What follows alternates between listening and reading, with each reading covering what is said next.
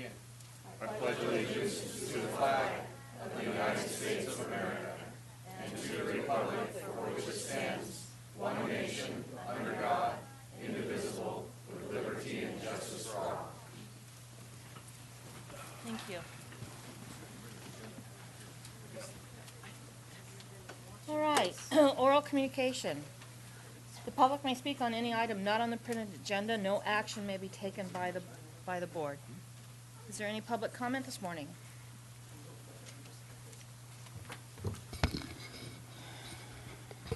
Good morning. Tim Miller, Sonora City Administrator. I'd like to report to the board that last night the council approved the purchase agreement between ourselves and the Corner Gas property owner. We'll be proceeding with closing escrow shortly. The plans for the project are approved. We're ready to go out to bid later this month. And we're going to be pre-ordering some of the signal stanchions and stuff that we need that are on a long lead time. So we expect to start the project by summer and be complete by fall. So in case you hadn't heard that, there's from the radio station or the newspaper, I wanted to come and report that to you this morning. Thank you. That's Thank you. Good news. The sheriff, we have one. He's back. Supervisor Gray, yes, the sheriff is back. Madam Chairman, members of the board and public, my name's Jim Mealy. I'm your sheriff coroner. I have been gone for a while. I have been in Quantico, Virginia, at the FBI National Academy. And so today I just wanted to give you a very quick synopsis of why I went and so on. It's an opportunity for executives through not only here in the United States but around the world to come together under the direction of the FBI and to learn policing, to understand executive policing and how policing has changed. I had the opportunity to be with individuals from 48 states, 25 different countries, to talk about some of the trends that are happening in law enforcement. We talked a lot about policing in the 21st century. President Obama had a commission. We talked that went over what are some of the things that law enforcement is facing, and we talked a lot about leadership and how to move our organizations into this new world that we have not stepped into. Being diverse, how do we go out and recruit a diverse force that looks like our communities? How we partner with the community. And what I came away with was an experience that that showed that Tuolumne County is a different type of county. And what I mean by that is that I drove out and I drove back. And as I drove out and back, I was able to stop at many locations and interface with some of the new friends that I made on the way back. And when I say that we're different, this last weekend we had two events. We had our CSU fundraiser that was at Applebee's, and then we had a K-9 fundraiser. And I want to thank both Supervisor Rodeford and Supervisor Hanvelt for being there.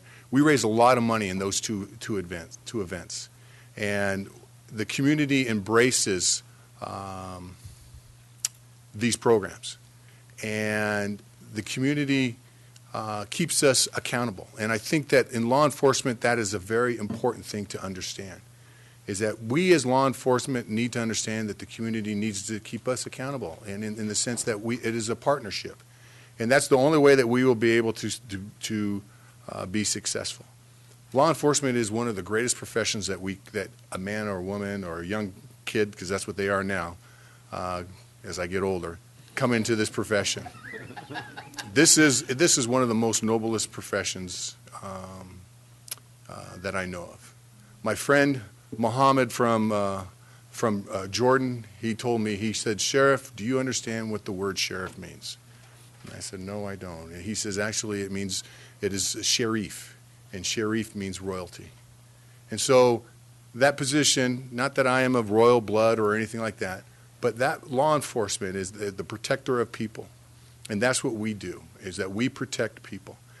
I was able to bring back lots of different new ideas, but I wanted to say thank you for your support. As the sheriff, there was only 2 sheriffs out of 229. Lots of chiefs, lots of deputy chiefs, lots of lieutenants, captains. As you go back east, they have majors and colonels and things like that. But there was only 2 sheriffs.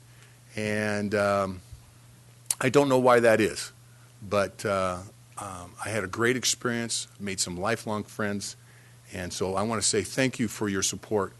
I want to publicly also to thank my Undersheriff Bill Pooley.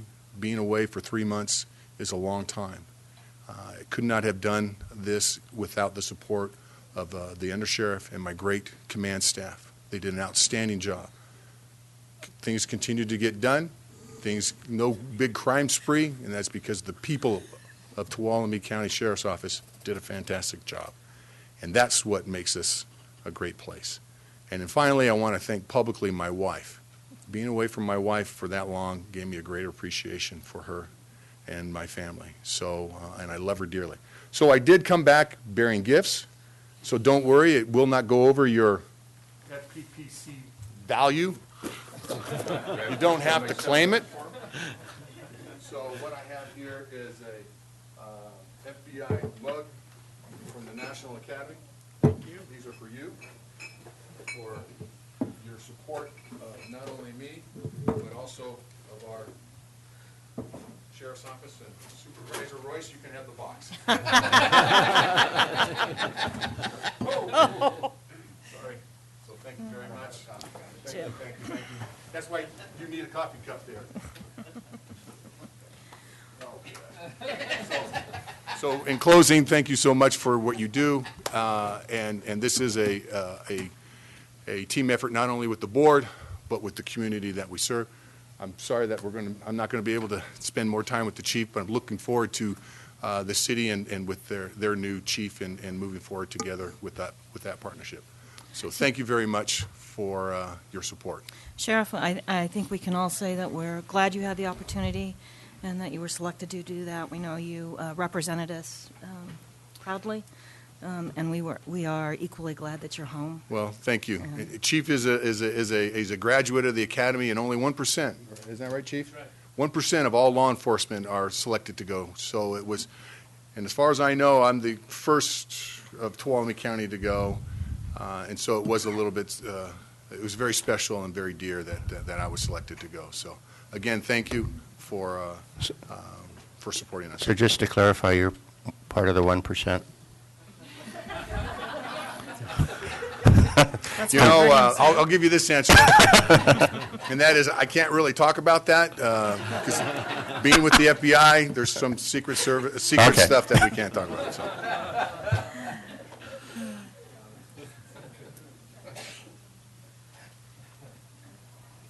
Good morning. I'm Dave Tichenal, here just to talk a little bit about the fact that SB 54 passed through the state Senate yesterday.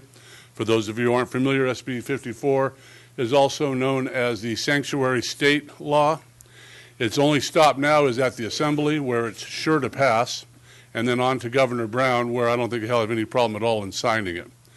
I'm a little surprised that Tuolumne County and our sheriff have yet to really make any kind of a statement one way or the other to not stand up against Sanctuary State is in fact supporting it, in my view anyway.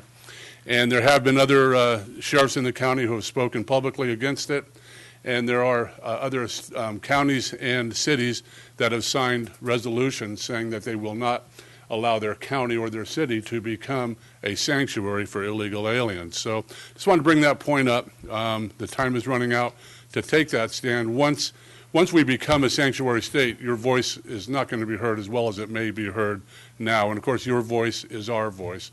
So I would just ask the board to reconsider the resolution that was put before you a while back and maybe get it on the agenda and at least talk about it if it's something the county would like to do.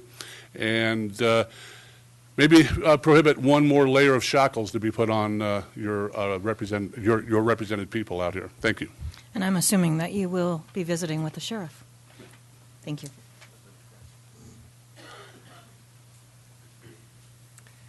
Good morning. I'm Suzanne Greenwood with the local Child Care Planning Council and the Infant Child Enrichment Services.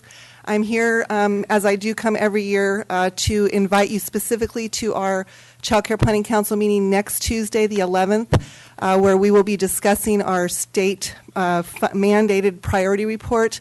What that means is that we collect data both from the state and locally to determine the shortage of state-funded subsidized child care slots in our county. It's prioritized by zip codes, and we take a lot of information locally into account and present that data to the state. And the idea is that if extra funds become available, which sometimes they do, to fund more slots, and kind of picked a good day to come and talk about that. I would venture that some of the families here in the room right now have either used or are continuing to use childcare so that parents can work and make a better life for their families. And so subsidized slots oftentimes are the only ways that those families can get that step up.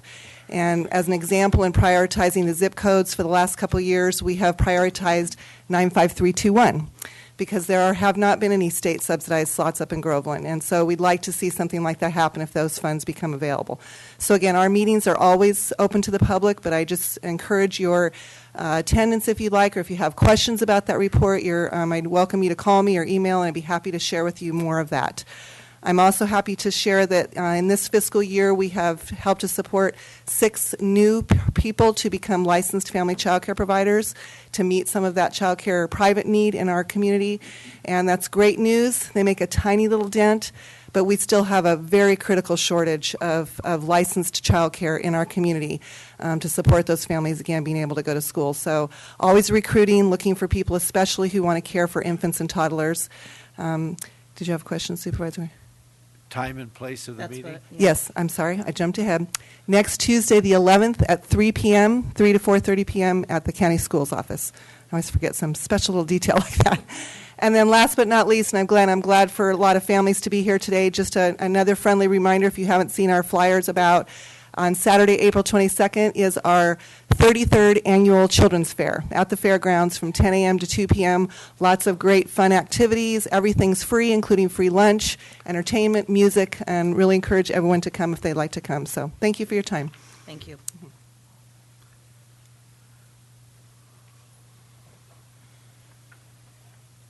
Good morning. I would like to suggest on April 29th, it's the City of Sonora Spring Festival, that perhaps for $10 you could have a table on Washington Street and we could share for an hour of Meet a Supervisor.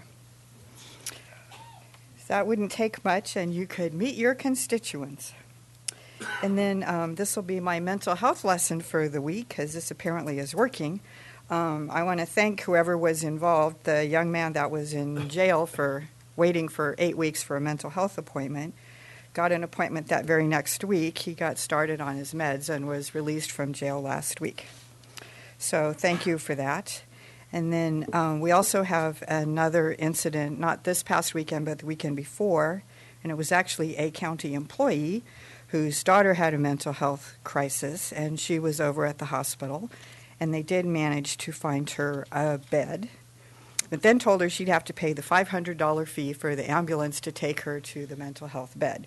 Well, she's a worker bee county employee, so she probably makes less than you all do, so they couldn't afford the $500 fee. So she was not able to get care for that reason. So I know in the Transportation Commission it's coming up. I think it's Catholic Charities and someone else is trying to get a grant to provide medical transportation. And I was asking if this is going to include mental health transportation, because that is a great need. And I went looking through I'm sorry the Union Democrat isn't here. They did an article back in 2012 where they talked about the mental health crisis in our county and people not being able to get out of the county and get services. And, Marlo Chadwick died in 2011, and Sonora Regional said they were going to step up to the plate and provide the mental health services once the acute psych facility closed at Tuolumne General in 2009, and it doesn't seem to me that they're doing a very good job so far. So maybe when they become Adventist Health, their performance will improve. Thank you. And to the sheriff, if I could just say, I was very impressed with the performance. I guess you have a crisis negotiator now, and the Modesto Bee did this really great story in, I think it was November or December, on the 6 or 7 hour standoff with someone in mental health crisis that was a win-win situation for everyone at the end. And I think the sheriff and his department should be applauded for that. Thank you. Thank you. Can I see a show of hand if there are any other public comments? Does the board, do I have consensus to go? No. Sorry, Supervisor. I tried. I tried. Supervisor, please. I appreciate the board more than you know and more than they appreciate me. Good morning, Madam Chair and members of the board, mostly the public. This is my penultimate announcement this year for the spring concert of the Columbia College Community Chorus. This is a great event. It's going to be held. I have several of these cards. The board already has these, but I'll put these in the back and you can all pick them up. Concert will be April 22nd at 7:30 p.m. and Sunday, April 23rd at 3 p.m. It's a spring concert under the direction of Daryl Hollinger, magnificent musician. Many of the pieces will be first-time pieces that he literally composed the music to. So it will be a great event. As I always say, your feet will be dancing, your heart will be singing when you come out, and you'll call me and thank me for inviting you to this thing. It is unbelievable. And there's only 2 concerts, and you can get pre-tickets. So I'll just put those in the back, and you can pick them up. And I encourage everybody to come. Thank you very much.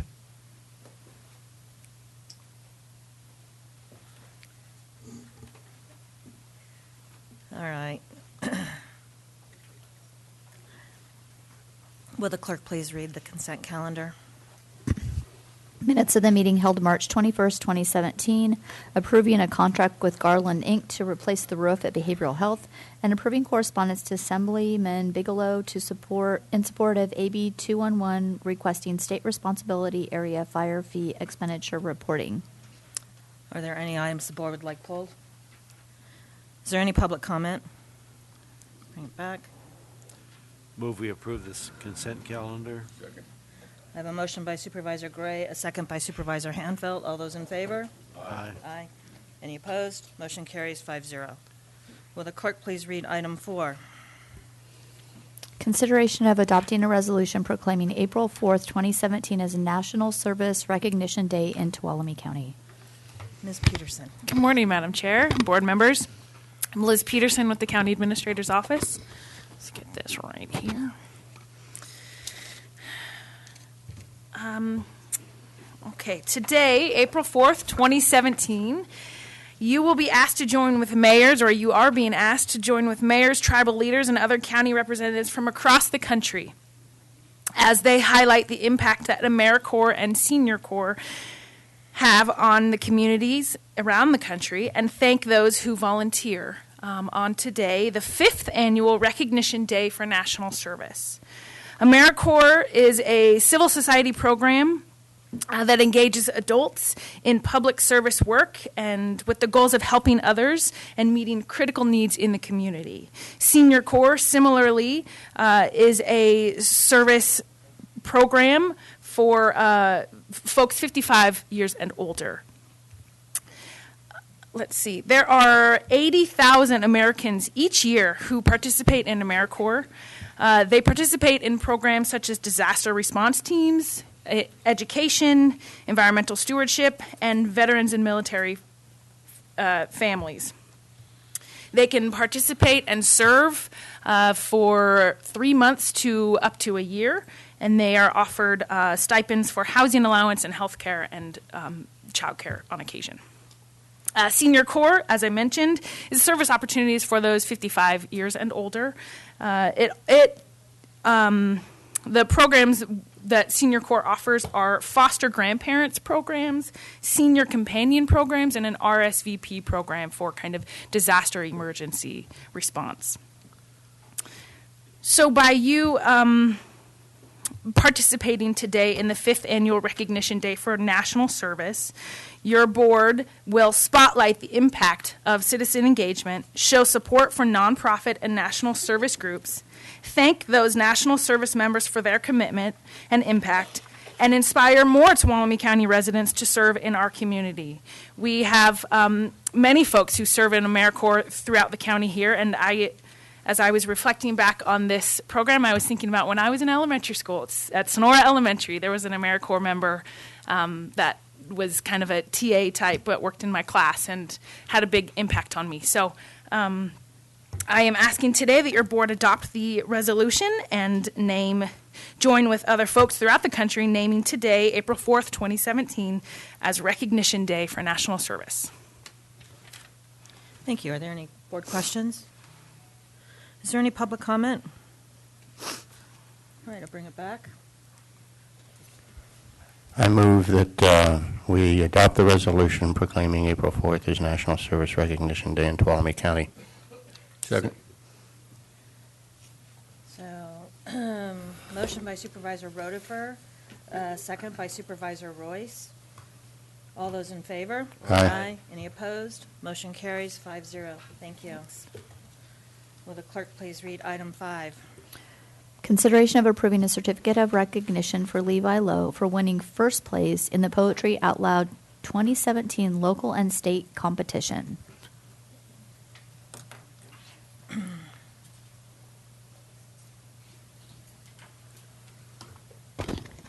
Good morning. Connie O'Connor, Executive Director of the Tuolumne County Arts Alliance and Program Coordinator for Poetry Out Loud in Tuolumne County.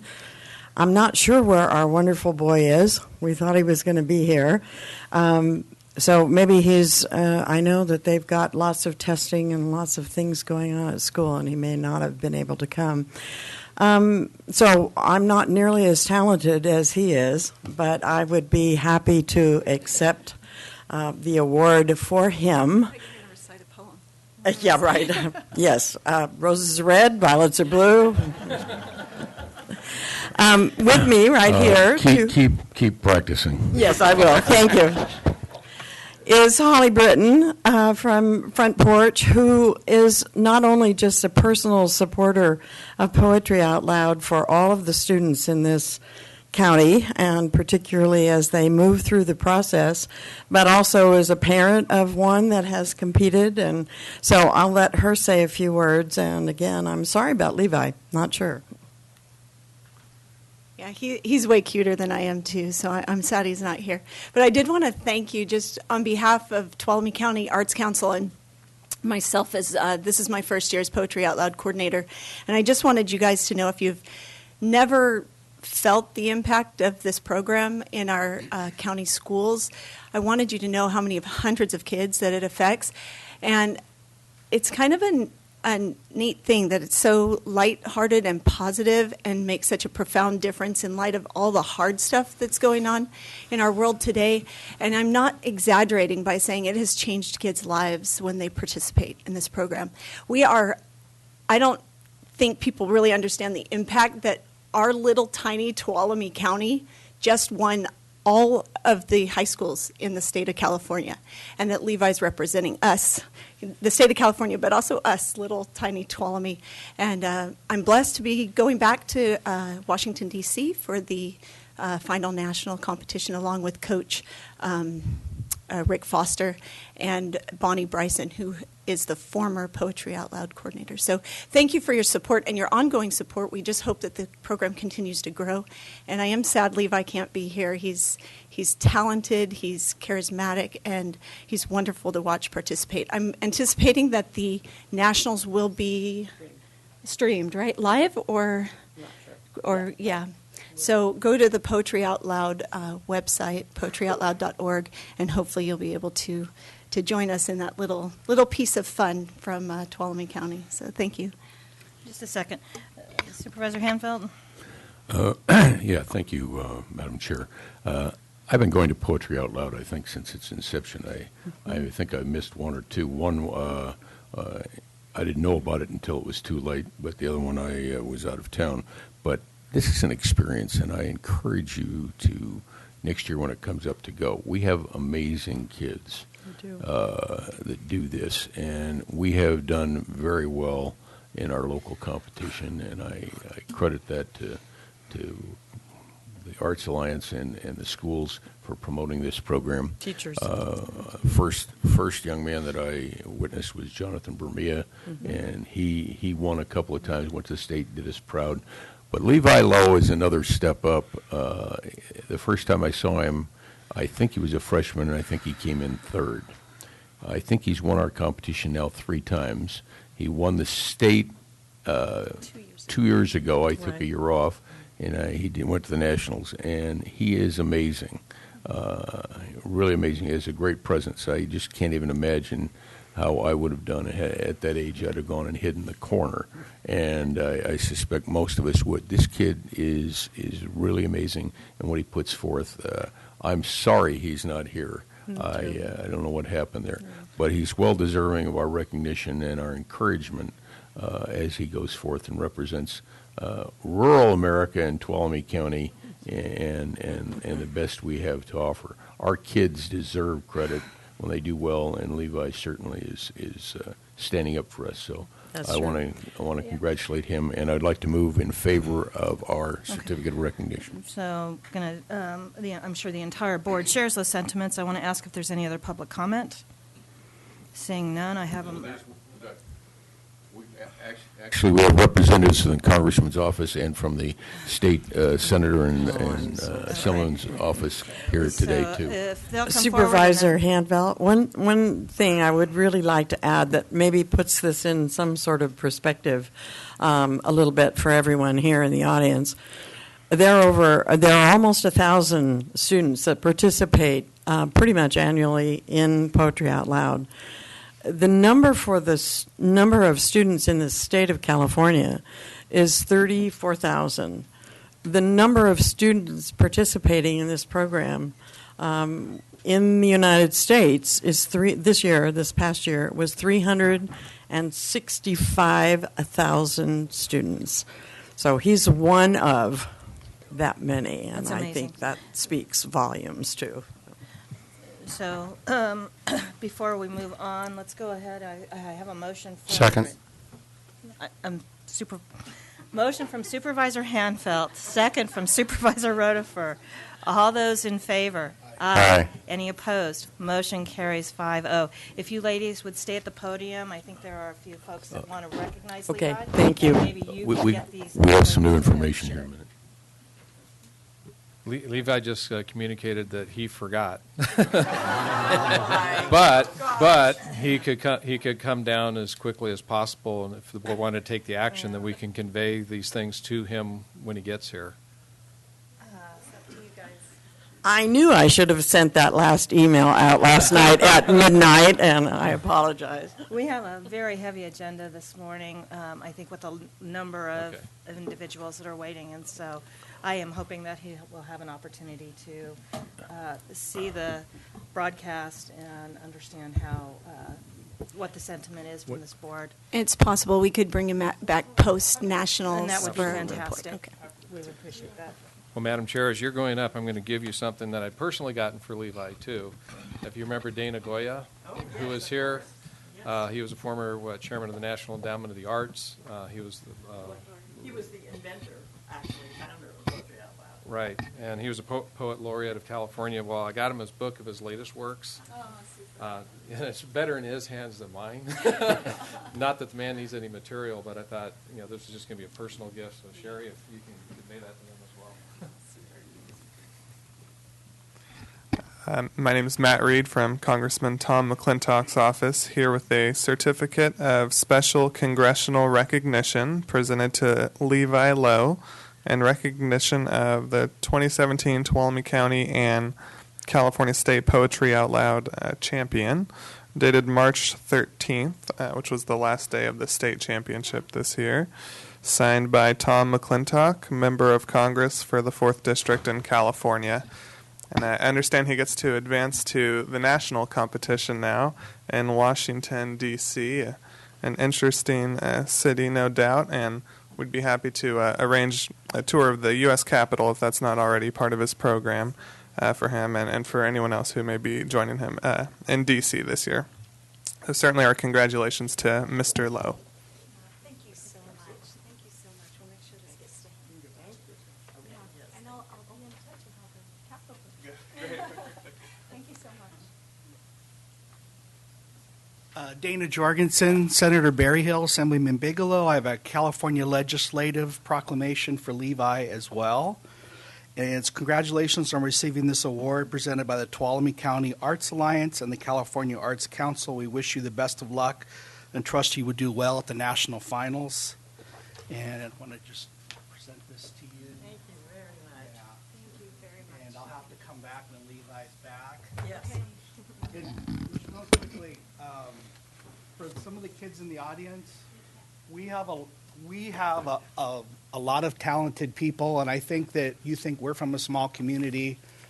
We can do a lot of great things. I don't think you realize how much support you have with the business community, your parents, and your schools.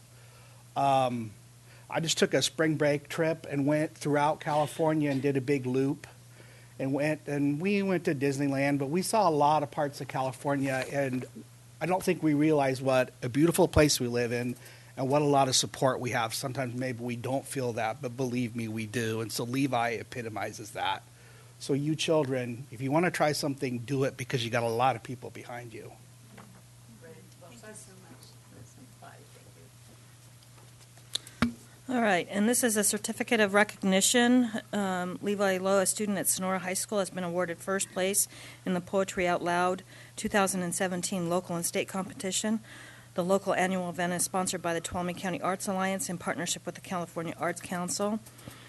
Therefore, on behalf of the residents of Tuolumne County, the Board of Supervisors hereby congratulates and recognizes Levi Lowe, and we will look forward to him coming and joining us after the national event. And I think the timing of this is very nice because we have a number of young, aspiring artists and poets with us today. And so this is a wonderful example of what continued work and effort, what you can achieve. And so thank you very much. Please, We'll see you when we get back and when we're number one nationwide. Thank you so much. It was a pleasure.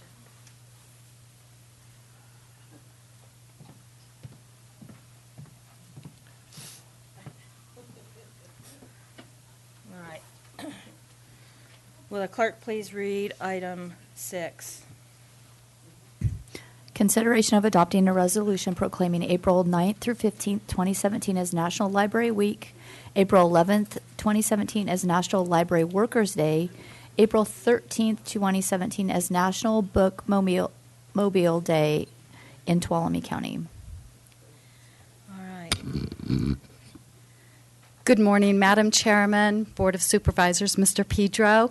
Lynn McCormick, Tuolumne County Library. I am here today representing Tuolumne County to ask you to consider adopting a resolution proclaiming April 9th through 15th as National Library Week. I invite you all to come celebrate with Tuolumne County Library as we join libraries nationwide for National Library Week.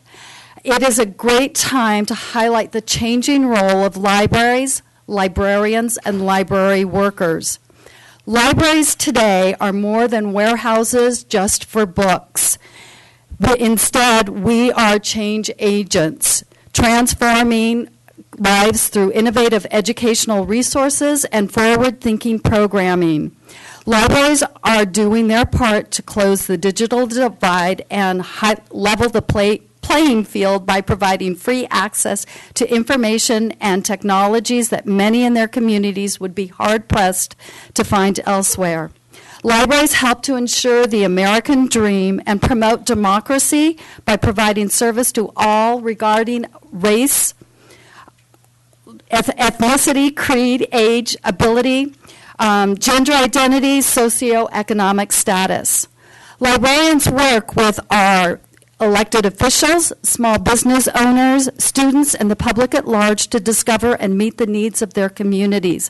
Whether it's through offering e-books and technology classes, materials for English language learners, programs for job seekers, or offering a safe haven in times of crisis. Librarians listen to the community they serve and they respond.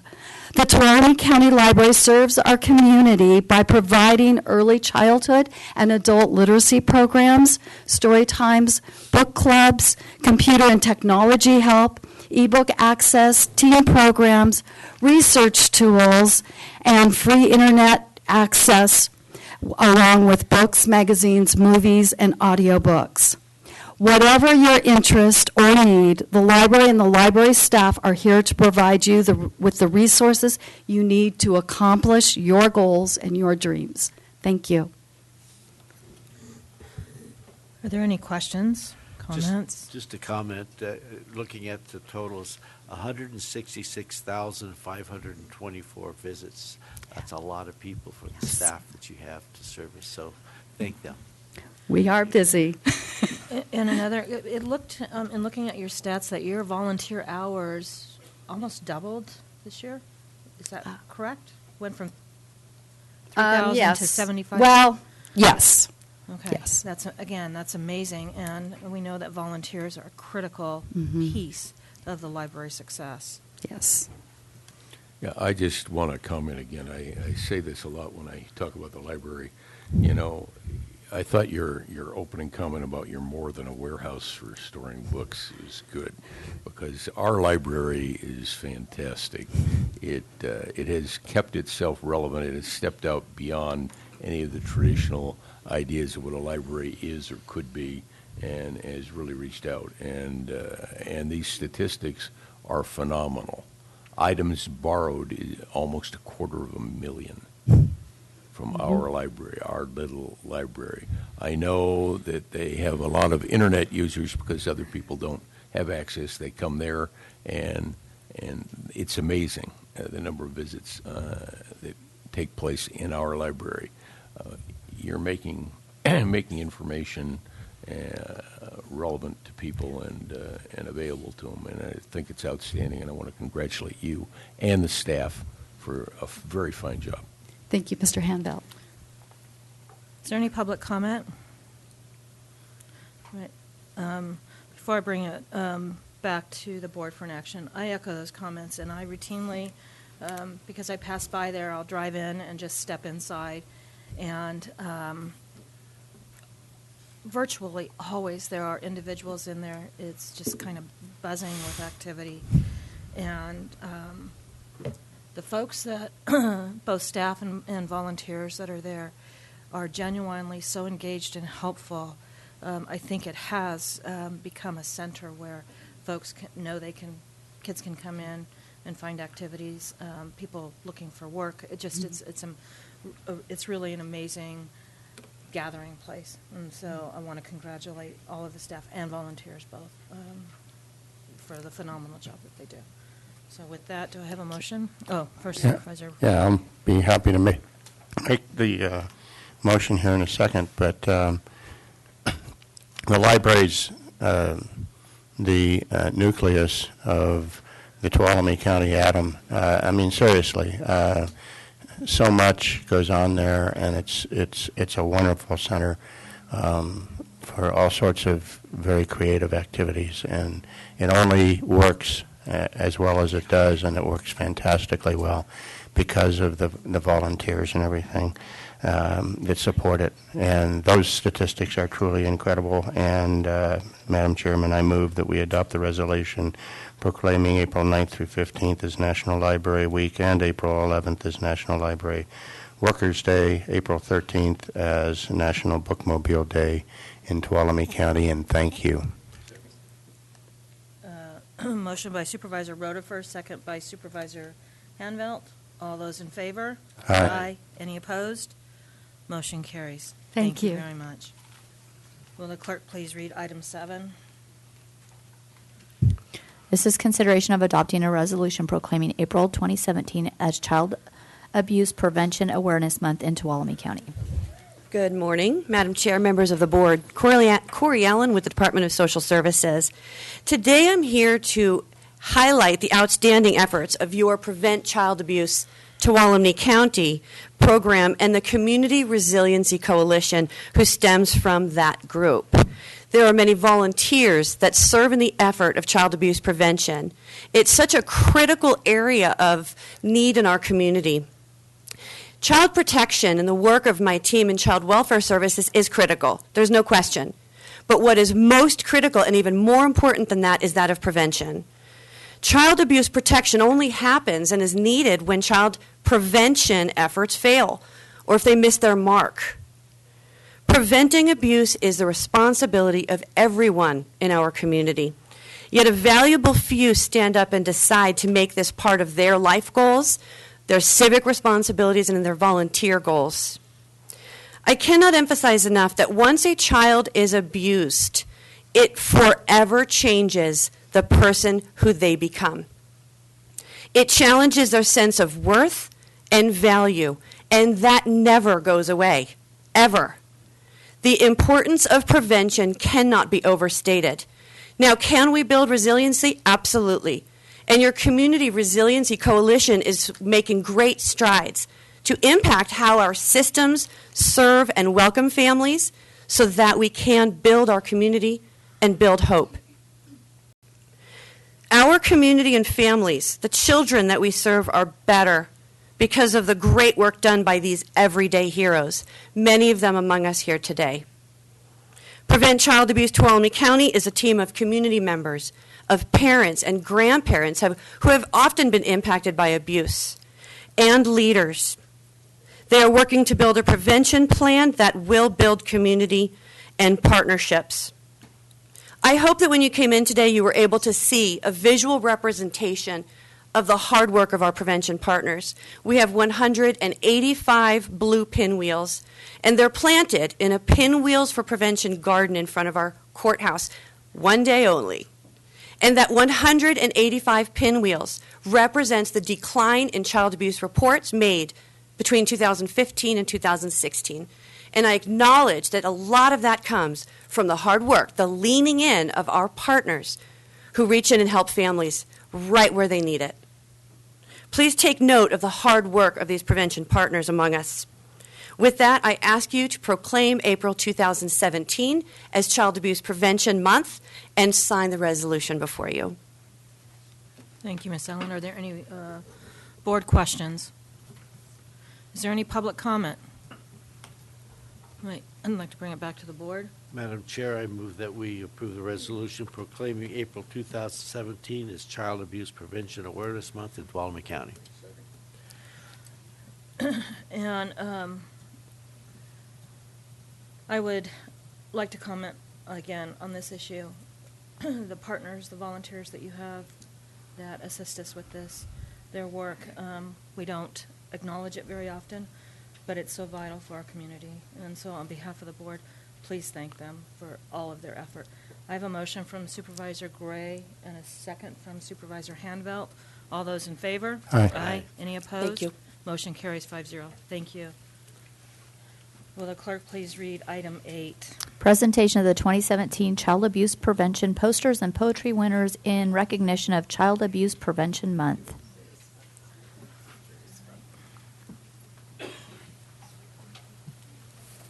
And before we do those presentations, we don't have an action to. All right. Thank you. Go ahead. Okay. Good morning. I'm Sarah Garcia. I'm the activity coordinator for the County Recreation Department. And thank you for once again allowing us to honor some young talent in our community and through this poster contest. This is our 29th annual poster contest. So we've been doing this for a while, and every year we see some amazing artists come forward. Through this poster and poetry contest, we hope to bring some attention to the prevention efforts in Tuolumne County and allow the children to express their feelings about this issue. I want to give a special thanks to the Prevent Child Abuse Tuolumne County Council. They are the ones that donate the cash prizes to all of our young artists here.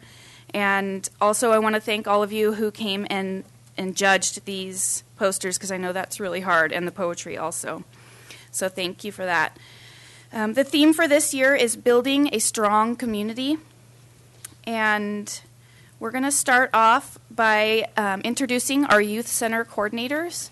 So in Tuolumne County, we have 3 youth centers. We have one in Tuolumne, one in Jamestown, and one in Groveland. And we have 2 of our coordinators here today. We have Monica Hirschfeld. She's our Jamestown Youth Center coordinator. She's waving over there. And Lori Britt, our Tuolumne Youth Center coordinator. We also have Jenna Sparaco. She's our Groveland Youth Center coordinator. She had some car trouble this morning, so she wasn't able to make it in. I will be announcing the winners from her youth center right now, actually. You're going to assist us today? Okay. Okay. So we're going to start with our Groveland winners. Do we have anyone here from Groveland today? Oh, yay, look at that. Okay, I'm going to move over here. Thank you so much for making the drive down here. This is very special for us, so we're really happy to have you. For our 1st through 3rd grade winners in Groveland, the first place for our 1st through 3rd grade is Trinity Romaine. Is Trinity here? First place winner. Our first place winners today get $50. Yeah. Trinity, can you show us where your poster is? Can you point to where your poster is?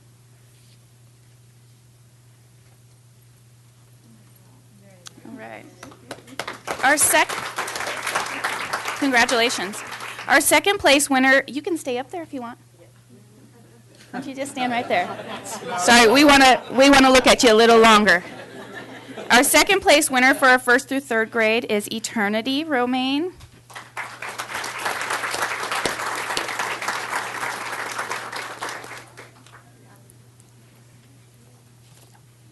Can you show us where your poster is also? All right. So their posters are expressing how they feel what makes a strong community. Our 3rd place is Story McDonald. Is Story here? Come on down.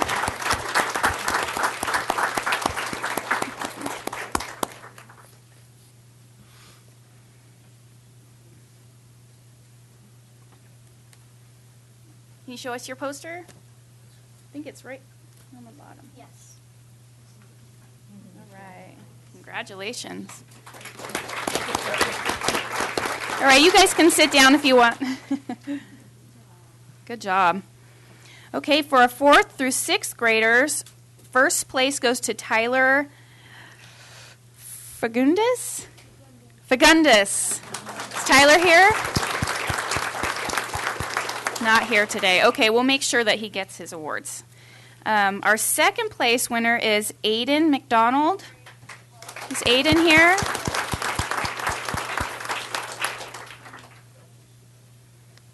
So our second place winners go home with $30.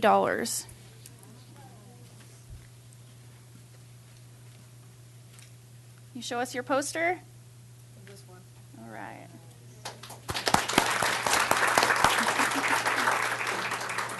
And our third place is Angel Valdez. Is Angel here?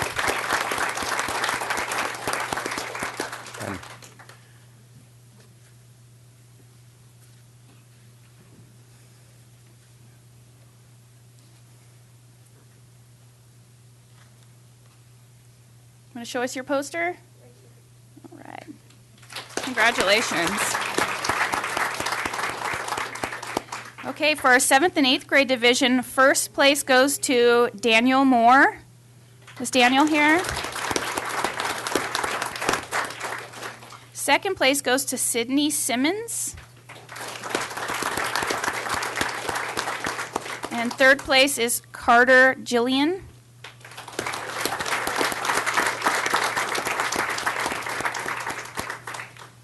And our third place winners are going home with $20 today.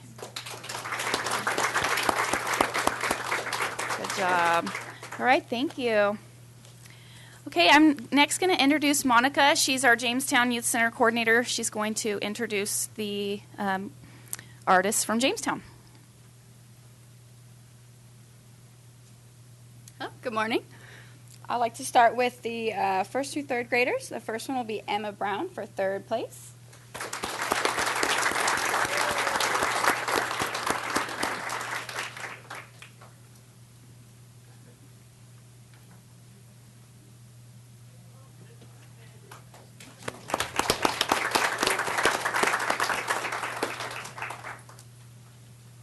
Second place will be Natalie Paz.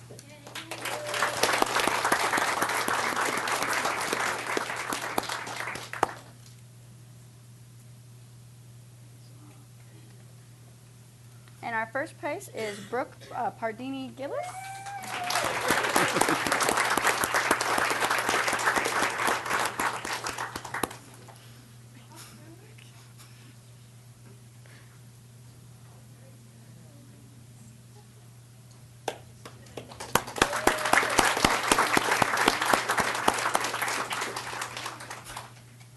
For 4th through 6th grade, the third place is Damian Ramsey.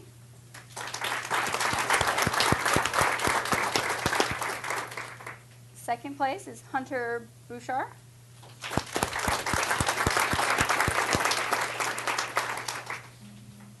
And first place, Lindsay Frazier.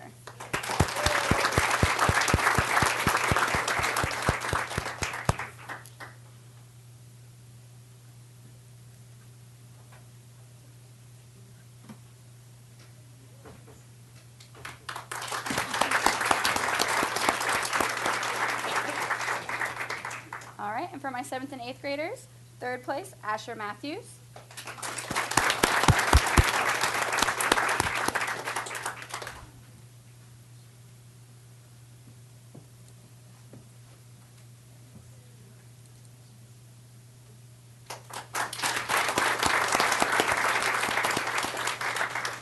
Second place, Jaden Krupp.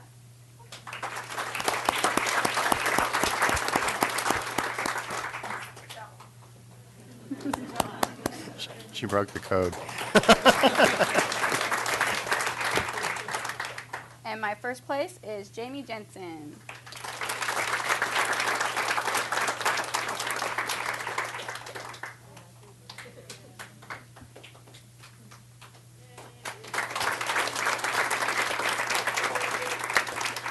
All right, and I'd like to introduce the Tuolumne coordinator, Miss Lori Britt.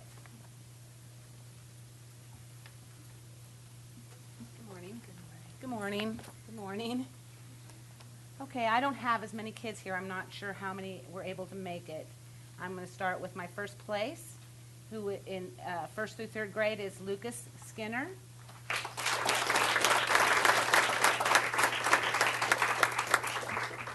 Second place is Kayla Munoz.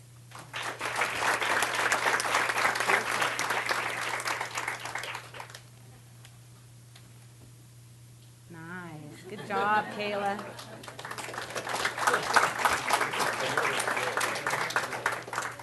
And third place is Leah Flores.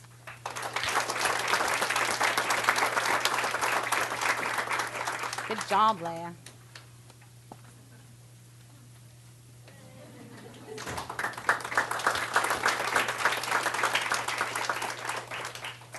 For our 4th through 6th grader division, I have Todd Leslie, who won first place.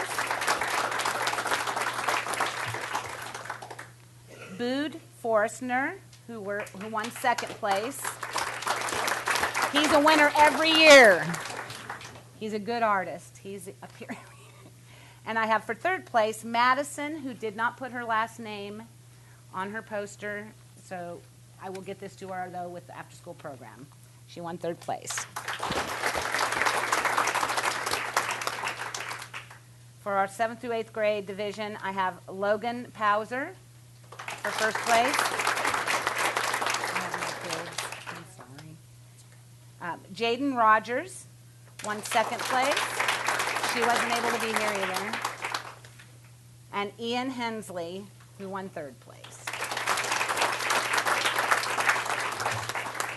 I'm sorry, more of them weren't able to be here. Are any of these mine? No, those are from you. All right, I'm going to finish up our presentation here with the winners of our poetry contest. So high schoolers, instead of doing a poster, they're asked to do a poetry that talks about our strong and building a strong community. So our third place winner for our poetry contest is Emily Knowles. Is Emily here today? Our second place winner is Thomas Edwards.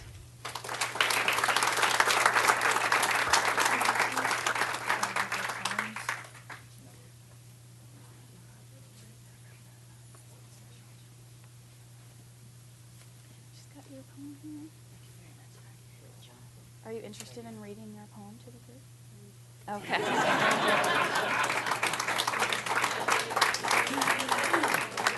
And our first place winner is Alicia Bryant. Is Alicia here?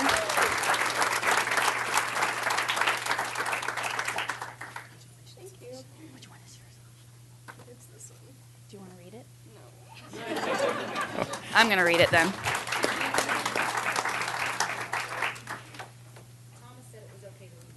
Okay. Well, I'm going to read our first place winners for you. So it's the word strength, and then all the sentences that come off are about the word strength. So strive for success. Together we can. Reunite our community. Every day is a new opportunity. Never give up on your dreams. Gratitude is given to one another. Tremendous victories come to a humble mind.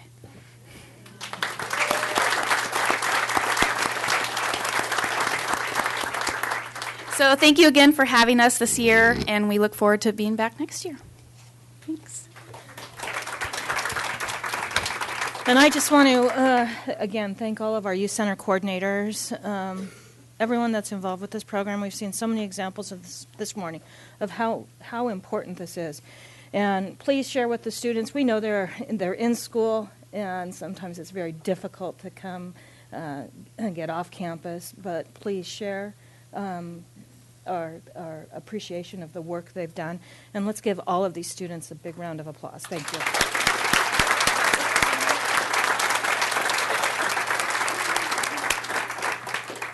And we're going to take a second. Do you have anything else to add? No? Okay. We're going to invite our students to exit the room before you guys move on so we don't disturb anything. So thank you. Thank you, everyone.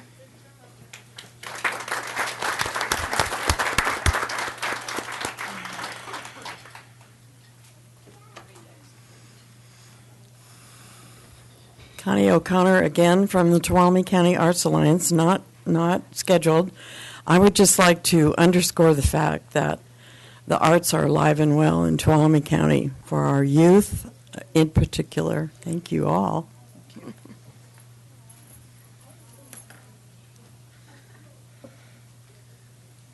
Larry Cope, CEO of Tuolumne County Economic Development Authority. I'd like to also mention to our youth center coordinators that the Economic Prosperity Council, which is our 501(c)(3) side of the Tuolumne County Economic Development Authority, has a 3D printer program that we have with all of our schools, but that's also extended to the youth centers. So if there is interest with that, they can contact myself, and we'll bring it back to the Economic Prosperity Council to be able to get technology into these youth centers.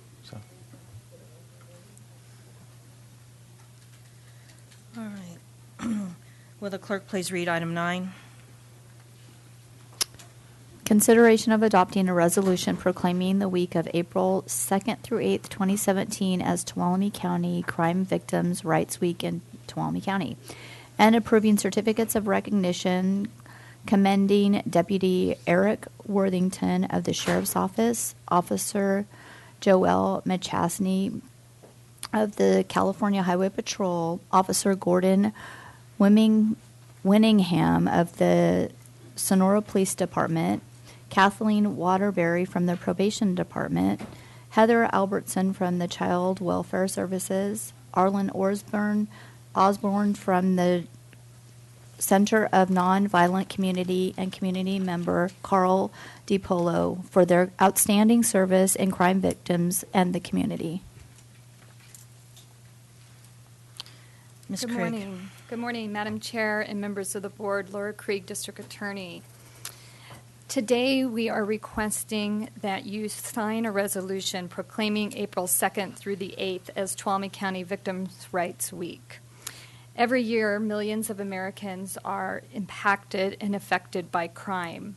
Many will need ongoing resources and support as they navigate through the criminal justice system and continue to live in our community. Victims' Rights Week is one of my favorite times of the year because at this time we get to actually return the focus in the criminal justice system back to the victim. And as you know, and many of you know, too often the focus is placed on the offender, and victims sometimes feel lost in the process as they go through the court system and try to rebuild their lives after suffering crime. This is a great time of year because, again, we bring the focus back to the victim, and as a community, we commit to supporting the victims, ensuring that they are receiving the services they need, and also taking the time to recognize the several community members, my justice partners, and other leaders in the community that provide outstanding service to victims. And so we have several people in attendance. I am asking the board to sign the resolution proclaiming April 2nd through 8th as Tuolumne County Victim Rights Week. And after that, I would then like to recognize several members of our community for their outstanding service to victims this year. Are there any board questions? Is there any public comment? Right, I'll bring it back to the board. Madam Chairman, I would like to move in favor of the proclamation on National Crime Victims Week for April 2nd through 8th, 2017, and just comment that this is really an important thing. Too often we ignore the victims, and we know the fine work that your office does, Madam DA, in terms of helping these people, and it's really important. So recognition is important, and I'm sorry it's only a week. Second. So I have a motion by Supervisor Hanfeld, a second by Supervisor Gray. All those in favor? Oops, you got a comment down there. Oh, I apologize. I just wanted to applaud our district attorney for the hard work that she does on behalf of victims, and her office does on behalf of victims, because too often in our society we care more about protecting the rights of the perpetrator and ignoring the impacts that are on victims. And I think it's a great thing, and you're an excellent district attorney, and you care about these people, and that's very, very important. Thank you. And very evident. So a motion by Supervisor Hanfeld, second by Supervisor Gray. All those in favor? Aye. Motion carries 5-0. And we're going to get to the individuals, but I believe that prior to doing that, we need to have a motion recognizing the certificates. Also. I'll move on approving the certificates. Second. So I have a motion and a second. Is there any public comment? Randy? All those in favor? Aye. Aye. Any opposed? Motion carries 5-0. Ms. Krieg. Thank you. We have the individual certificates this morning, and prior to that, I would like my Tuolumne County District Attorney Victim Witness staff to please stand. These ladies served over 750 victims last year.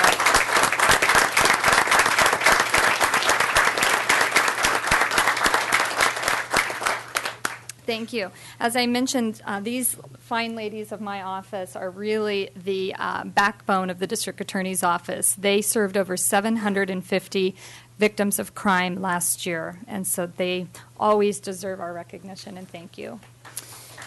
Okay. Every year it is so hard because one of the the best parts of my job is to work with all of the wonderful justice partners and men and women who serve in law enforcement and our other community agencies who are out serving victims and supporting us in our mission.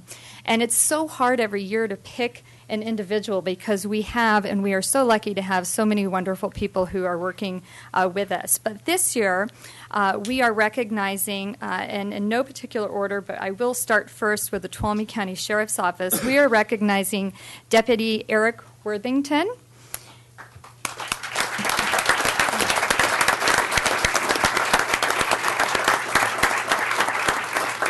And I want to say a few words about Deputy Worthington, so you don't get to sit down quickly. You have to stay. Deputy Worthington, we have heard, my office has heard from several victims of crime in the last year that the compassion shown to them by Deputy Worthington and his genuine concern for their safety has enabled them to continue through cooperating with the process of the entire criminal justice system, from filing the case to testifying in court and to rebuilding their lives after the fact. Deputy Worthington, in one particular case that was a very, very serious stalking case, made the victim feel safe. This was a victim that was very, very fearful of being killed by her perpetrator. And Deputy Worthington took the extra time on his own to listen to hundreds of hours of jail phone calls where the perpetrator was calling other associates and essentially trying to arrange for the victim to be harmed so that she could not testify and continue through with the case. He brought this to my office's attention. We took action. And without him going the extra mile and taking the time to listen to all of those phone calls and follow up, we would have not discovered that very, very essential piece of the case. This commitment and his true compassion and willingness to serve victims goes above and beyond what we have seen, and we are so, so thankful to have him working with us. Thank you, Deputy Worthington.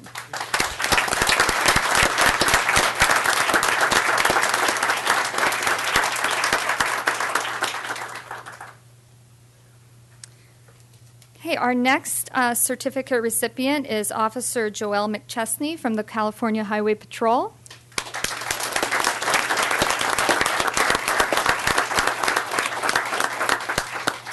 I want to read what Lieutenant Ferreira sent in about Officer McChesney, and then we have a few words.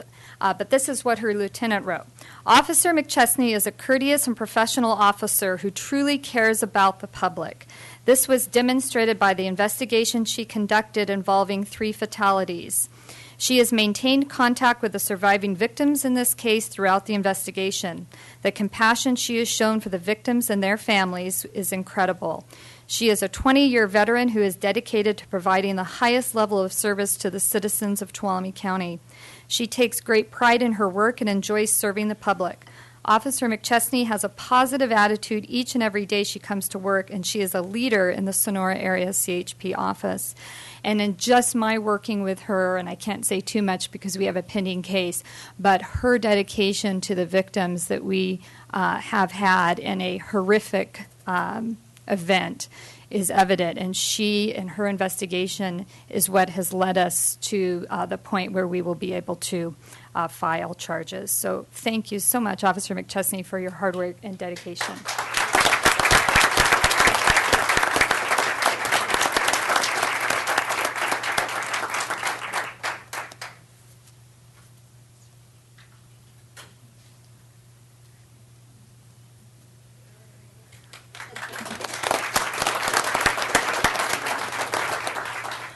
Our next recipient is Officer Gordon Winningham from the Sonora Police Department.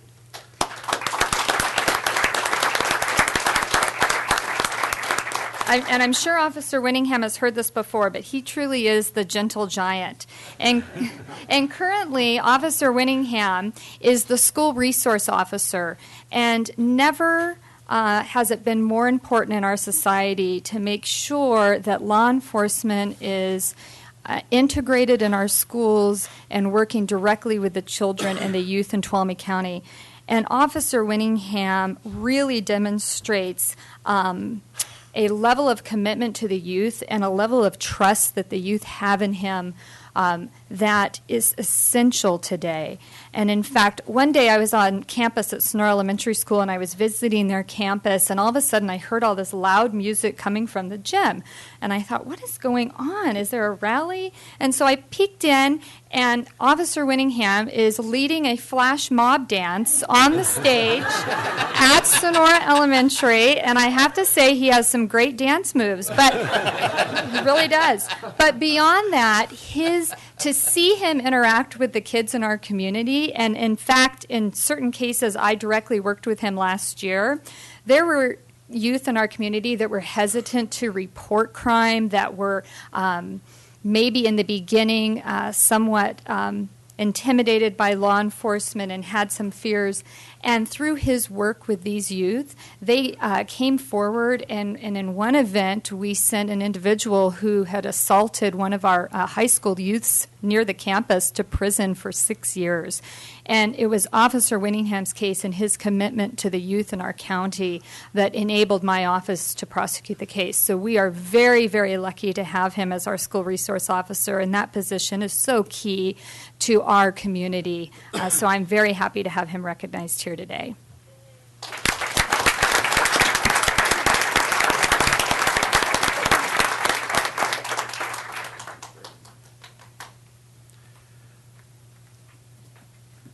Okay, next we have Kathleen Waterbury from Tuolumne County Probation.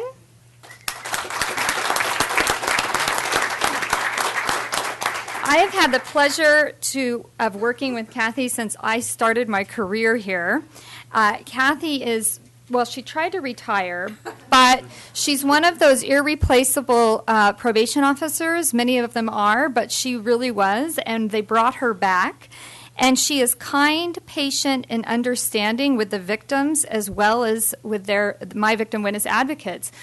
Because what Kathy has to do is once somebody pleads guilty in court or is found guilty by a jury, she has the job of writing the probation report for the sentencing judge. And these reports will carry and stay with the offender, whether they go to prison or they're in our local jail or they're placed on probation. And so it's very important that those reports are accurate and that the victim has a voice through the writing of the probation report. And my victim witness advocates, Janie and Christine, wrote this quote about Kathy. She is always so complimentary to the work that we do that it makes us feel good. The work we do is hard, and working with kind people makes our jobs easier.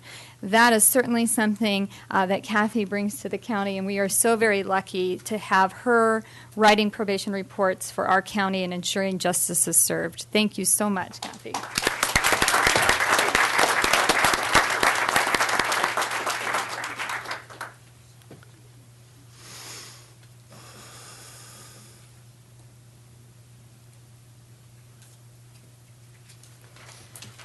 Okay, next we have from Child Welfare Services, Heather Albertson.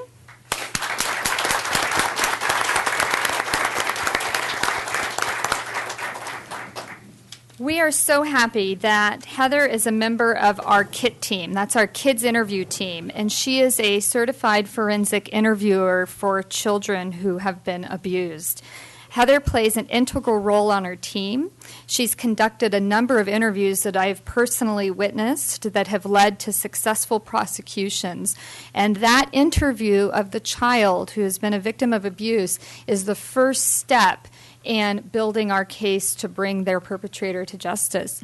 And it's very, very key that the interviewer is able to establish a trusting relationship with the child so that the child can actually feel comfortable enough to disclose or to talk about the crime and abuse that has occurred to them. This is not an easy task. It is not one that we have a number of volunteers volunteering to do. It is a heavy, heavy load emotionally, but Heather, I personally witnessed her do this to success time and time again, and we are so fortunate that she is a member of our team. So thank you so much, Heather.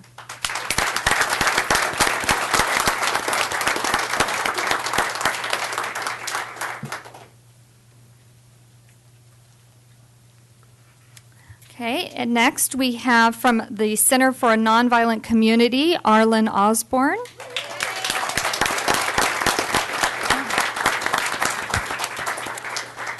Arlen is a therapist at the Center for a Nonviolent Community. She's always willing to go the extra mile to support her clients and make them feel supported and secure. Arlen is a professional and compassionate to serving victims of crime. And the last year, we had a particular case where the victim needed extra time and support in feeling safe. Arlen always made the time to reach out to our office and help in making sure the victim felt secure and supported. We value her commitment to always lending a helping hand. I can't say and express enough what a wonderful team CMVC is and what a great partnership we have with their office. They are a dedicated group of men and women, and we are really appreciative of the services they provide. And Arlen, thank you so much for your work for victims in our community.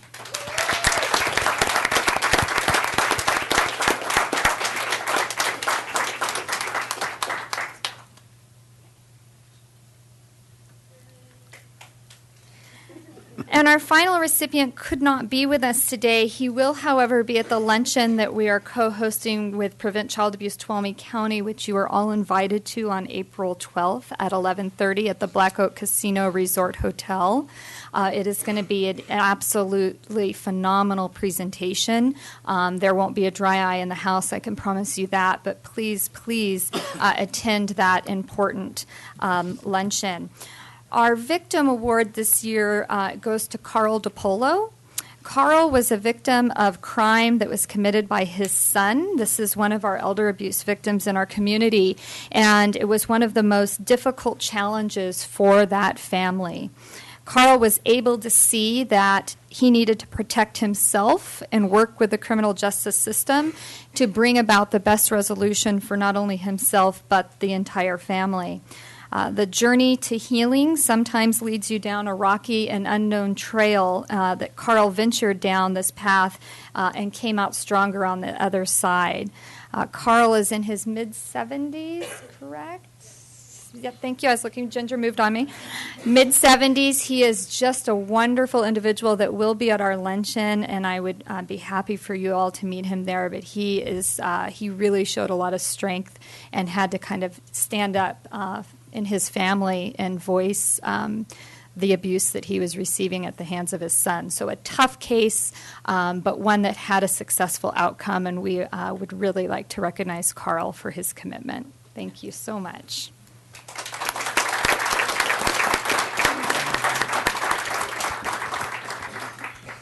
I want to thank District Attorney Krieg and her entire staff.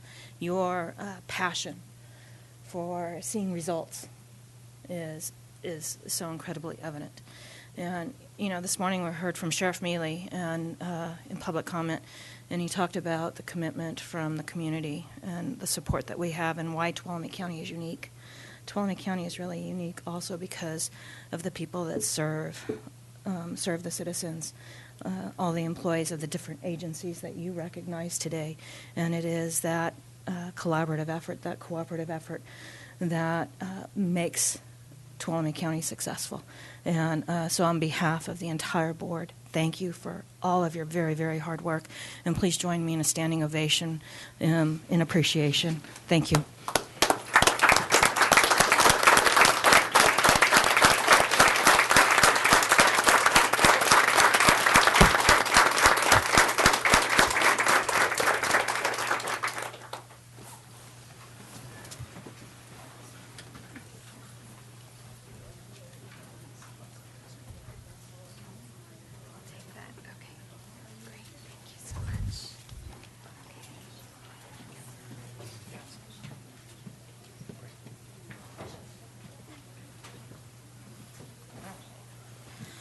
And I think at this time we will take a break for 10 minutes.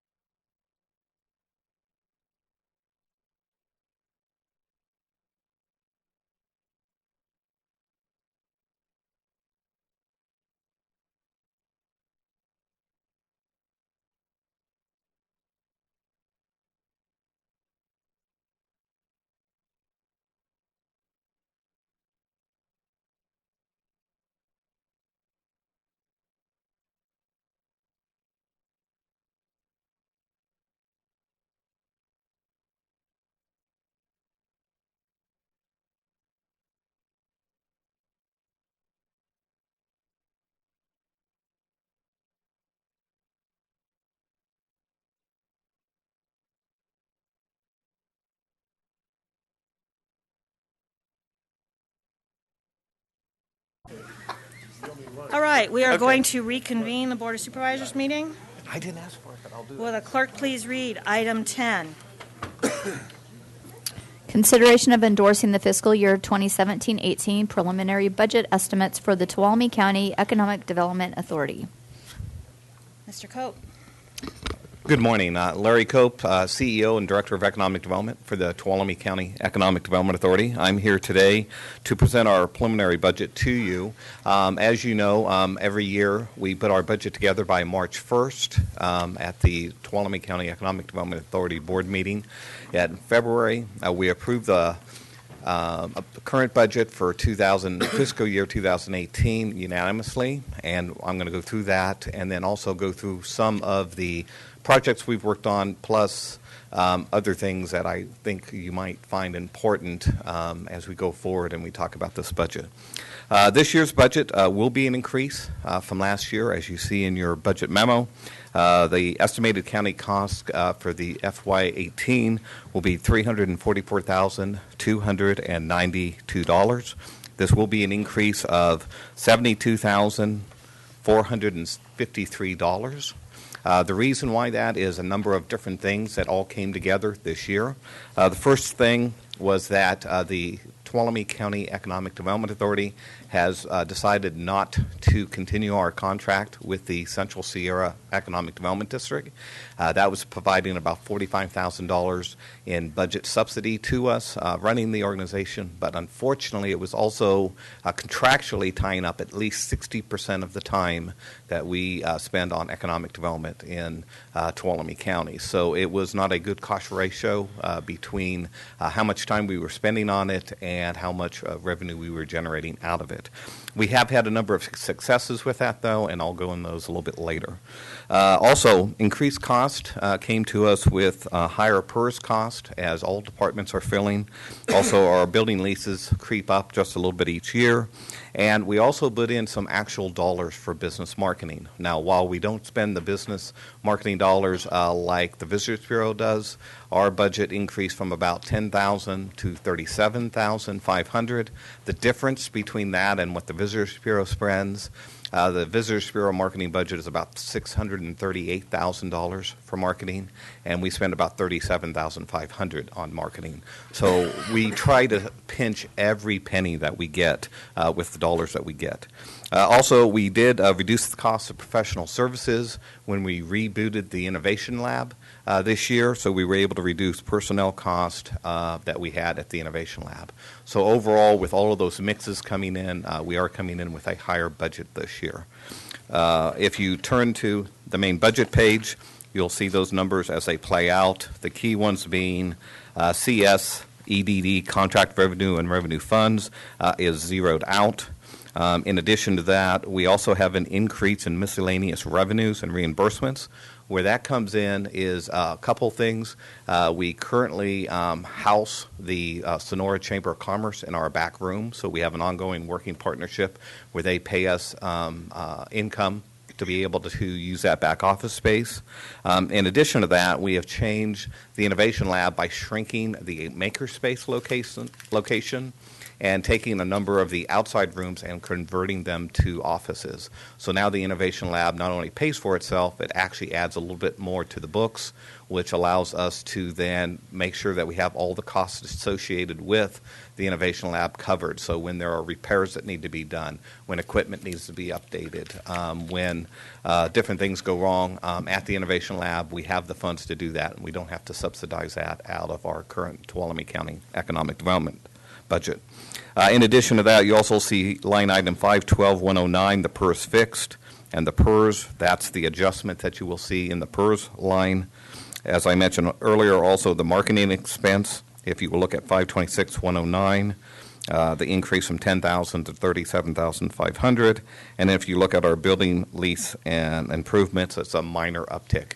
A couple of things I want to bring up with this budget is that we've tried to trim it as much as we can. We do everything in our office with two individuals, one that works 40 hours and then one that works a lot more than that, but we won't state that. I tend to put a lot of hours into this thing, not because of what we get paid here, but because I have a passion for what we do and a passion for seeing Tuolumne County be a better place, not only for us, but our other residents, our children, and new residents who come to the community.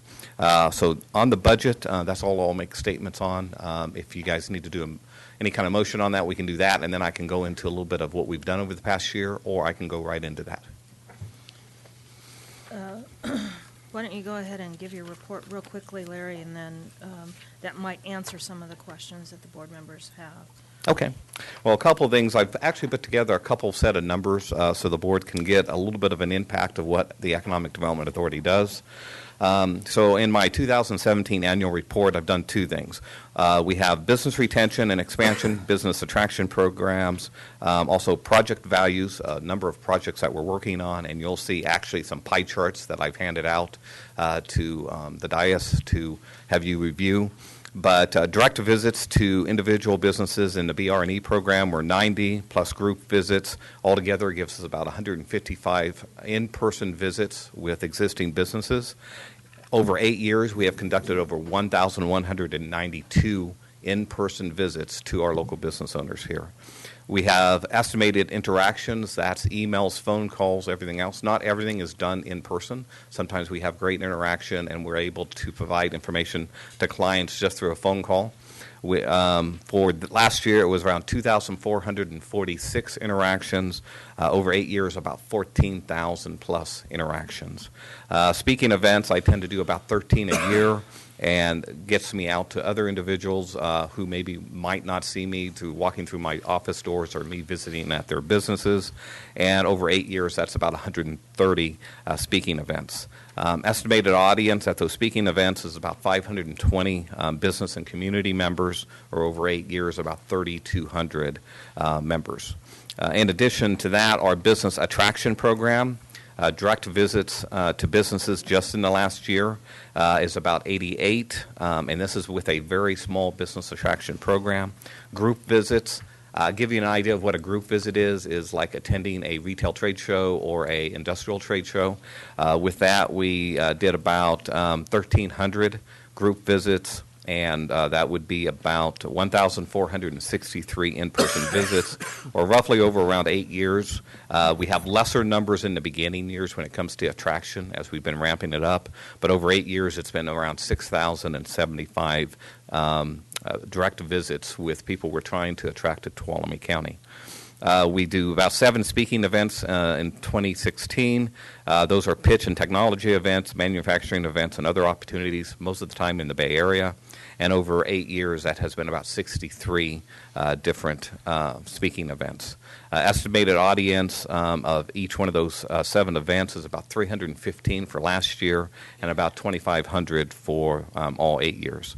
Examples are annual manufacturing show in Fresno, Bay Area travel shows, Monterey Retail Show, Natural Products Expo, Biomass Association of California show, multiple Bay Area recruitment trips, and pitch events. We also do a fair amount of advertising, and I won't go into that detail here. Right now, current capital investment projects, and you'll see that on your pie chart there, we have an estimated $350,350,000 in projects that we're working on. Those are some that are very just at the beginning, and some are coming to completion. One of the projects that many of us know about that is still in the project stage and not considered complete is the Sonora Regional Medical Center, but there are many other projects like that. Completed projects, now things that would be included in this would be things like Rush Creek and the reopening of the mill and so on and so forth over the last 8 years would be approximately around $122 million in projects that we've worked on. Estimated job creation if the $350 million worth of projects come in would be about 1,800 jobs. Of the completed projects, we have an estimate of about 1,015 jobs that have been created since the organization was put together. Estimated wage scales run anywhere from $11.68 to $41.93 an hour, with an average of about $20.39 per hour of all the jobs. I'll skip over, but we have a fair amount of SBA data in case anyone has any interest. We also partner with the city on the Business Expo, and as you guys know, I'll come back here in September and October to do our Business Appreciation Week in front of you. We also launched the Grow Tuolumne Fund this last year, so we partnered with the Fresno CDFI, and we have been able to bring additional loan funds to Tuolumne County with a lot less strings attached than some current programs we have. And so with that, over 3 loans to the total of about $350,000 has been loaned out. We do many other things, product to buyer events, the capstone program. In fact, Chairman Brennan will be going with me tomorrow for a capstone project update at UC Merced tomorrow. 2 things we're working on is one of our biomass projects from last year. We call that Biomass 2.0. And then a biodegradable material where we're looking at actually making plates, forks, knives, and everything else out of waste materials coming out of the forest. So if they do go back in, at least they're biodegradable and become part of the forest again. We also launched a Groveland office, so we have a southern Tuolumne County presence, and so we try to be down there at least once a month, if not once every couple of weeks, depending on the schedule of our small staff. And I think I'll skip over about 4 more pages of other stuff unless you guys have questions. I appreciate that, and I just want to put it in context because we are going to be looking at a slight budget increase, and I think it's important for the board to understand how much we're getting from the investment that we're making with economic development. So with that, are there any questions? No questions. Just comment. I'm fortunate to be able to sit on the board for the Economic Development Authority, and I know that we have a pretty good board, and we've done I think a pretty good job with our work plan being developed. But it won't be anything without Larry's energy and hard work. He really puts in the time, and I want to acknowledge that. Emails on Sunday, I don't mind.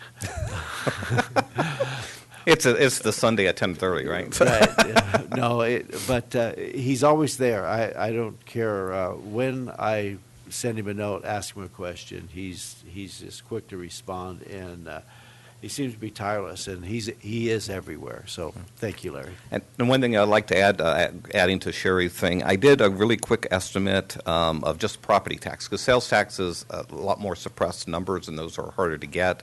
But I just did some rough estimation of a 1-year property tax gain and then a multiple-year property tax gain of what the county and the city might gain off of like completed projects that we've done, and then also prospects and projects.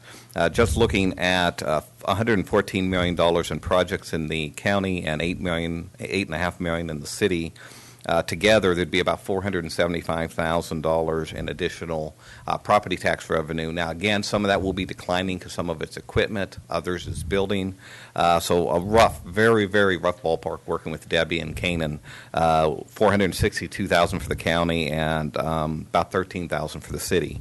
If you look at the prospects and projects, which are the ones that are coming in, if we got every one of them, which I don't think we will, you could be looking at about $1.9 million in additional property tax in the county and about $87,000 in the city. Even if we got half of those, you could just basically half those numbers. One of the biggest things we're going to run into, though, is if you look at the numbers of jobs created, that might be one of our big issues because our unemployment has come down. And so being able to fill some of those highly talented jobs could be a difficulty coming down the road. Supervisor Rotifer. Yeah, I just I want to echo Supervisor Gray's comments. I would say the best investment the county makes is paying Larry Copa's salary, and I want to thank him for all the hard work that he does. I like cartoons. They're really easy, and they tell a lot. Okay, and one of the things that I noticed looking at my cartoons is that you invest roughly 25% of your monies in 4 major categories, and they're in the lower right-hand quadrant of the pie chart. And yet, you get over half of the return on that investment in both new jobs and jobs by wage. Those are the ones where we're really making really good bucks on. So I would encourage you to focus your activities there. I'm not saying don't do the other ones, but obviously that's where we're getting the big return. Well, and that's a very good point. On the very back of your budget, we included our new 5-year plan. Rather than doing yearly work plans, we did a 5-year work plan with a heavy focus on family wage jobs. A lot of the jobs that you see on the pie charts are lower wage tourism and retail jobs, but we really haven't had a recruitment campaign, and mainly because we haven't had the time. We are taking that 60% of the time that we now have on Central Sierra, and we're making it go towards attraction.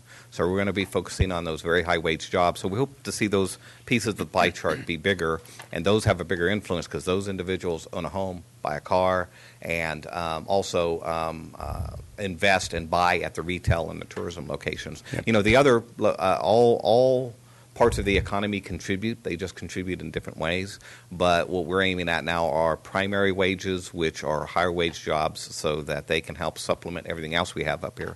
But we've also got a very excellent retail. We're a retail regional market, and we're also an excellent tourist location. So we're very happy with those numbers, and we're very appreciative for all the businesses that are in that area.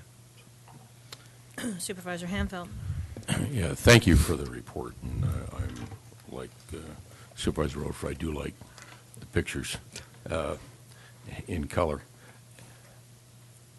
Your job's pretty tough in a lot of ways, and retention, I think, is easier than attraction, because attraction just has so much more hurdles to it.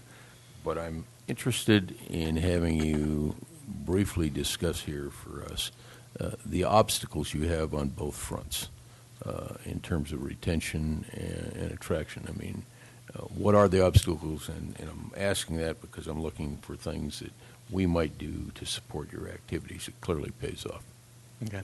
Retention is really more about making sure their needs are being filled, capital, workers, so on and so forth, but also they get affected by world markets, which we have very little control over.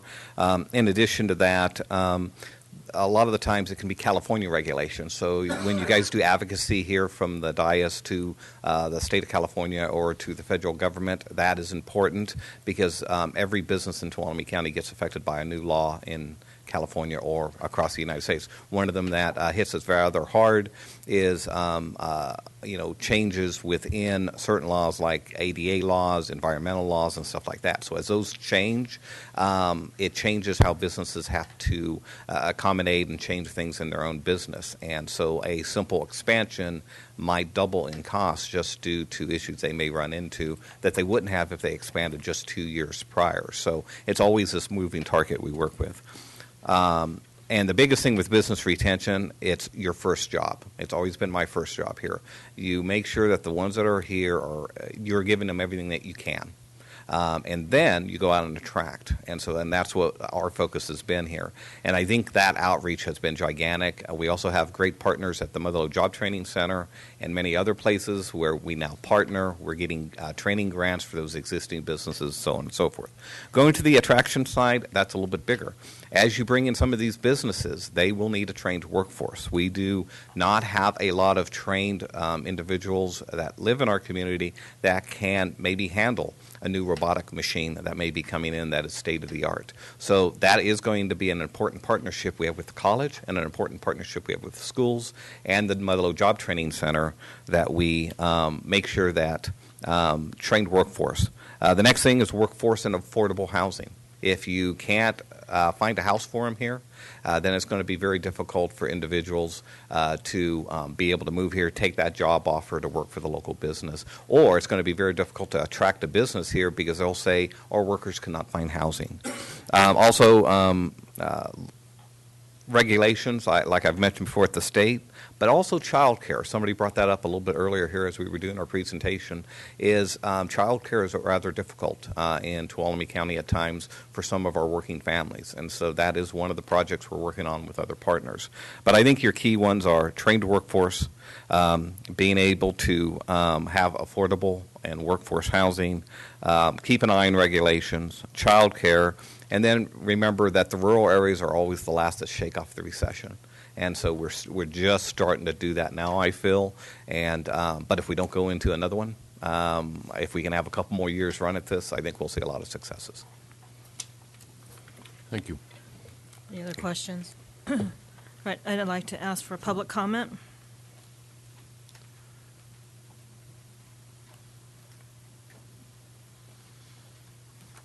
I just want to echo Mr. Rotifer's comment that one of our best investments in this county has been Mr. Cope.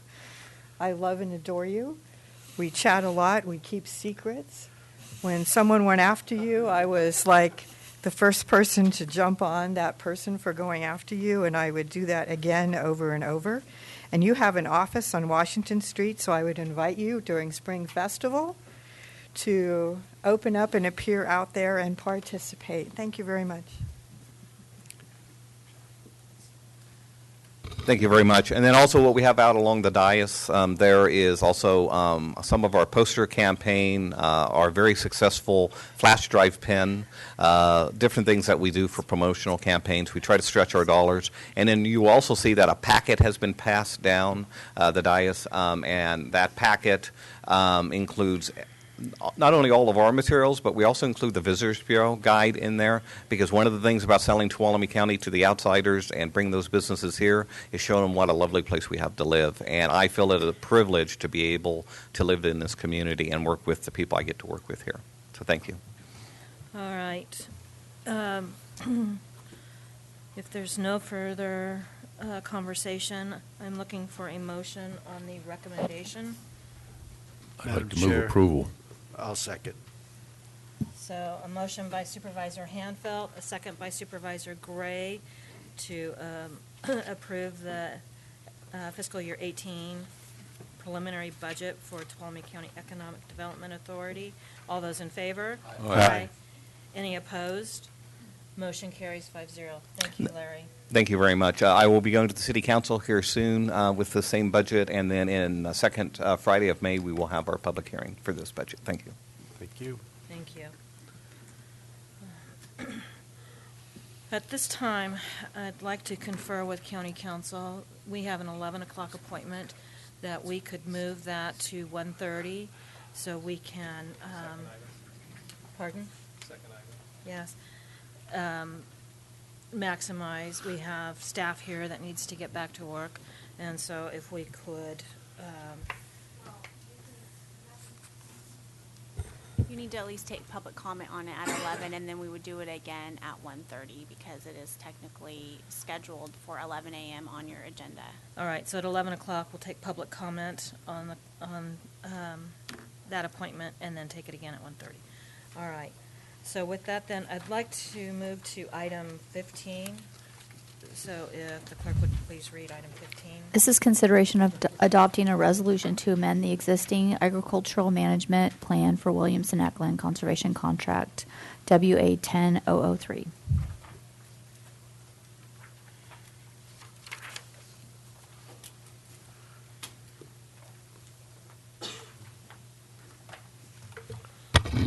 I do things a little different. I don't like sitting, so I can address the public and the board if this is okay, if I'm not blocking the screen. My name is David Gonzalez, Community Resource Agency Director. Happy to present an item today regarding Williamson Act contract, W1606 for Keefe. Adam, can you... One of the things that we do in our department is consider every application based on Tuolumne County's visions, missions, and values. This particular project is pretty straightforward about the vision. It's a place where our citizens can enjoy the opportunity to thrive in a safe and healthy, productive community. And Although sometimes we don't look at projects that way, that is something we're trying to instill in our staff and the community. And our mission to create a healthy and safe community, exercise natural, cultural, and financial resources stewardship. And you'll see that some of these things will come into play as we go through this application later, and promote economic prosperity. So I'll leave it at that. I'll leave the slide up for those to look at briefly here. But some of the things we consider when we're looking at applications in our department. So, okay, so the actual project, this thing is, I don't want to break it, but the project description is a resolution, WA 1606, to amend the existing agricultural management plan for a Williamson Act contract on about 246 acres. This is a large tract of land that the family owns. It's just a smaller piece of it. I believe there's over 2,000 acres, and the applicant is here if you have any questions about that at a later time. And pursuant to Resolution 106-04, to provide one farm labor housing unit. I'm going to say that slowly because I'll pronounce it wrong. So currently the project is zoned AE 37, exclusive agriculture on 37-acre minimum. It's agricultural preserve, combining under the Title 17 of the Tuolumne County Ordinance Code. Determination is that the proposed farm labor housing is a compatible use under the Williamson Act contract, Rule 8B, again, Resolution 106-04. Project location is 9300 Montezuma Road, and the general plan designation is agricultural. I will go briefly through these. I won't read these to everybody, but these are the Williamson Act rules that we must follow to make sure these applications and the requests are applicable, and we don't go astray with these. So Rule 4B6, Rule 3C, and Rule 3D are something that the staff looks at very carefully to make sure that the request is appropriate and it meets the need and that the intended use of that property remains the same. And that is the case of this. So the first one states to amend the agricultural management plan. Any changes that alter the original land use or the land configuration must be approved under the management plan, and that was done. The contract shall also adhere to the procedures of Rules 3C, 3D, and 3F. I'll briefly look at those. Rule 3C requires the submittal of an application to the CRA, and that all persons having legal interest sign that. 3D refers to the rezoning of the property, and the property is currently zoned E37, and there's no change to that. Next slide. So the request is for a farm labor quarters for the applicant's son. It's part of the family's operations, and it is applicable to the request. The son's going to be doing some farming there on both his property on 37 acres and adjoining on the grandfather's land. So I will not read all this unless the board wants to at a later time, but these are the Rule 8B5 resolutions that we must check, and we have done so with the project. Next slide. So this here is the actual site. So you can see there's a very large tract of land here. It's about 230-something acres in total. And I'll show you another slide here in the next one that shows the actual Williamson Act preserve that the family has interest in. It's not this particular applicant, but it is a direct family. As you can see, that's quite a large tract of land there. So it is the agricultural piece of property and is not changing that by this request. The Agricultural Advisory Committee considered this application, and it was on February 16, 2017. The Agricultural Advisory Committee unanimously recommended approval of the amending the agricultural management plan to allow one farm labor housing unit on the site. Next slide. It's a brief version. I'll be happy to answer any questions of the board or the public at this time. Madam Chair, it is 11 o'clock. Almost made it. Right.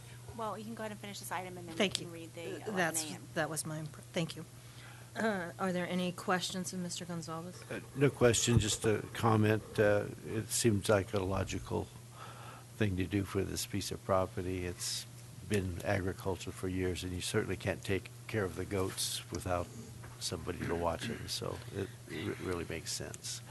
Is that your district? Yes. I would move that we adopt a resolution amending the agricultural management plan based on the findings A through E, 1 and 2A through F. Is that okay? Are there any other questions? I'll second it. Is there any public comment?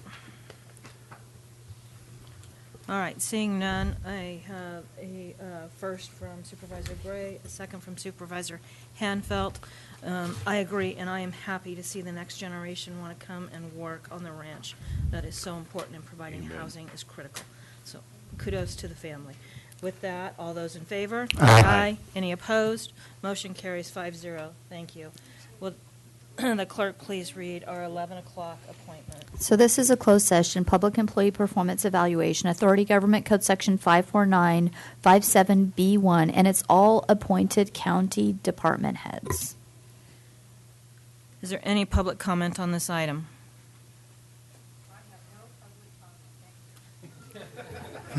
Thank you. All right. Start calling her. Seeing none, we will read this again at 1:30. All right. So can we go back and do now item 16? This is consideration of approving the marijuana working group work plan. So I was going to joke around and bring a little plant that was like broccoli or something, but I thought better of it. So I can see the smile from Sarah over there. So, we put together a brief PowerPoint to go this so the public to see what we're working on. And God, this mic is just bugging me. It's hard to look at this and that, so please excuse me looking at my slides here, but that is to my back at this point. So before you right now is the proposed initial work plan for the marijuana working group, and a little bit of background here. The ad hoc committee recommended a 5-member marijuana working group. On February 21st, the Board of Supervisors determined and appointed the members to the marijuana working group. That consists of 2 board members, 1 marijuana industry representative, 1 citizen at large, and a planning commissioner to be on that. The first meeting was also scheduled for April 12th, which is why we're here to put this working plan together for you. It's scheduled on the 12th at 1:30 in the Board of Supervisors chambers for the public's information. So the initial work plan is being proposed for the working group consists of education. Since it is a working group, they'll need to be familiar with the Brown Act. So that'll be gone through, I'm assuming, by council. They'll be covering the medical cannabis regulations and safety, or the MCRSA, is that how you pronounce that? They'll also be covering the Adult Marijuana Use Act, which I don't know how you pronounce that, whatever. Too many acronyms. And they'll be going over the marijuana ordinance from the Tuolumne County. That's the first part of what the working group will be covering to make sure that they're up to speed on things. They'll get those answered, and they get the framework for them moving forward. So the next thing that they'll be working on is framing what the board and the working group is looking for going forward on consideration of a marijuana ordinance, both medical and recreational. So the first thing they'll be looking at is considering harmonizing, cannot speak, the medical marijuana personal use and the medical adult use. So making sure those two are compatible, that we have equal number of plants. We consider whether they're going to be cumulative and that type of thing. So should they allow more than 6 medical plants? They'll be asking that of the group. Should the medical and non-medical plant allowances be aggregated?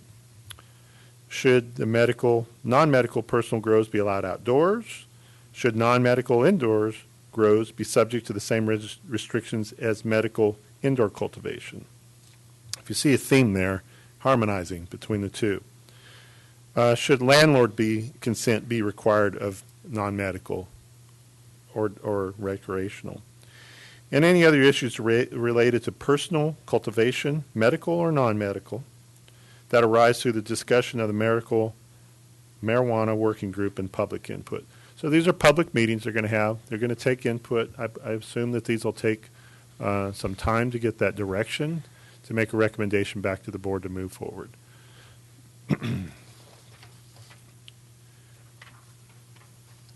As we all know, the state is still working on their regulations. We don't anticipate those being done for at least through midsummer, maybe in the fall. So this is good timing to start working on that, start taking direction. They will also have to be cognizant, working with our counsel's office to make sure that they are able to adjust if anything comes out of the state that they may need to. And they'll have to follow those regulations and those recommendations coming before the board. I'm sure it'll be tweaked a little bit as they go forward. There'll also need to be recommended comments to the Board of Supervisors where it's appropriate by the state regulations. So they may be coming to you at time to time to ask some directions. It just depends on how that goes. I am not sure how that is going to go, and I don't think anybody can predict how this is going to move. So I'll be brief and to the point. I'll be happy to answer any questions on that. You have the work plan before you. There's also some handouts, I believe, at the counter for everybody as well.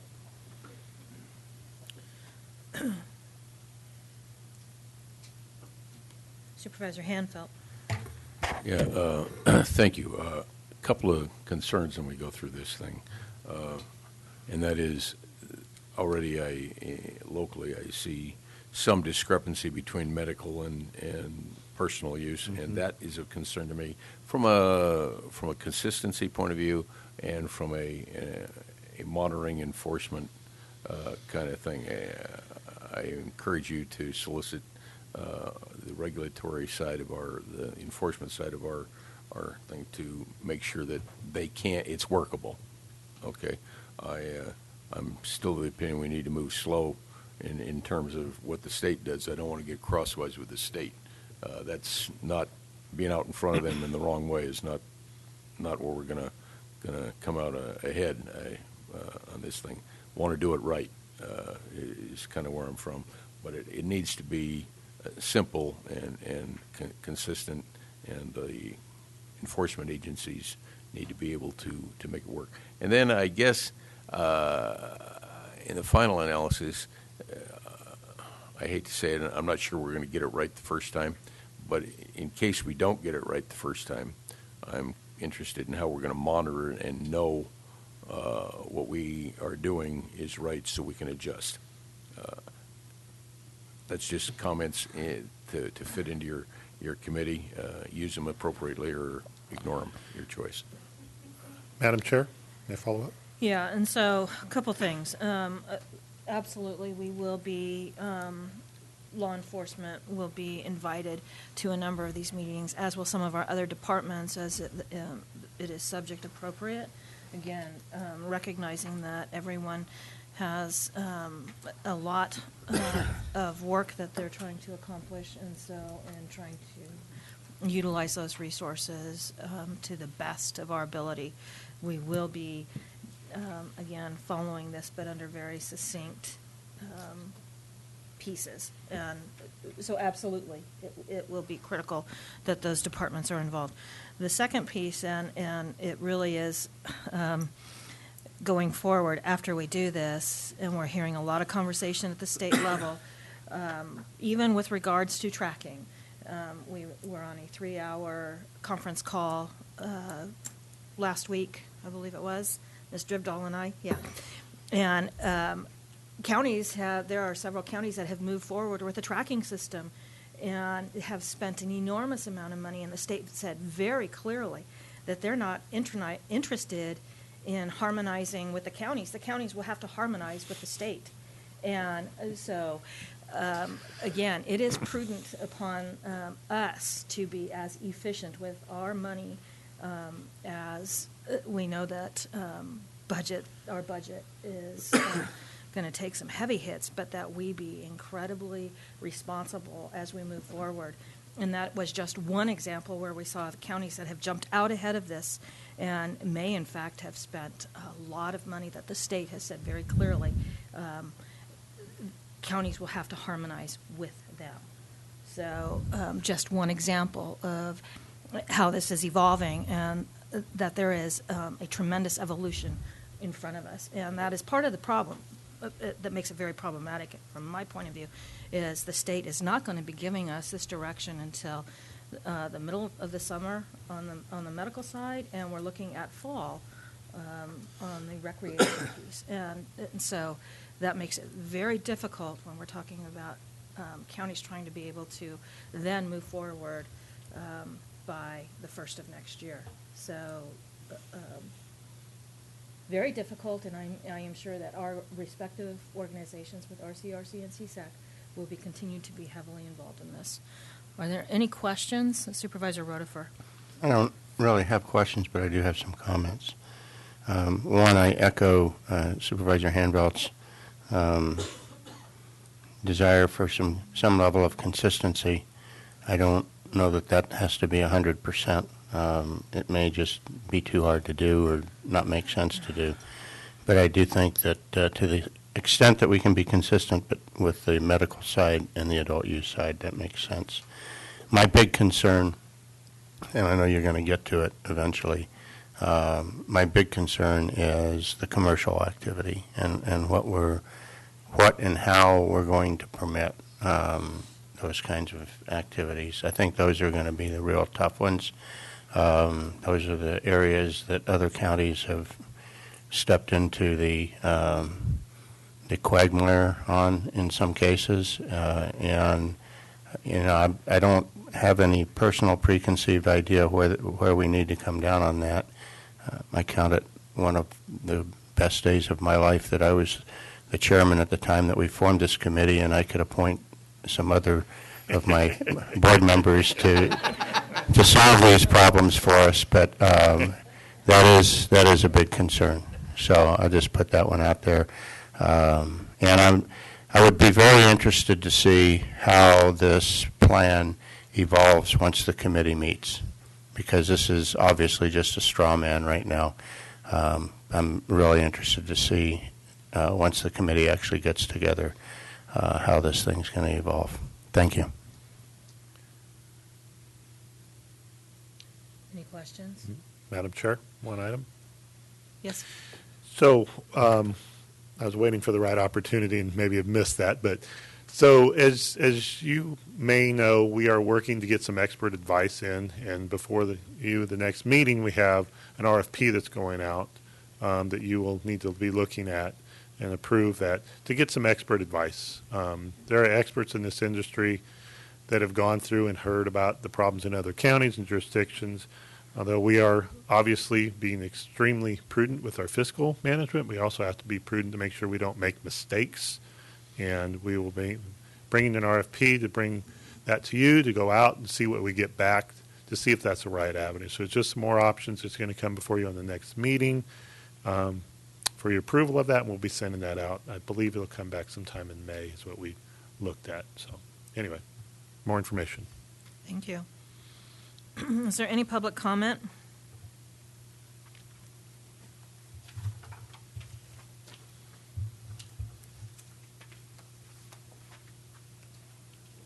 Good morning, Madam Chair, members of the board. My name is Kara Tucker. I'm Executive Director of the Tuolumne Cannabis Alliance, and I am on your Marijuana Working Committee. I would ask on behalf of patients and farmers in our county if you could please clarify that the initial plan for the Marijuana Working Committee is not final, if there will be discussion on the commercial activity, because there was none. It was all personal cultivation on that slide. There was no mention of any of the 19 license types. So I believe the intent was to discuss not just personal use, but commercial in this county and what that can do for us. So I'm going to let Supervisor Royce, is the chair of the committee. Do you have a response? I agree that needs to be discussed. Those will be addressed. Sorry about that. I agree that it will be addressed and should be discussed. Am I wrong? Is that not being? I can address that. Thank you. The plan right now, in terms of the details between the county's ordinances on the medical and the non-medical, is focused strictly on personal cultivation, but the commercial piece of it would be following along in the state regulation process and recommending potential comments that the board can make based on the state regulations. So that's where we were anticipating following along the state regulations, because as Supervisor Brennan said, the state regulations are not going to be out for a while. So in order to consider enlarging what the county has approved, we really need to be following closely with those state regulations in that process. So that makes sense. To just kind of highlight what I recall as the direction, basically there's a lot of different components to how we can look at all of this. So in order to manage the workload and not just get overwhelmed and all, riled up over all these different issues, we're going to start going through them basically piece by piece. And that was one of the ones. So if I'm saying this correctly, we will address it, but not until the state gives us clear direction on what they're going to be doing with some of this stuff, and we're going to put that after we deal with the personal side of it. Correct, and I think what we would do is bring back any recommendations regarding the personal cultivation to the board for their decision, and then probably update the board and get further direction on the state regulation process. So, okay. And so as the committee gets rolling, we'll be digging into these things. Okay, thank you for the clarification. Yeah, that was the germ of my comment about I'd like to see how this thing evolves as we go forward. And because, again, I would add that I think it is my impression that we must follow the state guidelines or be stricter than the state. And so therein lies the dilemma, because we don't have those guidelines at this point in time. So if we go down a path and are at a threshold that is less than the state, then we will be revisiting this work again. Okay. Is there any other public comment? All right, then I'm going to bring it back to the board. Madam Chair, I'll move to approve this initial marijuana working group work plan. Second. Oh, the revised.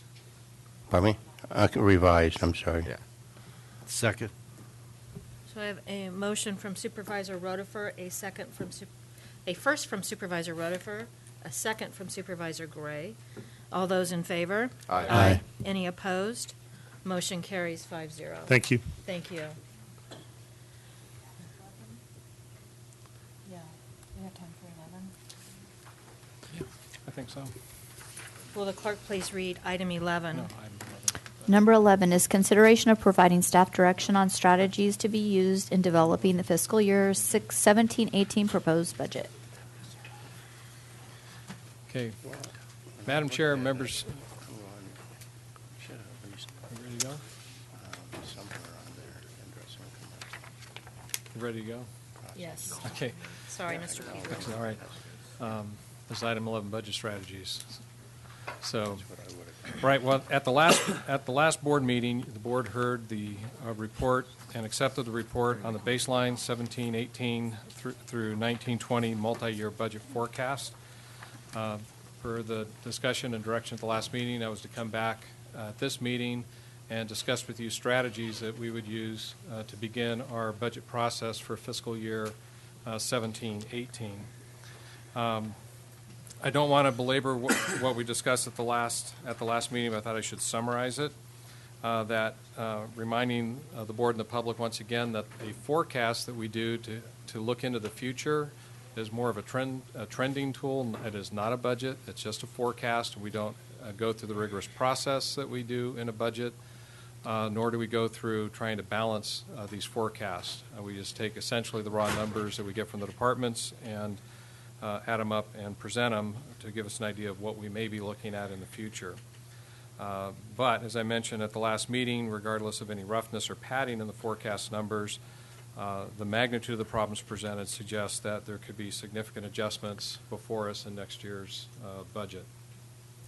In the general fund, the forecast was indicating about a $5.8 million problem, and there's three main issues there. Over-reliance on one-time fund balance to support ongoing expenses.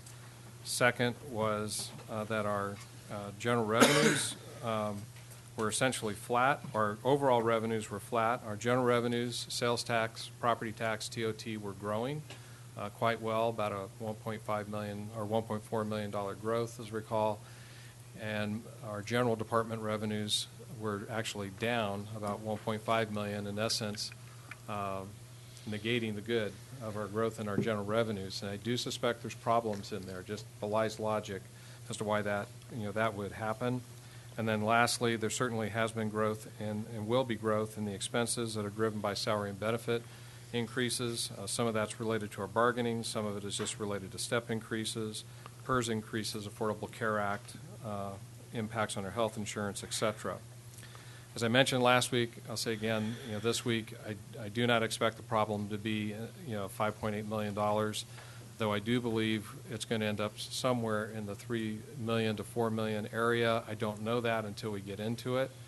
So it's even, unnerves me you can say that, but I believe that's going to be the case. And again, part of the reason I passed down the dais this simple chart, and if you look at in the general fund, if you look at where the variances are between the between the adopted budget that your board adopted late this summer and the forecast, and again, there's a big difference between the forecast and a budget. But if you look at where the variances are, you're seeing that our beginning fund balance, will start the year, if it ends up as our mid-year budget review indicated, about $3.2 million less, than we had available to start this fiscal year. So instead of $3,569,000, we'd be beginning at about $376,000. And again, that beginning fund balance, where did that money go this year? There's roughly $1 million in contingencies, roughly $1.3 million that was going into pure operations. And then there was about 1.2 that was put into our county capital budget, and there was a small amount that went into the airport construction budget, and a small amount that went over to our road capital budget. Other than the small amounts that went to road capital, the small amount that went into airport construction, those basic needs are still going to be there. We're going to need contingencies. We were propping up pure operations, and to the extent our general capital budget requires ongoing major maintenance, roofs, HVAC systems. That's also where we're preparing to pay for ongoing debt service on the new juvenile center and the sheriff's department. Those are going to become pretty much recurring expenses as we move forward.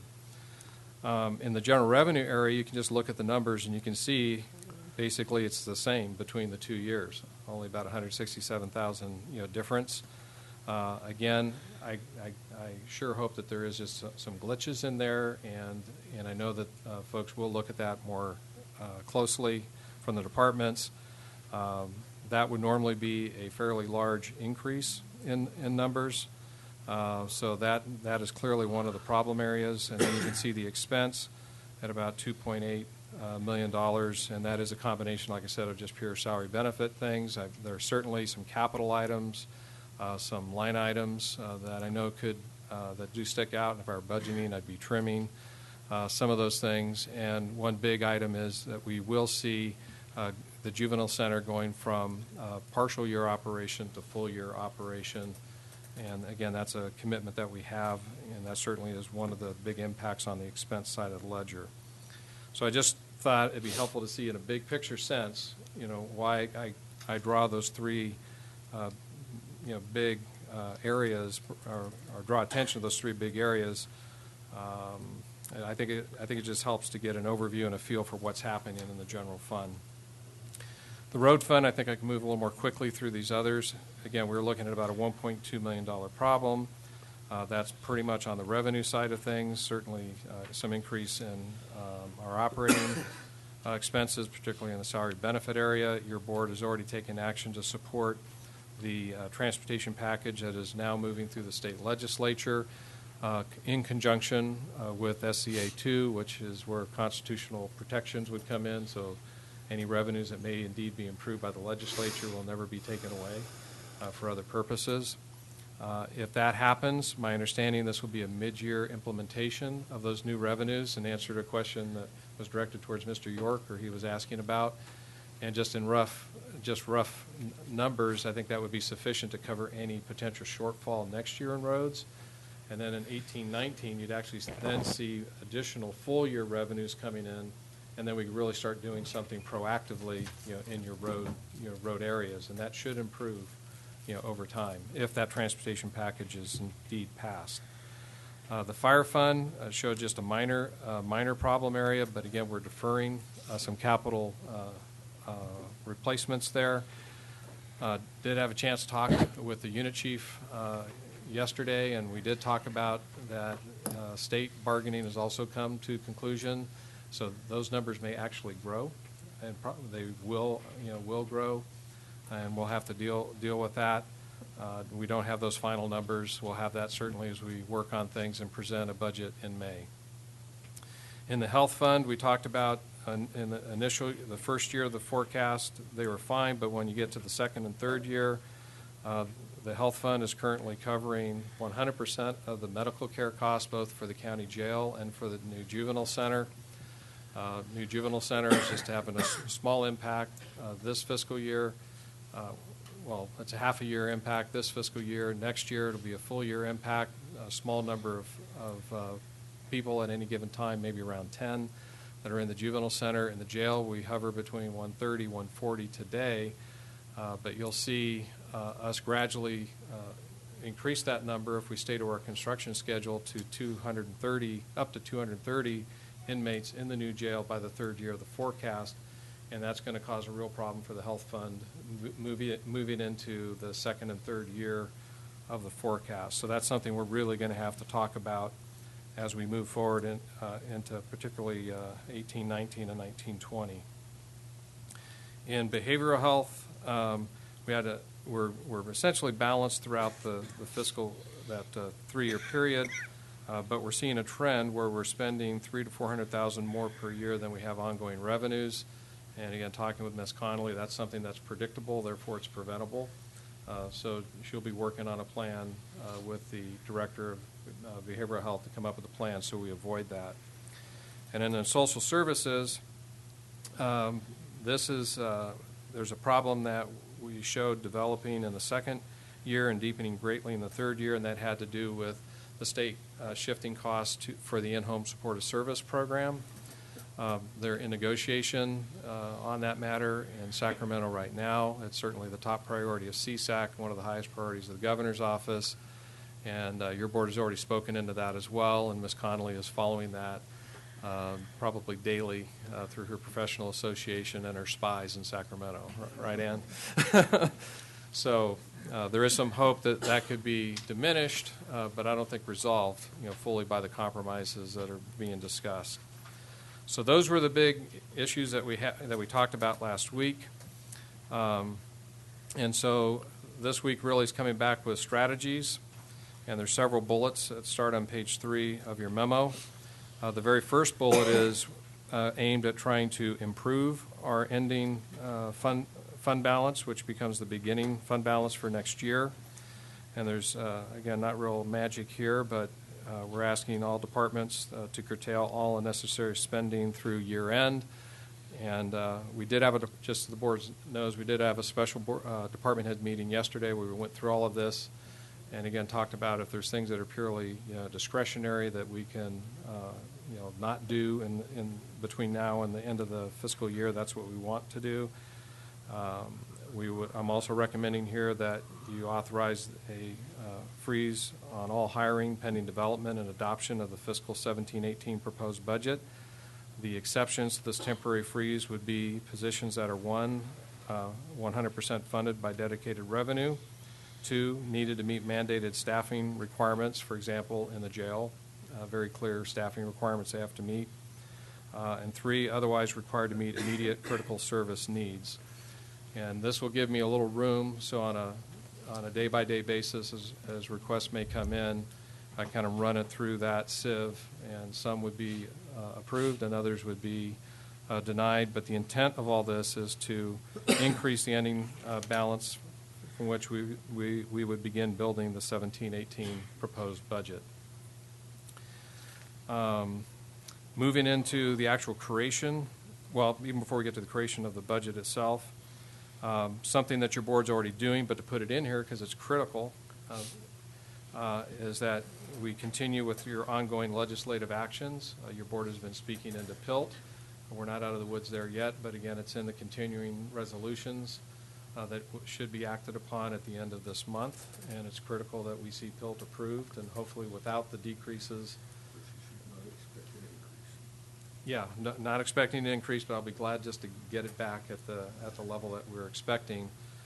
And again, the president had a proposal in there that would go to this 10-year rolling average, kind of thing, which could be an increase, depends on, what Congress decides to do. Though what I've read is mainly Congress, both sides of the aisle, are not in favor of big changes in the 17 year because it's too deep into the year for agencies to be making changes at this point. Continuing monitoring, supporting the renewal of secure rural schools. Your board has been doing that, though that one is not looking good. We did receive our a payment. I think I mentioned last time, but we did receive a payment, $204,000 roughly, based on the 25% formula. That's the 1908 Forestry Act for the road fund. That's about $272,000 less than what we would get if secure rural schools was renewed. Mentioned that to Mr. Gonzalez, and he knows that he may have to, really watch it this year to make sure that the road fund does come in balance with that potential cut out there, and we'll just have to continue monitoring. There's a good publication both from NACO and CSAC here recently that some of the things that are being looked at the federal level. State level, again, we've talked about the transportation funding package bills, the IHSS, already talked about that. We'll soon be seeing the May revise and see what else may be in store for county governments as part of that, and respond to it. I did have an item here, starting at the bottom of page 3, to have your board reaffirm its commitment to our budget policies, and I've just restated them here. I did not intend to go through them one by one. Probably the most important one is the first bullet is to balance annual operating budgets without the use of one-time revenues. The board did authorize funding up to 1% of the general fund budget last year for the 16-17 year, which would have been about $670,000. But we ultimately did approve a budget that was much higher than that. Other than that, I think the policies are still good. It's just if your board wants to entertain a change in that, it'd be good to know, that up front. I'll just keep rolling. Item 4 is to reaffirm commitments to the priority-based budgeting system, and again, this has always been meant to be more of a budgeting philosophy and a guide for the board and staff when constructing final budgets. And without trotting out the entire document, the main idea of the priority-based budgeting system is that you want to control spending in some areas of the budget and purposely grow others. And you purposely grow the ones that are the highest priorities of this board. So you maintain base staffing and services while guarding against budget creep in your lower priority areas. You have responsible, sustainable compensation adjustments for your employees, and then target investments in areas consistent with your budget policies and your priorities. And when we've had times when we've had to reduce budgets, we still guarded those same priorities, just in kind of reverse field. And everyone may have to share in some reductions if we have to go there, but you still reflect those same relative priorities as you go through that process. Number 5 is to continue your support in the area of economic development. You did that in a prior item when you endorsed the preliminary budget of the TCEDA. There are other ones that we have out there. Most notable would be our arrangement with the Visitors Bureau and the use of our TOT. We have other agencies that kind of fall into that area of economic development. Haven't been treated the same priority, but things, at times we've helped things like with the fairgrounds, with the posse, other things that also contribute to the economy. And the reason I just bring it up is sometimes we'll go in and we'll spend a lot of time talking in this area, but this is your area of investment. This is going to help in bring additional revenues, grow the economy, bring in additional revenue. And one could argue, and certainly this board has in the past, that you want to be careful not to, cut off your nose and spite your face in this area. So a lot of that is just background and on policies and philosophy. And then you get into how do you actually construct the coming year budget. Again, these aren't particularly magical, but they've served us well in the past. First, asking departments to maximize all revenue opportunities, looking at everything as closely on the expense side as they do, on the revenue side as they do on the expense side, in all areas of their revenues. Pretty common sense. Economize wherever possible. I do believe our departments usually do this. Do a good job at it. But we're asking them again to be as thoughtful and careful with their dollars as possible in all areas. A new area is to reduce the use of retired PERS annuitants. And this is kind of new. We've looked even before the budget context. PERS allows retirees to come back and to work for local governments up to 960 hours a year. But the idea of an annuitant coming back to work is supposed to be for a limited duration. And we've been, council can help me out here, but the best advice that we've been able to garner is we should be looking at limited duration as no more than 2 years or so. And if we're beyond that, then we really should stop that relationship with that annuitant. And that could be a severe impact. There's some costs that we would have to pay if we ran afoul of PERS by continuing such a relationship too long. And it could also have retirement consequences on the annuitant if they work too long. So that's both to comply with the regulation that allows us to use annuitants, but also it makes sense to eliminate the use of annuitants before we talk about making any changes in your permanent staffing. I don't know, I'll pause. And Sarah, is there anything else you'd want to comment there? I think I covered it. No, I think you covered it unless there's questions. And this is kind of, it's understandable why PERS has this focus on annuitants, but at the same time, they've been very, very helpful, to your departments. It's very economical. There's a lot of experience you can get without the cost of benefits and so forth, a lot of experience, and they really have been an integral part of how we provide services throughout the organization. But we have to recognize, these regulations and comply. Next bullet is to evaluate opportunities to streamline and cut costs by reorganization, and we have certainly done this a lot over the last several years, meeting with department heads. Again, yesterday, just encouraging people, to look afresh, look anew. This is a season to challenge ourselves to look at how we do business differently, and if there's a way to do things more cost effectively with existing staffing, changing in staffing, taking advantage of as people are retiring to reorganize and so forth. Let's do it and be aggressive at looking at those kinds of things. And I know several department heads have said they've already had ideas of things that they can do in this area. A common theme is also explore opportunities to eliminate services the private sector can provide. We've done a lot of that, privatizing service over the last several years. I do not have a laundry list in front of me, but I've encouraged departments to look at that. Certainly if the service is already being provided by the private sector, then a real question should be asked, why are we providing the service?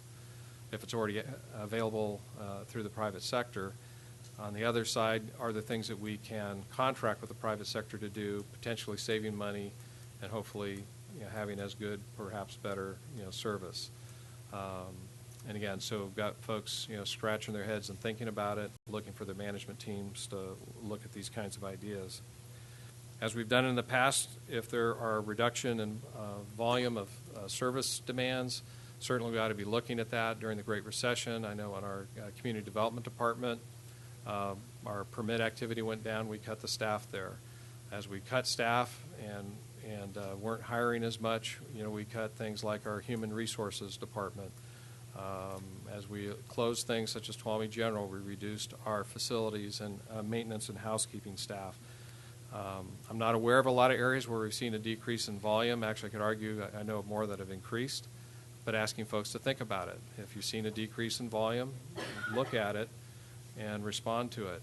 Maybe if we look at our staffing, it's more of there's seasonal needs, and maybe we can meet those seasonal needs differently than we have been with ongoing permanent staffing.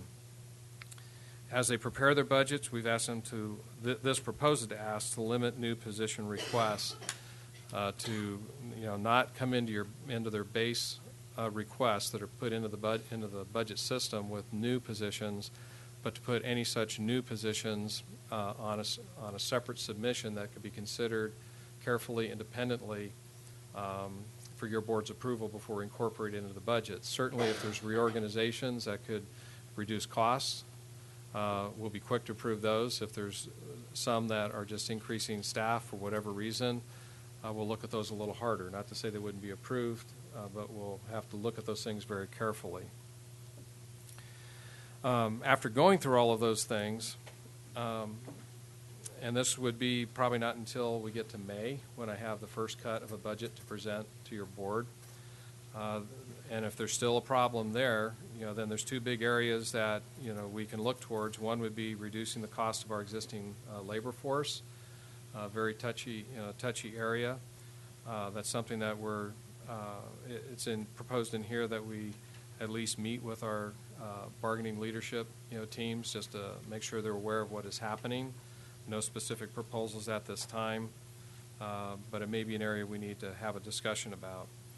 The second bullet is if we still have problems, then we would need to be looking at program and labor force reductions. And you could either do that in a targeted fashion, just, hey, these are the areas that we prioritize above others. And I've mentioned in here that there are some that are absolutely clearly mandated. There's others that are clearly essential, and you would protect your mandated and clearly essential programs, such as, and I mentioned two of them in here, jail and patrol. And you would look at other things that might be considered important, but not at the same priority level as those things that are mandated and essential. The other way we can go, which has been more typical in the past that the board's directed, sometimes it's been a combination of these techniques, targeted, but also across the board. If we got down to it, most recently when we've used this technique, it hasn't been a pure, just a prorated, cut by department. Usually it's been a lesser cut on those areas that are priorities, particularly in the public safety arena. Cuts have been less there than cuts in other areas of the budget. But those are things that, again, I would be bringing to you in May if indeed we still have a problem that needs this kind of an approach. So that's just when the going gets tough. Those are the areas that you would be looking at the very end. And I think that is the general process that staff recommends that we follow, and certainly would entertain any direction from your board. Questions? Supervisor Rotifer. Well, I would just say that I agree with you wholeheartedly on your comment on your memo about across the board salami slice types of cuts don't make much sense. I think if we get to that point, we need to have a discussion about what services we're going to make a conscious decision to either do less or not do at all if we get to that point. You can't do more and more with less and less until you can do everything with nothing. It's just not possible. So otherwise, I think the memo's good, and go forth and do great things. Supervisor Gray. Yes, these strategies have served us well in the past, and they are difficult, very difficult, but I think what Mr. Pedro has proposed here is the line that we need to take.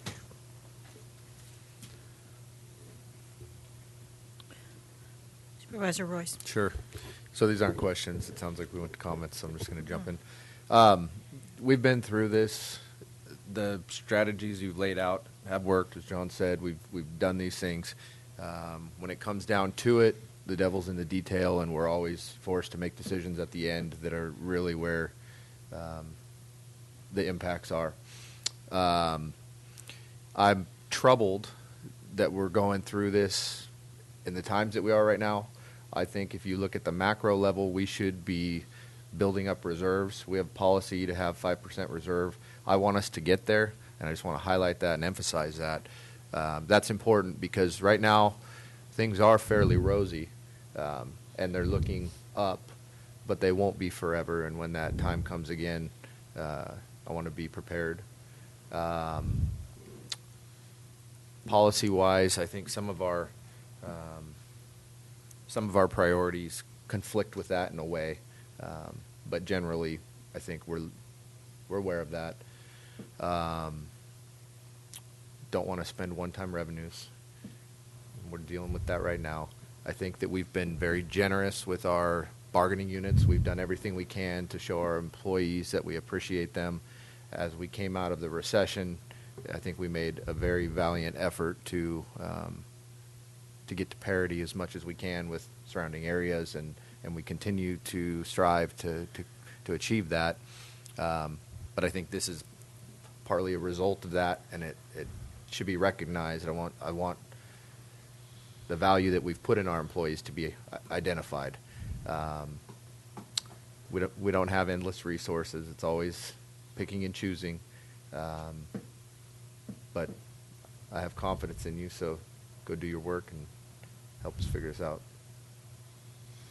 Supervisor Hanville. Yeah, I appreciate all the comments. I appreciate the effort here. One of the things that is of concern to me, and that goes back to the previous, when we were looking at forecasting and things like that, I don't see a lot of upside opportunity. I see a lot more downside opportunity in the forecast. I mean, all you got to do is look at the fact that Yosemite's closed, and when we get 120 open again, that's going to impact our tourism and our TOT dollars and in the wrong direction, and all of that just scares me. So we have a challenge, and we'll obviously be up to the challenge, whatever it takes. But we have to recognize that the downside, it seems to be more downside than there is upside, and I think everybody on the staff needs to keep that in mind and operate accordingly. So I'm going to add my 2 cents. At the last CSAC meeting, and I believe I shared it here, but we had some very, very strong illustrations of what was a lopsided recovery for the state of California. And predominantly, I believe there were less than 6 counties that recognized all of the positives to the recovery, and the remaining counties have continued to struggle. And even more than that, we have been inundated with a number of emergencies and that have impacted our budgets. And so our advocacy is important because we need to continue to talk about what are the challenges with not just our rural counties, because I think a number of our suburban counterparts are seeing the exact same dilemma. I would highlight that I was at a JPA meeting with Mr. Pedro last week, and it was Calaveras, Amador, and El Dorado County with us. And you could have layered the comments on top of each other because they were so similar with regards to how difficult budgets are going to be. And so we need to keep working where we can. I know you mentioned the legislative piece of this, but we're going to have some challenges, and I believe that you've gotten the direction you need. I would like to ask if there is any public comment on this.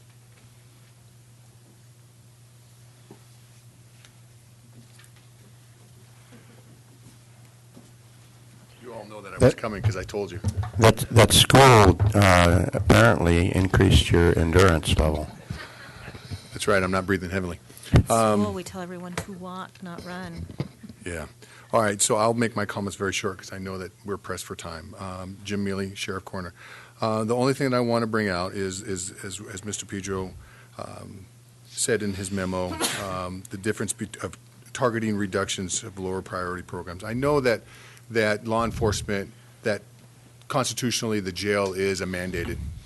But I want the public to understand that I will continue to advocate to the board that law enforcement, the protection of life and property is a paramount. And I know that you will continue to support that. But I think that the public needs to understand that when they read this, and they may look at this and say, that is this something that would be cut? No, it's not going to be cut. We will continue to work efficiently, but as the sheriff, I need to come here before you and so that you hear it and also that the public hears that we will continue to advocate the services of the public in public safety. And my last two comments is in that it was brought to your attention in public comment today, the mental health that we are facing, the immigration problems that we are facing. These are day-to-day things that my deputies are having to face with and questions that are being asked. Calls for service have gone up to almost 48,000 this last year. That's a lot of calls for service. And when people have problems, they don't call possibly the appropriate people, such as the roads or the mental health. They're always calling us first, and then we give them direction where they go. And then there are those 911 calls that we receive. So I just stand before you to let you know that I will continue to advocate for public safety. I know that you are great partners, as I said earlier, and that we look forward to doing, not looking forward, but we will do our duty and due diligence to do what we can to reduce wastefulness, and there is none. I don't know where we're going to do it because now we're getting rid of annuitants. I'm not the only department that uses annuitants, and so that's going to be a huge hit. So my staff's smarter than I am. They'll come up with answers. Thank you. Is there any other public comment? Supervisor Rutherford? Yeah, just one more comment, and this is really for the department heads, to encourage them to help Craig solve this problem as best they can. What's in here a lot is efficiencies, okay? A lot of times when you're doing stubby pencil work or Excel spreadsheet work on a budget, that's kind of the last thing that you think you've got time to go search out. But that's probably the best thing that you can do for your people is find efficiencies in your operations, because that's where we're going to save the money that's going to keep us from having to make some really tough decisions. So I would really encourage all the department heads to look hard at what they're doing and how they could do it better. And with that, I'll move to approve the budget priorities as presented. I think we were just to give staff direction. However you want to do it. It could be by formal motion or just consensus. Is there consensus? Yep. All right, thank you. Then I withdraw my motion. All right. Will the clerk please read item 12? I think we can get that done. This is consideration of adopting a resolution containing the local state of emergency as required by the California Emergency Services Act, Article 14, Section 8630C, due to drought conditions. Good morning, County Administrator's Office, Tracy Riggs and Ethan Bligmeyer for OES, Office of Emergency Services. So this item is one that for the drought resolution that we bring before your board each month to consider renewing. What's most recent since the last time we came before you is that Mr. Pedro and I did have a meeting with Eric Lamoureux, who is a Cal OES Inland Region Administrator, and John Moore, who is now the new Director of Recovery. They were up here on March 22nd. We did have a little over about an hour and a half with them. They took the time to really listen to everything we had to say from drought to tree mortality. And as you know, one of the things we've been dealing with for drought is, can the homeowners purchase these tanks? And if they can, what is the cost? It was a good thing that we met because there was a general misunderstanding of what our request was. They were thinking that people would just buy the tanks after all their problems had been solved, when in fact we have individuals that really have no other alternatives. If this program were to end, if they could purchase these tanks, they could then use these tanks and pay for water delivery until they were able to come up with another alternative. They were willing to consider this, but what I need from your board today is some direction, is they'd like this not to be the end-all permanent solution for these homeowners. And the question was posed to us, if a homeowner were to develop and build a home, would we allow them to build that home when there was no water available on that parcel? And so the reason being is, within a certain time frame, they would like us to ensure that the homeowner has drilled a new well, deepened their well, or no longer just solely dependent upon that water tank. So they threw out a time frame of 1 to 2 years. What we would do is, if your board decides, say, you're going to allow them 2 years, when the program ends, that homeowner over that 2-year period would pay for their own water delivery.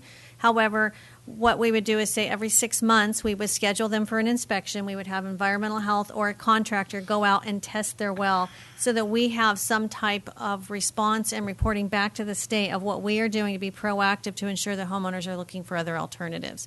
So that is the primary issue that we need to get your board direction. I'll write up a proposal based on your direction and submit that to Cal OES to see if we can get that approved for us. And just want to make it clear, they were just saying they would like to see within 2 years, that at least attempts be made, if their well hasn't come back, to either deepen it, try another one, but don't look at just their only solution is to keep having the state basically pay for water deliveries. That at some point they've got to try to do something on their own property, whether it's deepening a well, drilling a new one. And then if they're not unsuccessful, and if your board is accepting of it, then they could pay costs moving forward to have the water delivered. But at some point, it's got to transition from state-supported to the property owner. Supervisor Hanfeld. I generally agree with that. I mean, how long can you go on? But also, how long does the drought go on? I mean, there's some argument on that side of the equation, too. But ultimately, it becomes the property owner's responsibility to take care of themselves. And as for testing their well, if they want to go totally on their own, don't want their well tested, then they go totally on their own. But they got to accept that responsibility. And I think ultimately, if they insist on staying there and using the dwelling, I think they've got to buy the tank too. It just comes down to the personal responsibility issue. But your question is, I don't think we would allow someone necessarily to design a house where they were hauling water in on a regular basis. I'm not sure that's a good solution to things.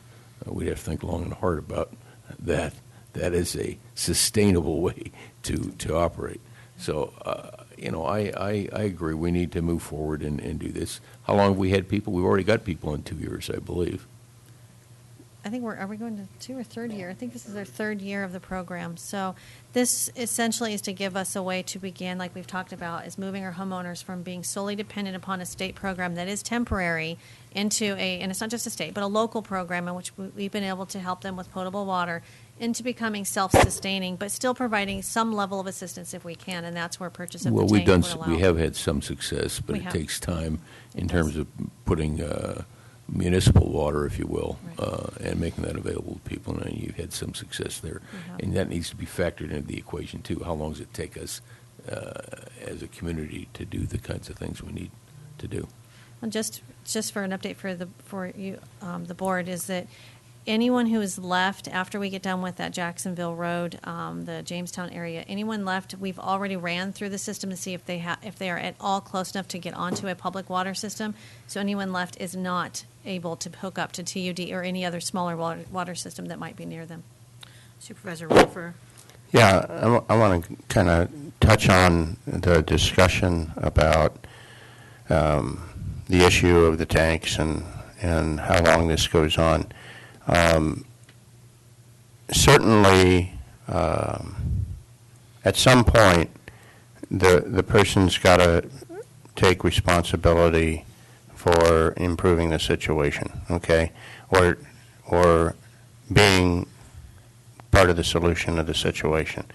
And I'm not sure, I'd have to think about it, but I'm not sure that I would tell somebody that you can't build a home if the only water solution is a tank, because before the drought, would we have done that? But they're going to have to own the tank, and they're going to have to pay for the water deliveries and all of that, okay?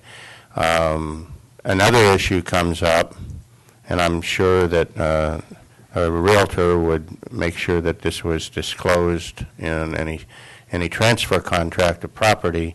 But the owner, my concern would be that the representation, if someone is selling a piece of property that is currently on a free tank with free water deliveries, that the assumption is not allowed that the buyer is going to have that ad infinitum ad nauseum. So I think that those are the two concerns that I've got. But eventually, people are going to have to understand, I mean, they built a house where they had a well. The possibility always exists when you have a well that it's going to go dry, and you're going to have to drill a new one or find another solution. And so at some point, we've done a lot to carry people through a tough time, but it's getting to be the point now where people have to accept the fact that they may have to be part of, or the primary part of, a long-term solution.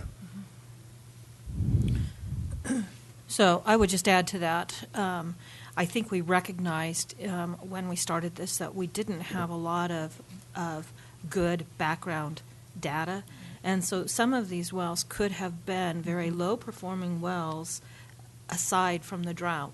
And so I would agree with what Supervisor Rutherford said, because I do know where we have homes that are have low-producing wells, but they have developed storage capacity. Mm-hmm. And so I think it's time to start moving folks off of the assistance piece, but it could be that just having the ability to purchase on a low-cost basis, the storage capacity might be enough to keep those lower-performing wells that might be adequate for their homes. So when we craft this and say that they're going to get off of the storage piece might be part of the answer. It could be. That's true. For the duration. So. Just personal, I've got a 2,500 gallon tank because my well won't produce at the rate that I need to produce. So that is a possible solution. Yeah. So being able to purchase those tanks would be quite a benefit. So I just want to make sure, as some direction from your board, the length of time you would like to give a homeowner once they purchase the tank to either prove to us that their well performs well enough to fill that tank and meet health and safety standards, and or to dig a new well or deepen their current. Is there a timeline, a year, 2 years, just so I can write this up very clearly for Cal OES? 2 years. 2 years? That's good. Okay. If Cal OES will buy 2 years, I'll go with 2 years. Okay. I could go with less if they choke on 2 years. Well, we could say 2 years, but with the goal to try and get them obviously independent Well, as quickly as possible. You got to have that goal to get them off sooner, but we don't have any clue on what well recovery is, if there is such a thing in some cases. So I think 2 years is a reasonable thing. At least you get through 2 seasons of opportunity. And we will be documenting for those, as you said, Supervisor Brennan, that the tank may not perform enough to give you your needs for the day, but by having a storage tank, it does. The other thing we discussed was there has been some concern by members of the board about, can we amend our resolution to recognize that while we still have drought for groundwater, the surface water is in abundance. And they were okay with that. So it has not been worked in this. I haven't worked with council yet. What we'd like to do is draft that new language, add it in. We'll run it through council, and for the next board meeting, when we ask you to consider it, you'll see new language within there, that new resolution. We need to approve the one we got now? We do. I am asking you would approve the current resolution. I'll move in favor of approving the resolution with the understanding she's going to amend it going forward. Is there any public comment?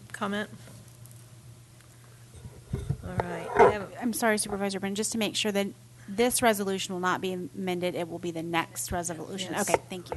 Yes. Motion by Supervisor Hanfeld, second by Supervisor Gray. All those in favor? Aye. Aye. Motion carries 5-0. All right, thank you. Will the clerk please read our closed session? Item B. Item B.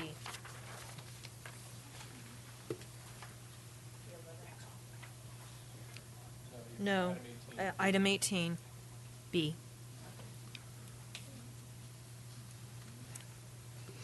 This is a closed session public employee appointment, Authority Government Code Section 54957B1, Veteran Services Officer. Do we anticipate reporting out? No. All right. With that, we are going to adjourn in, oh, thank you. Is there any public comment? Thank you. All right, with that, we are going to adjourn to closed session.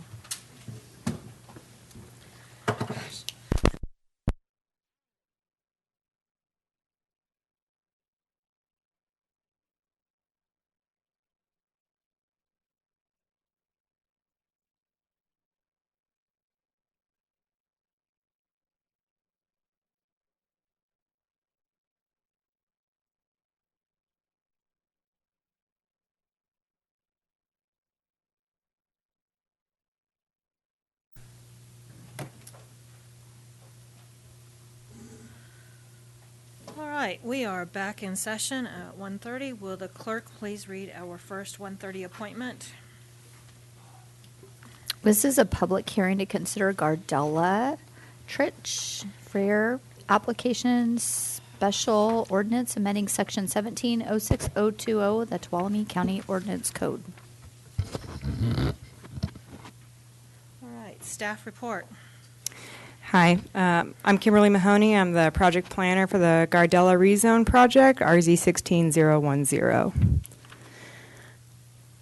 Here at the Community Resources Agency in the Planning Division, we try to make sure that all of our projects incorporate the vision, mission, and values of the county, and this presentation will serve to show how the Gardella Rezone Project does accommodate all of those. So the project description for RZ 16010 is an ordinance for zone change RZ 16010 to rezone a 0.48 acre portion of APN 4421013 from AE 37 to R1 and a 0.18 acre parcel APN 4421030 zoned MUMX to AE 37. It's located at 13030 and 13050 Fur Drive in Sonora, and it has a general plan designation of low-density residential and mixed use. This is a far kind of bird's eye view of the project site that shows all 3 parcels involved.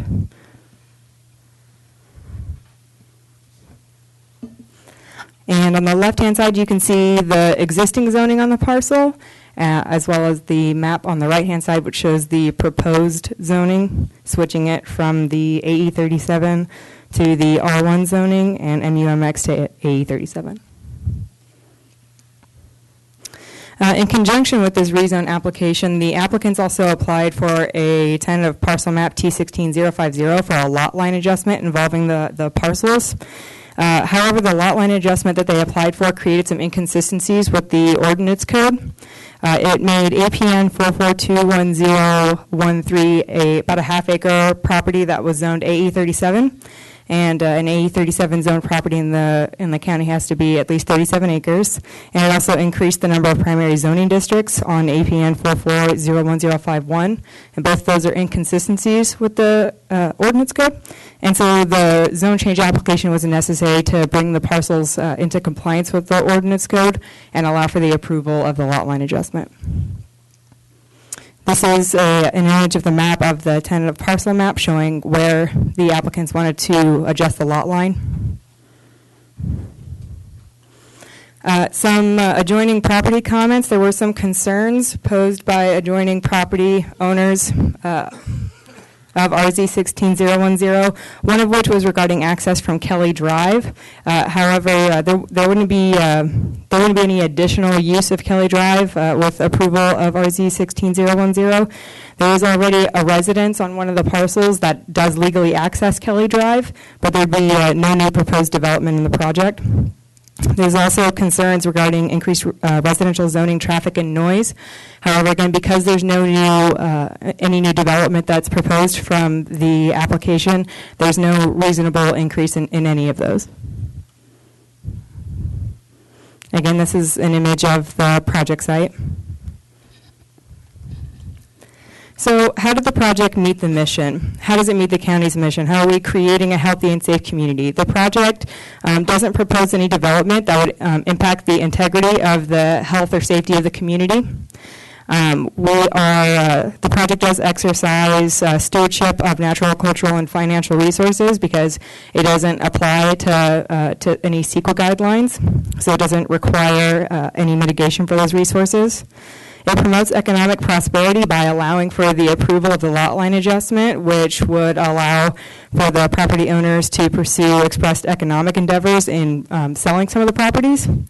And it enhances the quality of life because it doesn't increase the residential density of the project site, which allows the area to pursue the quality of life associated with a low-density residential area.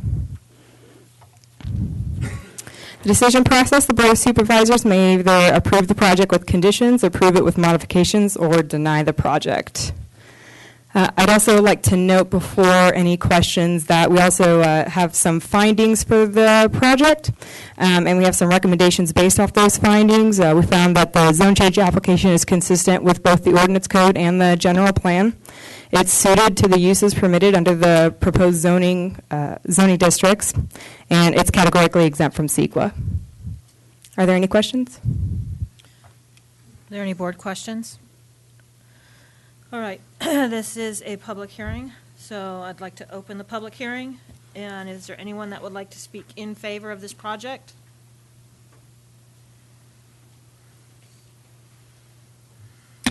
Good afternoon. Ruben Tronside from Land and Structure is representing the client on this project.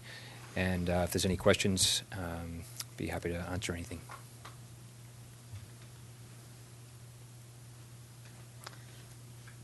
Right, is there anyone else that would like to speak in favor?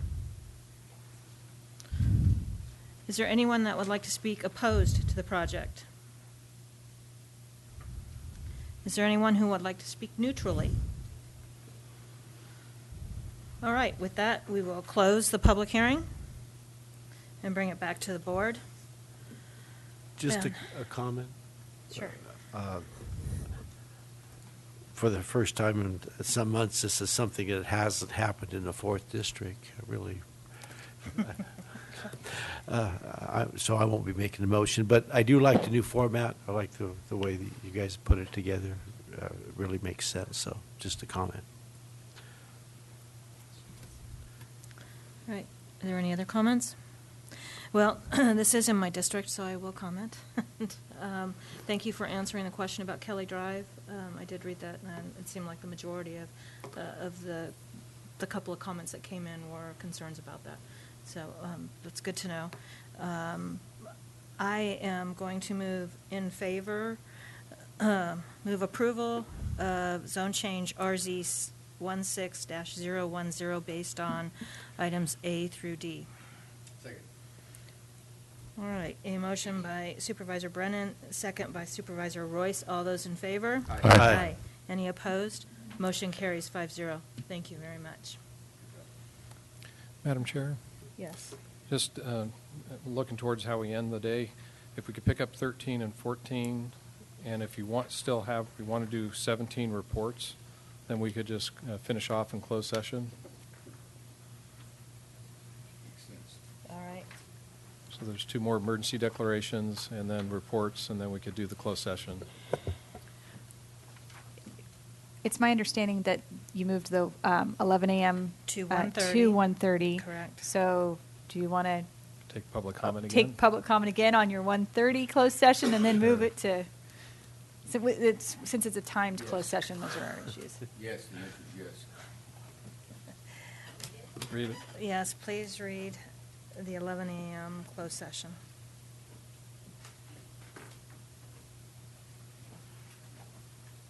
So this is closed session, Public Employee Performance Evaluation, Authority Government Code Section 54957B1, all appointed county department heads. All right, is there any public comment on this item? Seeing none, I will acknowledge that we are going to, in the interest of efficiency, time for staff, postpone this for, do we have to give a time certain? It'll just be after these next items? Yes. That's fine. All right, after the next 2 items. All right. Will staff please read item 13?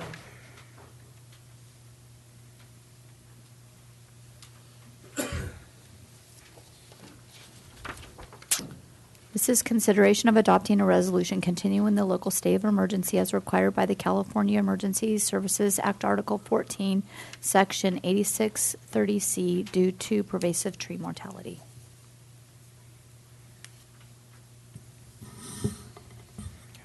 Good afternoon, Madam Chairman, members of the board. Ethan Billigmeyer, Tuolumne County Office of Emergency Services. Just out of respect of time, I won't go through the whole agenda item here, but just kind of highlight some things that I think are pertinent that have changed since the staff memo was written. The Sugar Pine subdivision project has been completed by Nate's Tree Service, so he just submitted his invoice for that. That's one more checked off the list for us. In terms of next projects, we have a RFP that's due today for the Ferretti Road, and that's actually our first project that is in conjunction with the U.S. Forest Service using that $2 million in grant funding. So there's about 500 plus trees that are going to be removed out of that area. And then the next area on Ferretti Road will start marking next week for the other side of Ferretti Road that we know is in desperate need of some help. You guys have to hurry because they're going to fall if you don't get them out of there. We know. Yeah, I know, but I got to cross it to get there. Yesterday, we actually sent out another 500 right of entry permits for our first project on the SRA using the SRA grant funding. So this will be tree removal around county service area roads. So we can start immediately on those. There will be no homeowner contribution in terms of funding on that one. It'll pretty much work very similar to what we're doing with our CDAA projects. So once we start getting those back in, we can start putting projects together for tree removal along those roads. And Smith Station Road will begin marking in early April. So that's another one in the South County area. We know that area has been hit pretty hard and definitely needs some help. So we're kind of focusing a lot more energy around that area. The Woodyard, Mike Albrecht just sent a recent photo. So the Woodyard operation is going well. Pacific Ultra Power is back online, so they actually have been removing product out of that, taking it in, and chipping it for fuel. So, which is a good thing because we're going to be taking quite a few logs in there pretty soon. And did you have anything that you wanted to add? Okay, Tracy Riggs, County Administrator's Office. So just wanted to give your board an update on a couple of items. You had requested that staff submit an application for the NACO Achievement Award. That staff did work on that, and it was submitted yesterday. So just so you're aware of that. And when it comes to the Sonora area, I'm sorry, the CAL FIRE SRA tree mortality grants, we did approach the Sonora Area Foundation about possibly putting the money up front for homeowners to be able to make that share of cost payment so they can do payments. So what their board has requested, Daryl Slocum and I talked a couple times, and then Ethan and I went over and met with him on March 28th. They had a board meeting. Their board would actually like us to submit a proposal, so we would give them more specific details about the program, an amount of a request, repayment terms, and all of those types of details. So, and the other alternative way that Supervisor Hanvelt and I are looking at is to also approach RCRC to see if either of these agencies would be able to assist us in that upfront cash amount, essentially, so a loan for homeowners to be able to make payments. Any interest that would be paid back would be paid by the homeowners, and you may remember Debbie Batista had indicated that when we borrow internally, she often charges a 3% fee for each, and so when her and I discussed this, she said rather than, of course, we would be collecting it, we could forward that then whoever provided the cash for this program. So we need to draw something up. There's also a $60 annual fee for Office of Revenue and Recovery. And so just so you guys are aware and it's clear, if Sonora Area Foundation or RCRC were able and willing to provide the cash to do the payment plans for our homeowners who couldn't afford the share of cost, they would not be doing the collections. Office of Revenue and Recovery would still be doing the collections. So it's two separate items taking place, really a loan between the county and one of these agencies if they will participate and you approve it. And then the homeowner then, after they have been identified the amount of money that they would be expended on their property, what their obligation would be, we would refer them to the Office of Revenue and Recovery. And then it would be an agreement between Revenue and Recovery and that homeowner. Some of the concerns have been raised, really just one primary one. If the homeowner defaults and does not pay the money back, what then? And so we would need to have some more clear guidelines from your board into how you would like Office of Revenue and Recovery to pursue that debt. So those are the two primary issues that we have that we're dealing with right now. The other one is I had come to you last month and had asked about hiring an account clerk. I want you all to know that we have made that hire. Jason Terry, he has actually been working since yesterday. He's been doing a great job already. He has taken every single invoice, cataloged them by project, so he's doing some cost accounting, and like I said, that was just as of yesterday, and he already has it done. I was just sitting down with him, so he's doing a fantastic job, and we're thankful to have him on board. If you get a chance, we'd love to introduce you to him. And with that, if you have any questions, more than happy to answer. Supervisor Rutherford. Yeah, just a question, since you sent us the email this morning. On that microburst that happened, were those dead trees or were they live trees? They were all green trees. They were all green, okay. Yep. Yeah. Are there any other questions, comments? Is there any public comment? Bring it back for an action.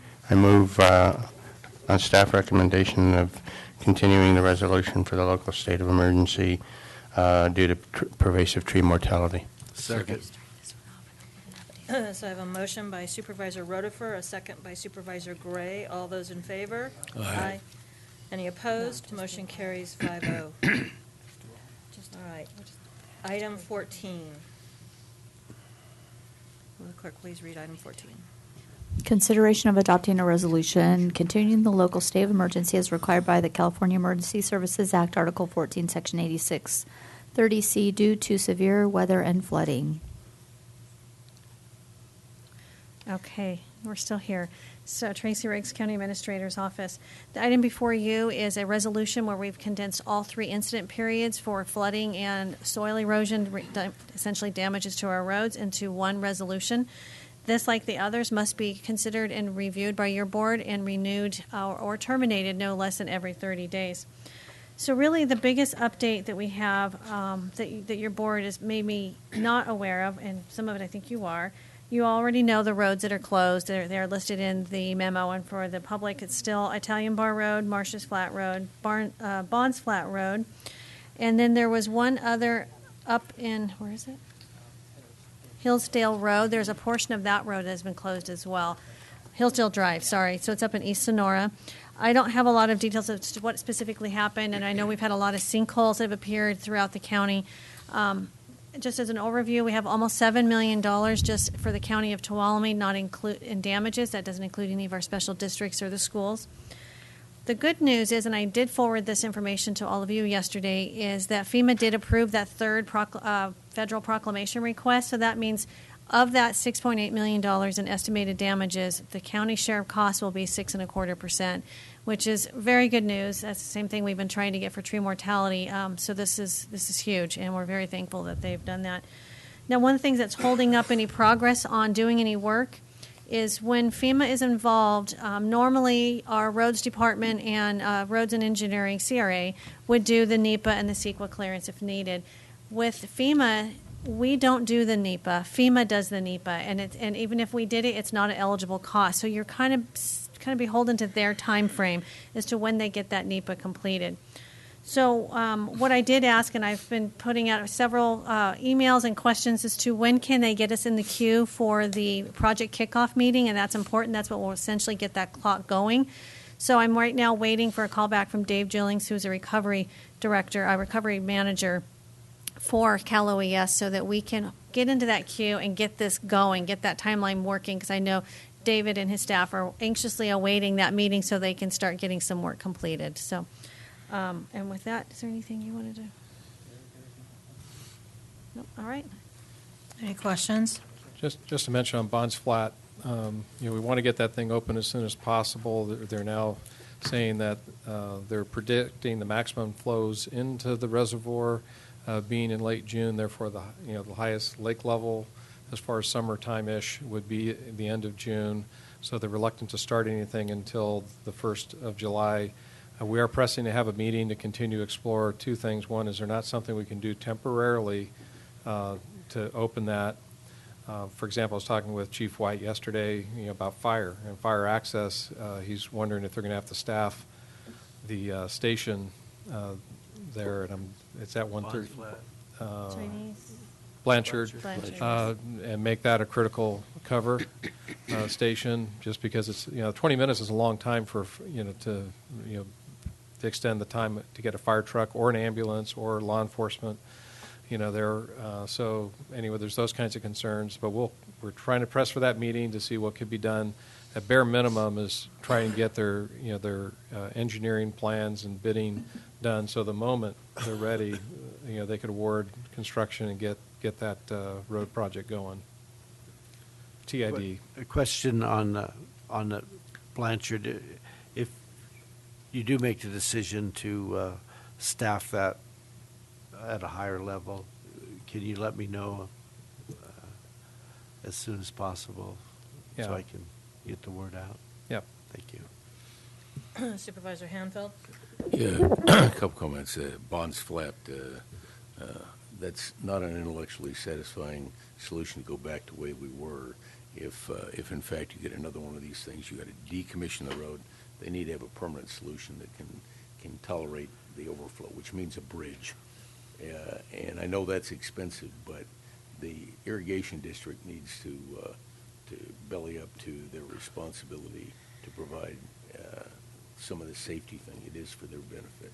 The second one is that, these are the county roads that are in trouble. We have a number of Forest Service roads in trouble. Do you have any information on Donnell's, Beardsley, Cottonwood? We know what's going on in 120 in the park, and they do have federal funding. But about the other ones, are they getting any help? Do you know? They impact us too. Yeah, I don't know. I will get an update. I'll have them give us an update, and we'll send it out to you all. Just so you know, Beardsley Road is actually not the Forest Service responsibility. It's Tri-Dam's responsibility. And I have not been able to. I have not made contact. Made a few phone calls to see if we can help. But yet, I don't have an update for all those, but I can find out, and we'll draft something, a summary, and send it to you. And that Supervisor Brennan's encouragement, we're looking into, if you recall, we do have a grant to do some improvements on Buchanan Mine Road, widening and things like that, and been requested at least to explore, is there any possibility that we could have those already approved funds redirected to help towards the Cottonwood repairs? Those are essential repairs as opposed to the widenings and things like that are nice. They'll help with some safety and that kind of thing. But anything we can do to help the message is anything we can do to help speed the repairs of those roads would be helpful. And again, that was another discussion with Chief White. Emergency access, there's recreational aspect, there's permittee access. Well, there's- that's why I brought it up. Yeah, fire access, it's a little on the scary side, to get engines and things back in that territory.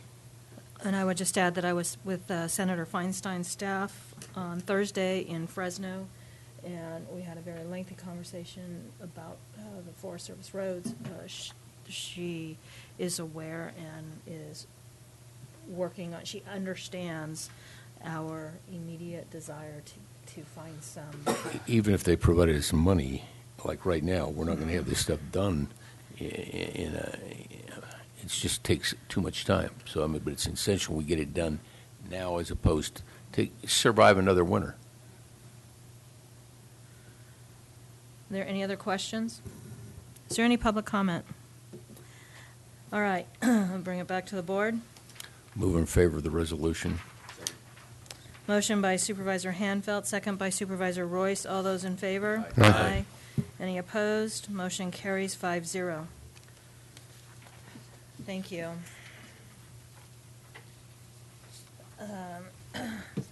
Will the clerk please read item 17? Reports. Ms. Carrillo. The only thing I'll report is that for the remainder of the week, I will be at a conference, civil law and litigation. I will check emails and at times. Thank you. In the interest of brevity, no report. Mr. Pedro. In the interest of brevity, no report. Supervisor Hanfeld.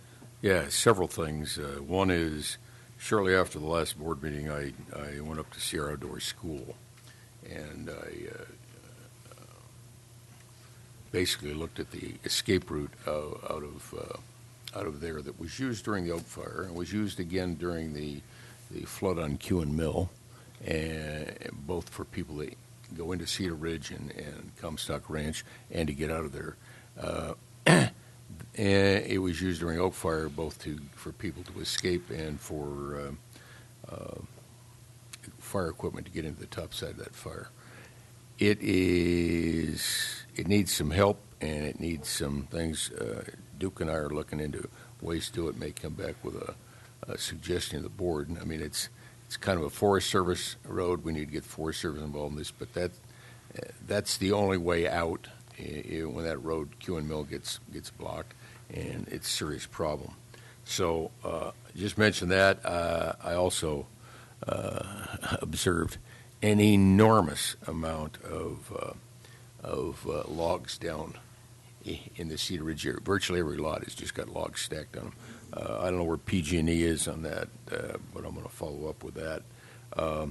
So anyway, that, and then the other important thing is I was in Sacramento yesterday to support Assemblymember Bigelow with AB 524, which offers a tax deduction for people spending their own money to get logs down and out, dealing with dead trees on their own property. There was some opposition to that among some of the more urban population who don't understand the issue and are just opposed to giving rich people being anybody that lives in our county, I guess, a tax break. But anyway, we got past that committee. I think when he has to go to the Franchise Tax Board, and I think that will be a challenge. But we'll see how that goes. It's just an update, what's going on. The other one is, I might say, in reference to a comment made, a public comment by Mr. Tishanall, the Capitol was inundated with an army of SEIU and ACLU people carrying placards supporting SB 54 and suggesting that ICE stay out of California. End of report. Yeah, just a couple quick things. I had the opportunity to attend the Women in Construction graduation at Opera Hall last week, sponsored by the San Francisco Public Utilities Commission. And what a great program. They're going to be calling for, I think, another 20 to 24 students in the program. And if you're out there, you're a woman or a man and wanting to get into the construction industry, I would suggest you contact Weatherlow Job Training and look at those. The other thing that I did last week is went up and inspected the slide in Yosemite, and George Reed is working on it. They're working 2 12-hour shifts. They were installing the drains last week, and I just received a picture here just recently. It looks like they're starting to put rock back in. So, I don't know how long it's going to take, but the progress is being made, and it is so important, not just for the 120 corridor, but also for the county as a whole to get that road open. Businesses are off 50% or more on the 120 corridor, and I'm sure we're experiencing some things down here too. So that's my report. I do appreciate their updates. They've been very timely in sending information and pictures. Ms. Jamar, do you have a report? I also attended the graduation for the women in construction. It was really impressive, and I was excited for our community. Thank you. All right. And in the interest of time, I have no report. Will you please read our 11 a.m. closed session item?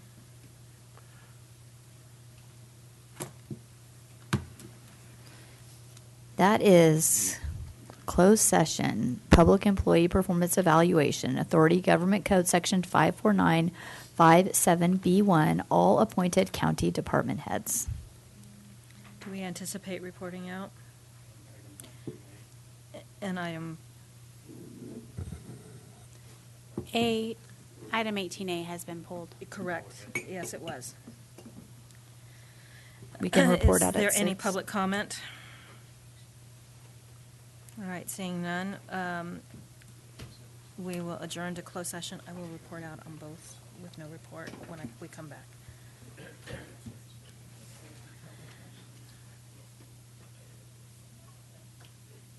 right, we will adjourn to closed session.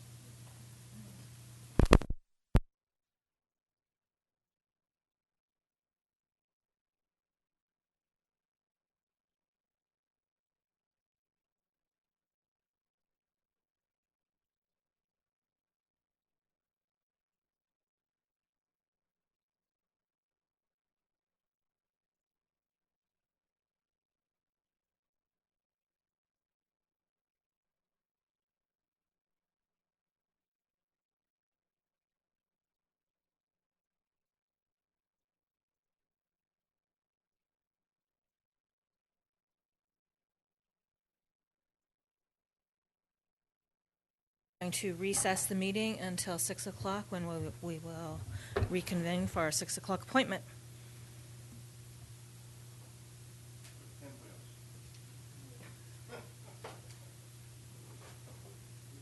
Larry gave me his. I thought I put it in the front yard.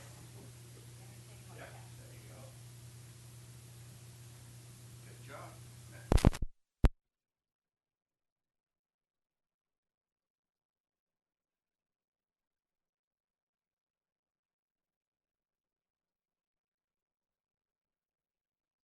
We are going to reconvene our meeting for April 4th.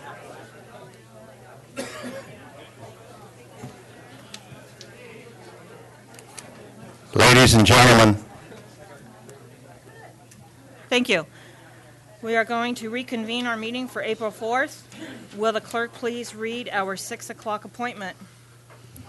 This is a public hearing to consider the appeal of the Tuolumne County Planning Commission's decision regarding the Columbia Union LLC mitigated negative declaration and site development permit. Thank you. Will the Deputy County Counsel please provide an overview of the process for the public? Ms. Dribdahl. Thank you. On March 7th, your board adopted procedures for the conduct of this public hearing. First, CRA staff will give their presentation on the project and answer any board questions. Then the project applicant will have 15 minutes to present the project. Then the project appellant will have 15 minutes to present the appeal of the project. After that time, I will give, because that will be a little bit of time from now, I will provide an overview of the public hearing process before we actually open the public hearing. Thank you. Mr. Gonzalez. Madam Chair, members of the board, happy to be before you tonight to make a presentation about this project. Tonight, myself and Adam will be making the presentation to you, and at any time you can ask us any questions in there. I'll be going over the first few slides. As you can see, the PowerPoint's presented for both your use and the public, and hopefully we cover all the bases that you need. I'll begin now. Columbia Union has applied on behalf of the property owners Golden State Holdings for a site development permit to construct approximately 16,000 square feet, a commercial center referred to as Stone Mill, and it happens to be in the community of Columbia. That's perfect. Thank you for the lights. The project was reviewed by the Airport Land Use Commission, was found to be compatible with the Airport Land Use Compatibility Plan. The proposed project was heard by the Tuolumne County Planning Commission on January 4th, 2017, in which the project was approved. On January 13th, Barbara Farkas from Tuolumne County Citizens for Responsible Growth, Inc., submitted a written letter of appeal to the Planning Commission regarding their decision to the board. The letter submitted by the appellant states 4 reasons for concern: traffic, piecemealing regarding CEQA, possible growth inducement, and fire flow issues. The letter of appeal also requests the completion of an environmental impact report, or an EIR. Your board is reviewing the project de novo, and therefore are reviewing the project on its face. In other words, you're seeing this project for the first time in its entirety. Thank you. One of the goals of the department that I've just recently taken over is to ensure that my staff and myself review projects with the vision, mission, and values of this county and this board. The vision is for Tuolumne County to be a place where all citizens enjoy the opportunities to thrive in a safe and healthy and a productive community. The mission is we provide excellent service that promotes healthy and safe community, promotes economic prosperity, and enhances the quality of life. The values of integrity and creativity are also hold true in my department, as well as the other staff members. Project description. For the public and your review, the purpose of the project is to construct 16,000 square foot commercial center, which is a principally permitted use by the county ordinance code, which requires that a site development permit for commercial projects. No tenants has been specifically identified at this time, so it could be retail, offices, medical, or other businesses are permitted uses within the commercial zoning. The project site is located north of the intersection of Parrott's Ferry Road and Highway 49 in the community of Columbia. The property was designated general commercial by the general plan and is in the Columbia Community Plan area. The site has been the site of several projects proposed in the past that have never materialized, and that'll be covered later in Adam's presentation. This project is the only project that has been submitted to the county at this time for review and entitlement. Again, Adam will cover that in more detail at a later time. This slide is to understand the purpose of a site development permit. The purpose of a site development permit is to ensure that certain types of proposed developments will serve to achieve the design which is desirable. Therefore, the board must review the site development permit SDP 16003 for conformance to the latest accepted planning and engineering standards covering the following areas. I'll go over them briefly. The site layout, the structural design, the landscaping, water and sewer services and the other utilities that support the project, surface drainage and erosion control, fire protection, as I mentioned previously, is a concern, access, and traffic circulation and parking. Those are the items under a site development permit or a site review that you'll be considering tonight. At this point, I'll turn it over to Adam, and he'll be going through the rest of the slides. Just one second before you go on. Yes, sir. Go back to the site map, please. Which slide, sir? The site map. Go back, please. Okay. Yes, sir. In your comment, you said there are no other development in the area under planning at this time. Is that right? There are no projects submitted to our department at this time for review. That is Okay, correct. I just want to be absolutely clear on that. Okay. That's Thank you. correct.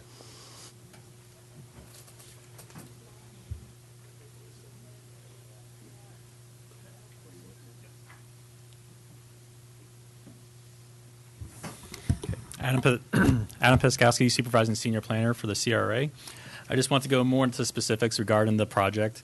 So this is a site plan, site development permit. The project site is outlined in the middle here. To orient everyone, you have State Highway 49 running here, Sonora's down this way, Parrots Ferry Road running up to Columbia up to the north, and you have Union Hill Road located over here. There are two other projects within the vicinity of this project site that is not related to the Stone Mill Center, and they are currently being processed by Tuolumne County. The two projects are separate and distinct from the Stone Mill Center and are not part of the whole of the action for the Stone Mill Center, which is the Site Development Permit SDP 16-003. That's before you tonight. Consequently, an environmental review under CEQA is being conducted for each of these projects. One of the projects is located at the Union Hill Inn, and that was an application that was received by Donald and Barbara Stutzman for a conditional use permit and is for outdoor retail services and entertainment consisting of wedding venues and community events. As I mentioned, the project is under a separate environmental review process under CEQA. The other project is the county's HSIP project, which is the Federal Highway Safety Improvement Program. I'll back up one slide just very briefly just to orient everyone. The HSIP project extends from Sawmill Flat Road, which is just off this map, down to Highway 49. And on this map, it's reoriented. North is this way, so you have Columbia facing this way, Sonora over here. The project site that you're reviewing tonight is located right over here. So Tuolumne County has received funding from the Federal Highway Safety Improvement Program, the HSIP project, to reconstruct the intersection of Parrots Ferry Road and Highway 49. The project includes improvements to Parrots Ferry Road between 49 and Sawmill Flat Road. And the Parrot Ferry Road 49 project is not part of the application submitted for the Stone Mill Center and is a separate project being undertaken by the County of Tuolumne.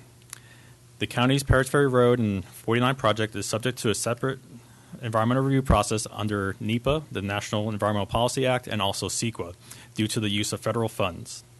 The county submitted this application for the safety project back in July of 2013. The image that's projected here is just a draft plan and is subject to change. One item that's already subject to change that's not included in these plans is a pavement marker that would label the intersection of Parrots Ferry Road and Union Hill Road as Keep Clear. So that will be located right here in the middle, and that's to help traffic for current issues that are out there now. So the traffic safety issues that the public has raised regarding this in the Columbia area are addressed by this HSIP project, which is needed underneath current situations as not part of any other project. The Stone Mill Center was designed and anticipated to be constructed after the completion of this HSIP project, and therefore, in order to make it clear, staff is requesting that your board add a condition 40A to read that a certificate of occupancy shall not be issued until the Federal Highway Safety Improvement Program to reconstruct the intersection of Parrots Ferry Road and State Route 49 is substantially complete as determined by the CRA director.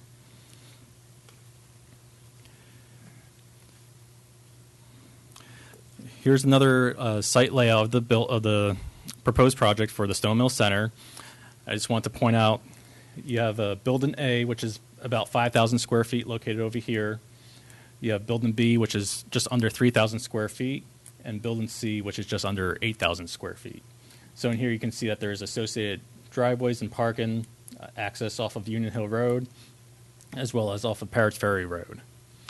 There's also interior sidewalks, as well as sidewalks located over here, and the project's actually also conditioned to provide some type of pathway along Parrots Ferry Road as well. These decorative walls are approximately 4 feet tall, and they'll be decorated with limestone or native rock.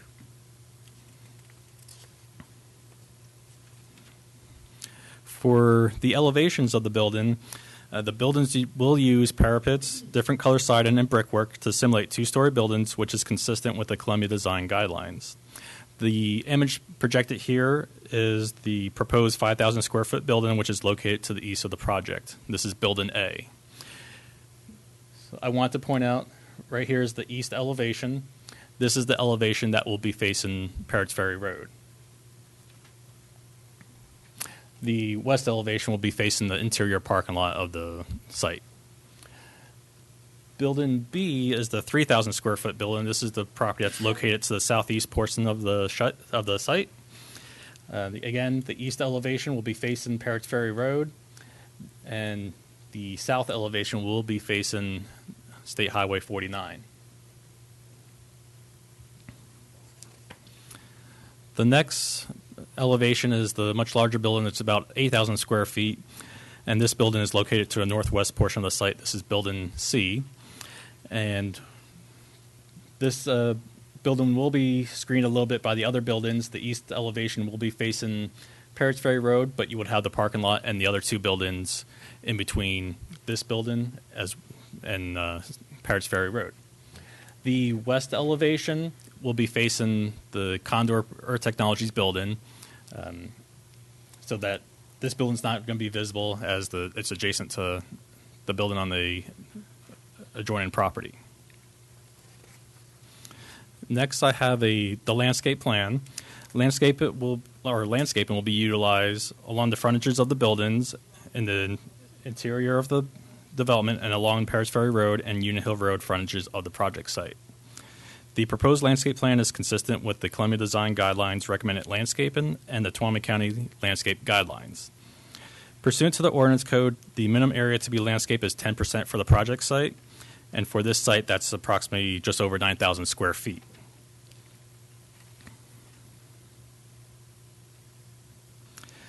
This project was subject to the California Environmental Quality Act, and a mitigated negative declaration was prepared for the project.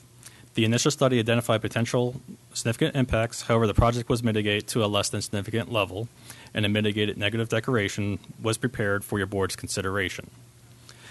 The mitigation measures identified in the initial study have been incorporated into the conditions for Site Development Permit SDP 16-003 for the Stone Mill Center, and the topics that were addressed in the initial study that were found to be less than significant with mitigation incorporated included these 6 items: the hydrology and water quality, greenhouse gas emissions, land use and planning, traffic and circulation, noise, and cultural resources. So the mitigations identified in the initial study within those sections were made part of the conditions for the project. On January 13th, as David mentioned, the Tuolumne County Citizens for Responsible Growth submitted a written appeal of the Plan Commission's decision to approve Site Development Permit SDP 16-003 to your board. The letter submitted by the appellant states the following reasons for the appeal that are listed here: the EIR traffic, piecemeal planning, growth inducement, and also the last one was fire flow regarding agency responses. And to touch on each of those subjects, the letter from the appellant stated that an EIR is requested to be completed for the proposed project. And if an initial study identifies significant or potentially significant impacts, then an EIR or environmental impact report must be prepared.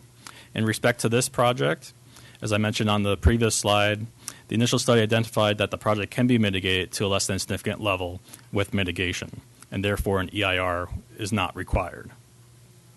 Regarding traffic, the appellant stated that both the project and the proposed Parrots Ferry Road realignment with its added signals or stops must be considered as one project to be covered by one EIR. As I mentioned earlier, there are 2 other projects in close proximity to the proposed Stone Mill Center that are currently being processed by Tuolumne County. And as I mentioned, those 2 projects are being reviewed separately and are distinct from the Stone Mill Center and are not part of the whole of the action for the Stone Mill Center. And as I mentioned previously, secret review is being conducted separately for each of those projects. Regarding piecemealing, the project continues to be one part, or what the appellant stated is that the project continues to be one part of a larger project without consideration for the environmental impacts to the community. Although applications and pre-applications have been submitted to the Tuolumne County Plan Division underneath the CRA, the project site and parcels near the project site, as you're aware, there's other projects that have been submitted in the past. The current application for the site development permit for the Stone Mill Center is the only application that is being processed. As such, the requested issuance of the site development permit is the whole of the action for SDP 16003 for the Stone Mill Center. And because there are no other applications being processed for the applicant or for the project site, there has been no piecemealing of the proposed project. If your board chooses, I do have a definition for piecemealing that I can read.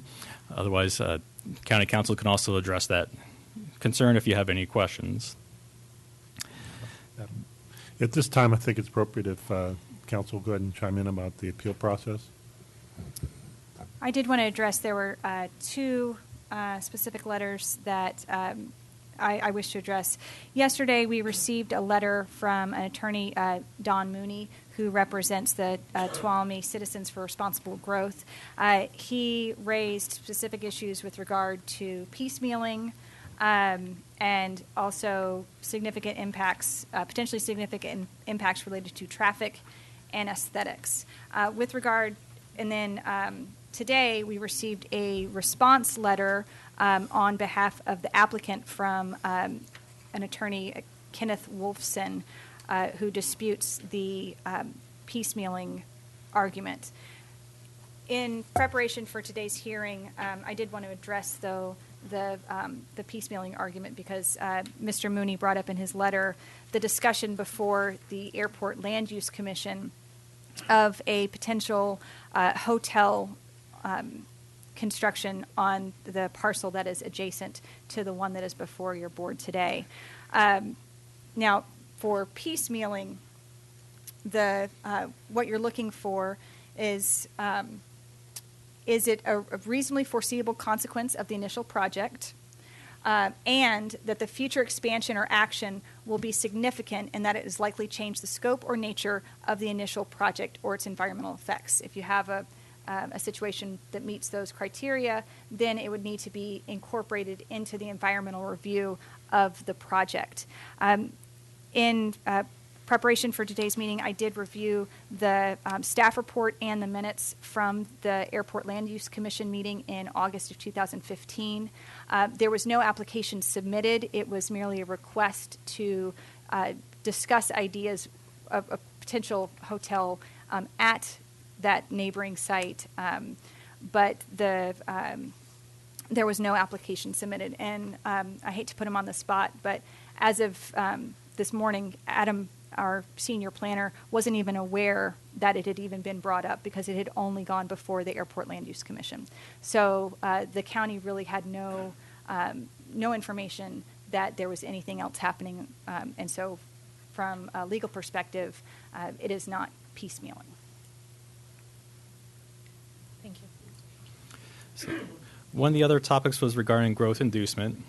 The appellant stated that the proposed project is rural, not urban or infill, and that the project would cause growth inducement in regards to nightlight, air quality, noise, traffic safety, and congestion, watershed impairment, severe impacts to the and also severe impacts to the corridor entering the Columbia State Park. The Tuolumne County General Plan defines an urban area in Tuolumne County as those areas that are characterized by residential densities exceeding 1 dwelling unit per 2 acres, as well as commercial development. And as a reminder, this project site is designated general commercial by the General Plan land use diagrams. Therefore, based on the county's general plan, it is designated urban. In addition, the Tuolumne County General Plan defines infill development as development of vacant land within areas that are already largely developed. Within the Columbia area, we have a Columbia community plan, which outlines that the area of Columbia and where it's designated to be developed. Issues relating to light and air quality, greenhouse gas, noise, traffic, and also hydrology were addressed in the mitigated negative declaration prepared for Site Development Permit SDP 16-003. Regarding the agency responses regarding fire flow, the appellant stated in their letter that the adequate fire flow for water needed for this development may not be met. Want to note that the project has been reviewed and conditioned by the Tuolumne County Fire Prevention Division for consistency with state law, as well as the county's general plan and ordinance code. And also, in addition, TUD has stated that they have the capacity to provide water to serve the proposed project. So, obviously, your choices tonight for your board is that you may either approve the project as presented, approve the project with modifications, or deny the site development permit for the Stone Mill Center. I have provided you findings for approval or denial before your board. I have placed them on those on the yellow sheet to make it easily identified. And with that, I'll open it up to any questions that the board may have. Any board questions at this time? All right. With that, then we will begin the presentation. Supervisor Hanfield? Reading all of this, there's no zone change because this is already zoned and this is a permitted use. Am I correct? Yes, that's correct. It's a permitted use, but underneath our ordinance code, it requires a site development permit. Okay, but it's already zoned. No Correct. zone change. Okay. No got zone it. change. I just want to be sure that. I do have a question. Do you know, Adam, how long it has been zoned commercial? It was zoned that way since the 1980 general plan. Okay, thank you. All right. We'll now have a presentation from the project proponents, Columbia Union, LLC.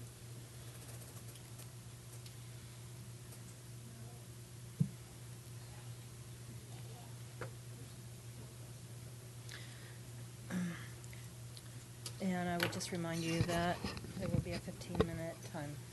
I'm sorry, what? A 15-minute time. Okay. Thank you. That presentation covered a lot of it. I'm going to try not to be redundant in going through it, so that covered a lot of the points. And as noted, this hearing is for a site plan and building elevations in the Stone Mill Center. This is a small infill neighborhood commercial center, and it's undergone a thorough site plan review by CRA. The initial study document is 68 pages, and the Planning Commission agenda package was 63, and I think your board packet is of similar size with that. The proposed plan and mitigated negative declaration has been recommended for the site plan approval by the Community Resource Agency and unanimous approval from the Planning Commission. This infill project, located on 2.1 acres at the intersection of Parrots Ferry Road and Union Hill Road, is 3 small buildings providing for multiple tenants in each building. A key tenant is Adventist Health Prompt Care and Primary Care Facility, but as it was pointed out, there aren't any other tenants that we're anticipating at this time. A lot of times with tenants, it's the chicken and the egg scenario. They want to know that there's an improved project and the project's moving forward before you can get any commitments from them. When you talk to Larry Cope and other people in the community, they said there's a lot of interest in this area and having additional commercial property to move into, but until it's planned and developed, that's kind of hard to move forward with. This plan and mitigated negative declaration was recommended for approval by the Planning Commission because the project will not result in any significant adverse impacts to the environment. This infill property is a 4th priority habitat. The plan is consistent with the general plan, zoning, community plan, and a number of goals and policies encouraging and promoting commercial development located on this commercial site near the Peach Y are incorporated in all of those documents. It's also in accordance with the ordinance code. This will not overburden existing municipal facilities. The size and terrain of the project are suitable for the proposed use, and the project has been approved by the Airport Land Use Commission because it's a compatible use under the Tuolumne County Airport Land Use Compatibility Plan policies for uses, density, and other considerations as adopted in January 2003. It also has an approved tentative map on this property identifying 3 parcels for the 3 buildings, so that's in addition to what was noted before. The site plan and elevation show that the neighborhood center has been responsibly designed in a manner that is consistent with the Columbia Design Guidelines and compatible with Columbia's historical architectural heritage. The CRA Agenda Report lists many goals, policies, and implementation procedures that verify this statement. The site features with the buildings being set back from Parrots Ferry Road, internalizing the parking, are very carefully done so that they protect that corridor. The elevations are designed to address views from all 4 sides. As Adam Ron, I'm sorry, I apologize for interrupting you, but I believe a number of the audience members are having trouble hearing. Oh, okay. I'll try and lean forward a little bit. Thank you. It also provides internal pedestrian walkways and walkways along the access road. The landscaping has been designed by local landscape architect KLA and to incorporate native and low water use landscaping.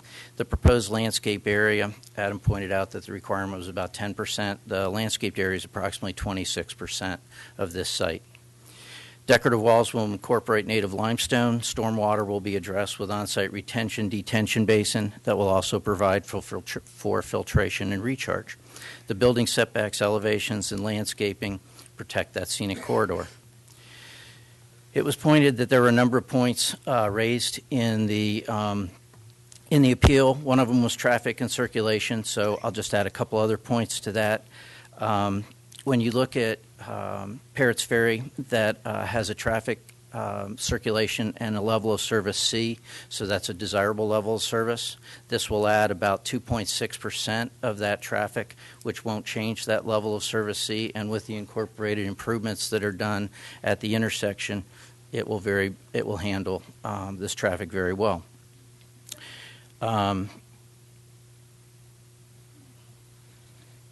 Also, as Adam pointed out, the improvements are anticipated to be finished in the spring of 2018, which will also coincide with the first Phase 1 building of this site at the same time. This site is also providing right-of-way for Parrots Ferry Road and paying the traffic mitigation fee, so we're handling it from that standpoint. Piecemealing's been well covered, so I'm not going to touch on that. Fire flow, I just wanted to point out that the original commercial development proposed many years ago for this site actually built the 425,000-gallon water storage tank, which will serve this project. So that commercial development was responsible for doing that, and this project is a portion of that proposed plan a long time ago and has paid their prorated share of that tank when they purchased the land. There's also been noted some perceived impacts on the state park. This project's been carefully designed to be consistent with the Columbia Community Plan design guidelines, has been pointed out, and this area will be an economic asset, providing needed goods and services for residents of Sonora, Columbia, and visitors to our county. The park is a great asset, and the park also has many unique uses that will not be duplicated in this center.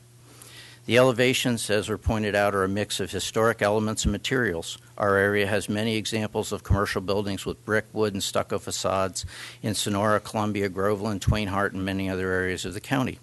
Most have parapets around the building, as the Stone Mill Center is proposing, because it's needed to screen the mechanical equipment that will be on the roof. The city of Sonora right now is actively looking to add more restaurants and commercial, and Murphy's is an example where the synergy of a number of wineries, restaurants, and businesses, as well as Sonora, actually create that synergy, and they cater to each other and increase the economic vitality of the area. EIR has been very well covered, so I'm not going to touch that again, but again, this is for a site plan approval. So in conclusion, Columbia and our county need economic development. Tuolumne County continues to lose population, is growing older, and has a declining school enrollment. Columbia has tended to follow this trend. Let's enable responsible planning and development that's needed for our future. We request that your board follow the recommendation of the Planning Commission and approve this site plan approval. If there's any questions, I'll be glad to answer them at this time or later. Any questions? Thank you. Thank you. All right. At this time, we will hear from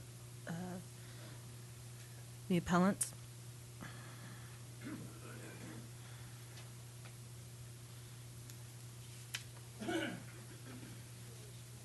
Good evening.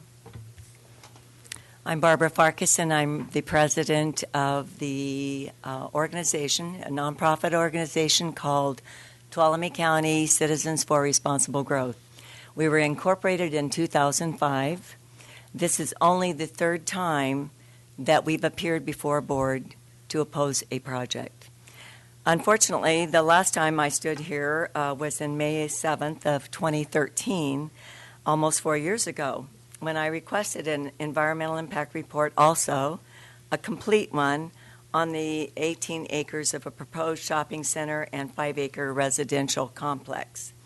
Our legal counsel submitted to the board a letter of advisement that under the California Environmental Quality Act, signed into law by Governor Ronald Reagan, that piecemeal planning must undergo complete analysis. As I heard mentioned earlier, there have been some movements to incorporate a hotel project on that site, and there's a possibility still that the apartments might come back. The CEQA law is also an advisement to enhance public participation in the environmental review process through scoping meetings, public notices, public review, hearings, and the judicial process. Unfortunately, residents of the Columbia region have had to request our representation in an appeal of a decision made by the Planning Commission in January 2017. The Planning Commission's approval of the site development permit under a negative declaration was an affront to the large group of opponents who spoke against granting the 2-acre commercial project a site development permit. Much has been said about the positive aspect of having a medical clinic and health services for Columbia residents.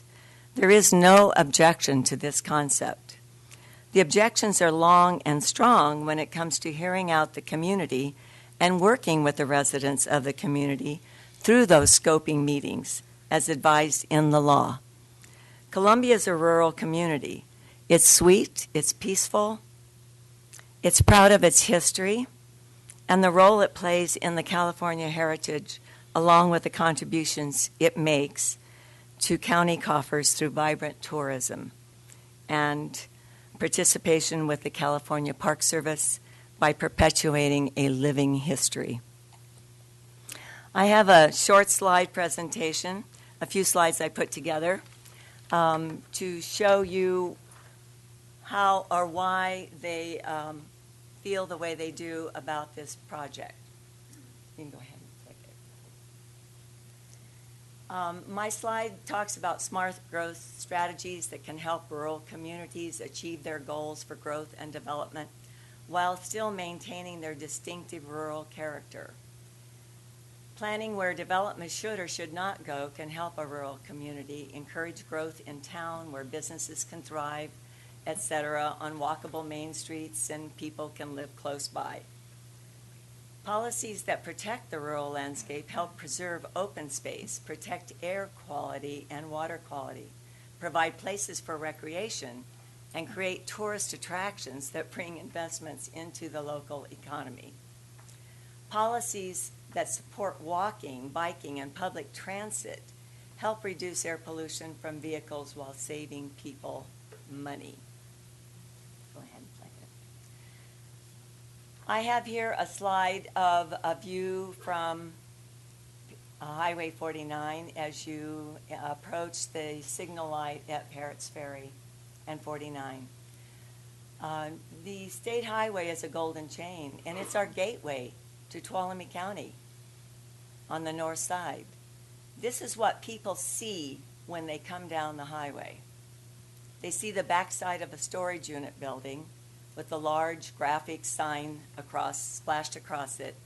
They also see the absence of greenery, of trees, of natural boulders, and the natural landscape that was there at one time before someone came along and decided to denude it and strip it of all those elements.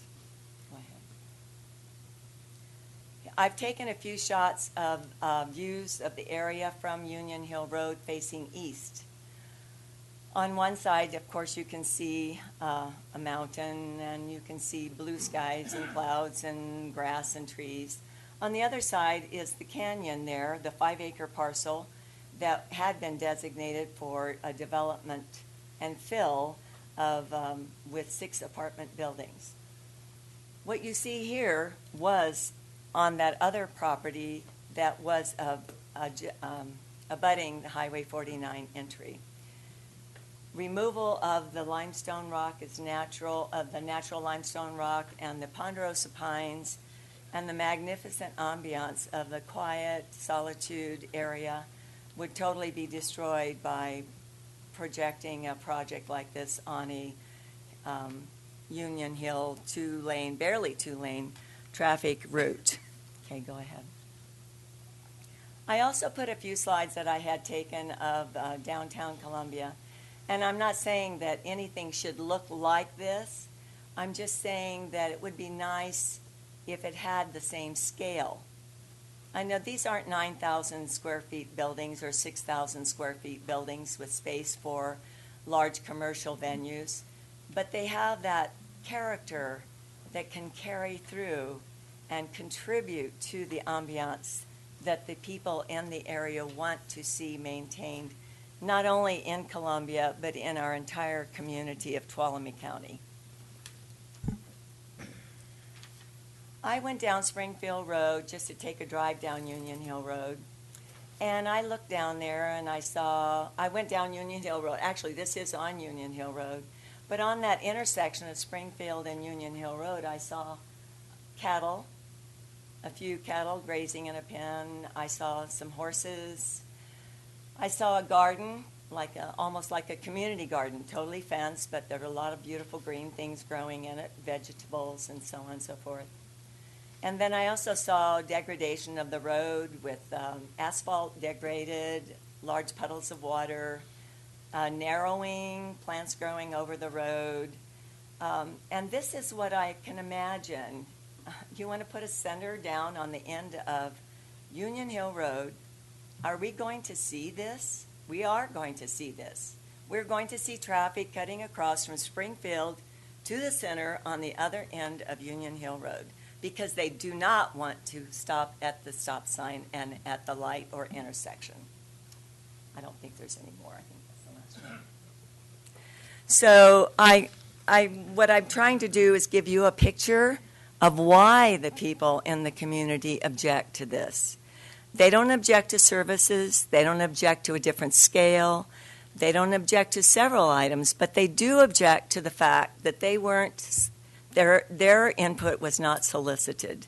They've had their planning commission taken away. They have not had any opportunity for input into CAN designs. Those designs that you saw earlier came from Arizona. They were so unrelated to what we are here and to what our community is. It's important that you understand also that those buildings face 49, the back sides face 49. They also face Parrots Ferry Road.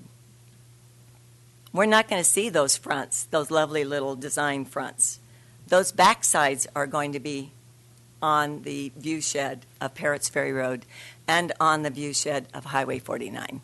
So keep that in mind, and I hope that I've given you a little bit of information and a little bit of help in assessing whether or not this is appropriate. It needs more study, or it might need more community input. And I encourage you to consider that as an option, and that's what an environmental impact report would do. It would give options whereby the developers of the property would be able to work with the community and get some assistance in providing them with what they want. Development isn't always better. Growing big isn't always better, but it's the quality of life that the people want. It would create an opportunity for community planning and not developer-based planning that only has profit as a goal. And a larger small commercial venture on the site or any other site along with Parrots Ferry must be reviewed by CEQA standards, which includes community input. Thank you.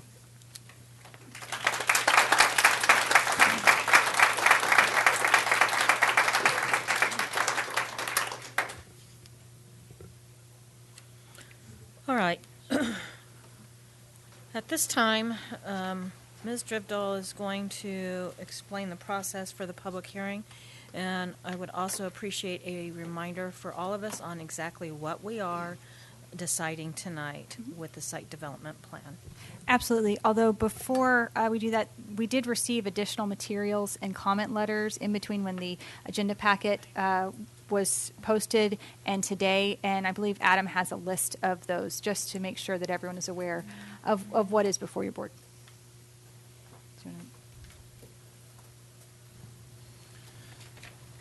So most of the materials that was submitted between the Plan Commission meeting of January 4th and for submittal to your board was included in the board packet. As Carlin mentioned, there were a couple letters that were received shortly after, as well as a letter that was submitted today.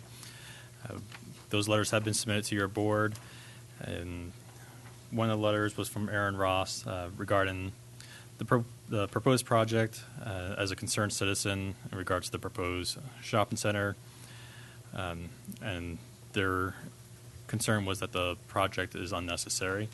We also, as Carlin mentioned previously, we received a couple letters from two different law firms that were covered, and then we also received a letter from Ron Koff that has been provided to your board regarding to the response to a letter that was submitted by Miss Ivy. If you would like more information, I can provide that, but it's been submitted to your board. And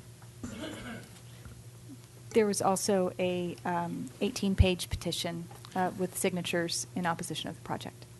Which I believe the board has all of those at hand. Yes. Correct. Okay. Excuse me.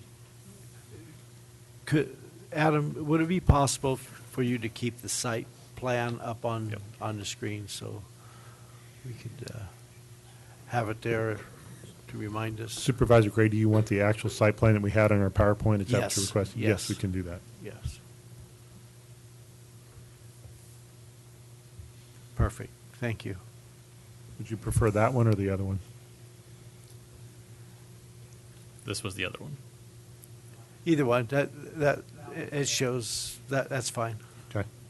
It just I just want to make sure everybody understands and sees the proximity of the buildings to the parking lot, to the frontage of the road, how it's laid out there.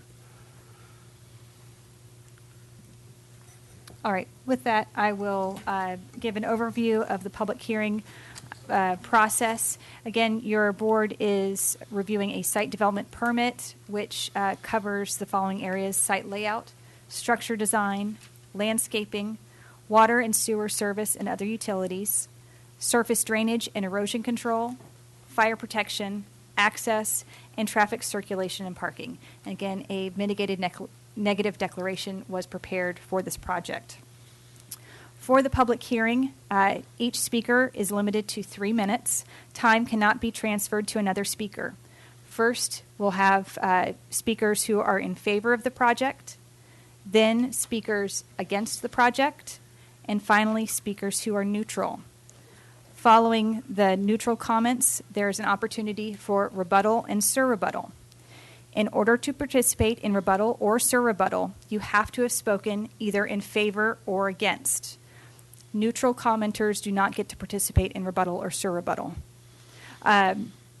Rebuttal comments can only address issues raised by the project opponents during the public hearing, and surrebuttal comments can only address issues raised during the rebuttal. If there is no rebuttal, there will be no surrebuttal. With that, Madam Chair, if you'd like to open the public hearing. Thank you.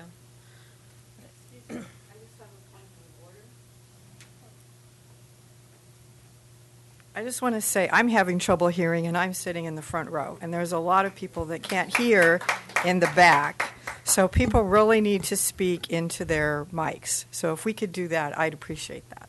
And All I right. tried to get people to come up front, but they want to sit in the back. Thank you for that reminder. All right. With that, we are going to open the public hearing. And I would like anyone that wishes to speak in favor of the project to come forward.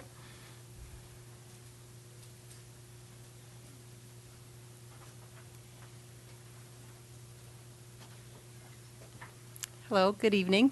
Thanks for letting the public speak.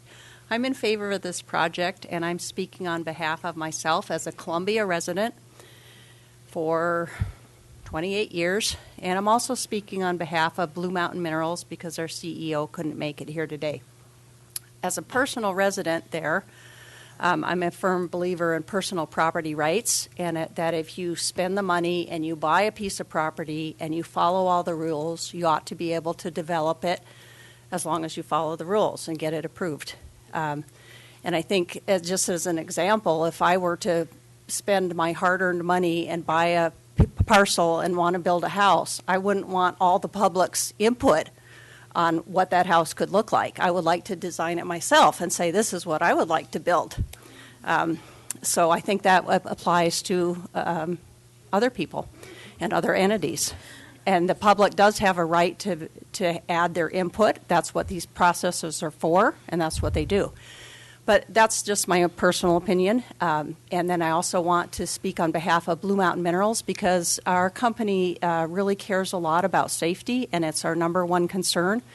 And we support the idea of having a prompt care closer to our location, as I guess there's a signed agreement about that. So we're in favor of it, and thank you. Thank you. I am going to ask that the audience be respectful. We may not agree with the opinions being raised, but it is in all of our interest if we can hear the speakers, and that would be both for project proponents and those that are against. Good evening, Madam Chair and members of the board and county staff. My name is Beetle Barber, and I'm a resident of Columbia, have been for almost 40 years, and I appreciate the opportunity to speak in favor of this project. For almost 16 years, I was an advocate for housing for homeless people, and I've been in rooms where there was a lot of NIMBY, not in my backyard, and there's a lot of passion behind that. People don't want those people living near them, and I understand that. I can honestly say I've never been in a room where the NIMBY target was a prompt care. I, myself, am very much looking forward to there being a prompt care at that Stone Mill Center. And I look around, I have lots of friends in this room, and we're kind of the same age. And I'm assuming that if there's a prompt care there, that they will use it too. There is a lot of passion around this. It's a very intense issue in Columbia. It's as important to some people as the damming of the Stanislaus River was, or, when Mountain Springs was proposed, or the Dollar General store. But it's not any of those things. It's a commercial center, a modest commercial center development in an intersection that is very busy. Again, I am in favor of this project. I have just a couple more things I want to say. I admire the developer for hanging in there. After all this time, he has been subjected to a lot of very, very unhappy accusations, misleading statements, Facebook pages, and I find it very admirable that he would hang in there after all this time. And the last thing I wanted to say is, and I've said this before, and I've said it in letters to the editor, if we chase away good developers who want to do good projects, then we're going to be stuck with what comes next. And you know what it's going to be? It's going to be a soulless corporation, Hobby Lobby or some big box, and they're going to be able to afford the $250,000 to do an EIR, and they're going to build something there that nobody is going to be happy with. Thank you.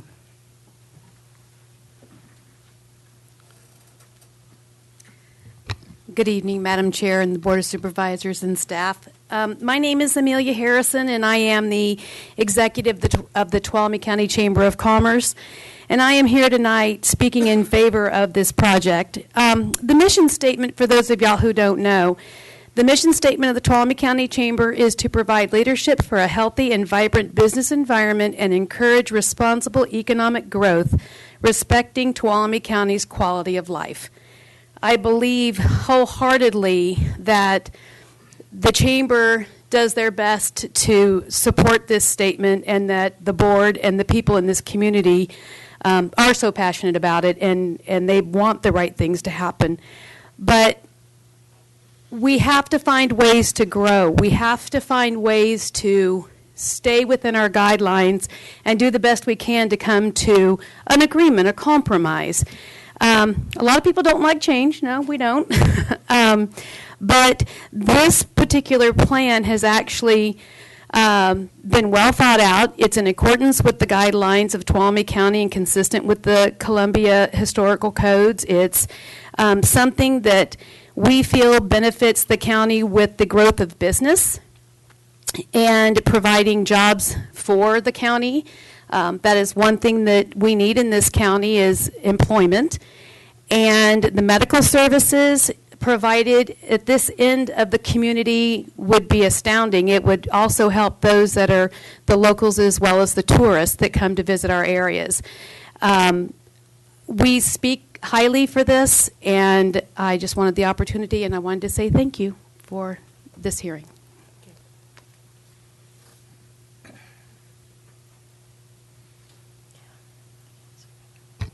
Thank you for the opportunity. My name is Gary Newbert. I'm a resident of Columbia and a business owner.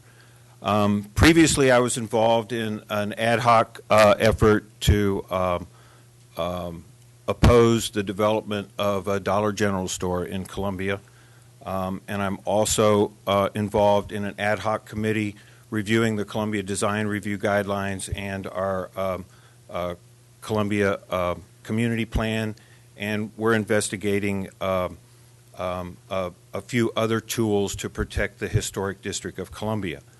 I'm speaking as an individual, not as a representative of either of those committees. I support this project because I feel that this location is the appropriate location for a project of this nature. As we're reviewing the Columbia Community Plan and the potential of a historic corridor, I feel that we're going to be able to create enough tools to provide for the preservation of the history in Columbia, particularly the Parrots Ferry corridor leading into the park. The intersection at Highway 49 is going to be completely reconstructed. It's going to look more like a highway intersection, and I feel that this particular area of Columbia, which is almost equal distance between Sonora and downtown Columbia, is the appropriate place for this type of development.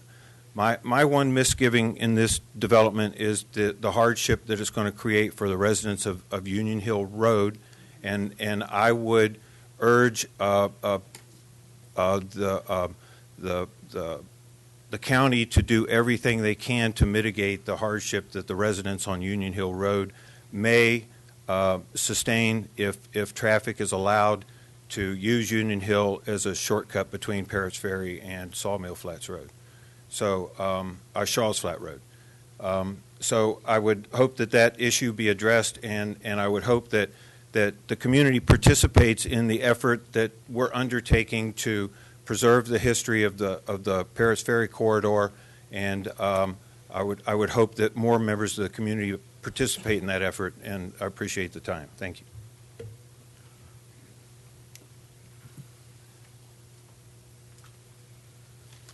Good evening, and thank you for letting me speak here. My name's Adam Wilson. I'm a longtime Tuolumne County resident and parent of 3 growing kids in this community. My hope is that they have the opportunity to have good jobs and can stay here locally and raise their families here too. I know our community needs additional commercial space and opportunities for good jobs, and this area is zoned for commercial use, and it needs the additional resources and opportunities. My friends and clients that go to Columbia College and live in that area said they need it, and they have to drive to Sonora for most of their services, and this project would reduce the amount of traffic, streamlining over and going down Washington Street to get to those same kind of opportunities. I'm for personal property rights and of ownership. This property's been zoned commercial for years, and it's been a well-vetted property by your board and the planning department, and I'm in support of this project. Thank you.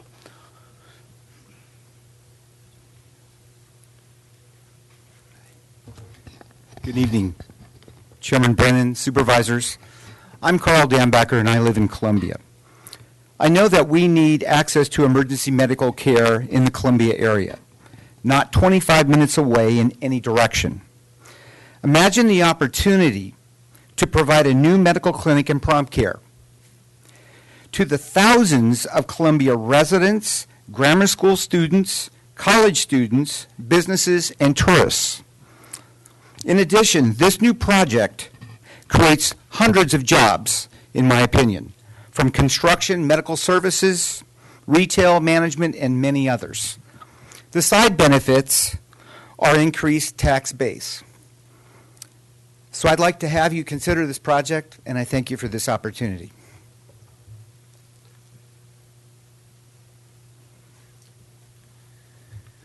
Thank you for the opportunity. My name is Fred Emery. I'm a resident of Columbia since 1994. I pretty much agree with all the comments I've made so far as being in support of this project. I think having a little more access to health care on the other end of the county would be a good thing in this aging community. I am also concerned about the traffic mitigation of Union Hill, but hopefully with forethought they can keep that to a minimum. One thing I would like to, seems there's some fear about unabated growth because of this project. In '94, when my wife and I came here, we came here to open a business, and the population in Tuolumne County was about 55,000 people. I believe that's exactly the same population it is now. Thank you very much.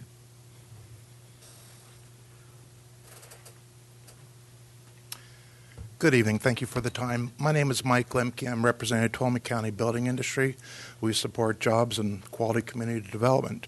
We enthusiastically support this project for all the merits stated previously and in staff reports and previous commission approvals. This project has undergone extreme vetting through the California CEQA process and has achieved a negative declaration that is mitigated with design considerations in the application. We believe that it will be a positive for the community. Everybody loves Columbia.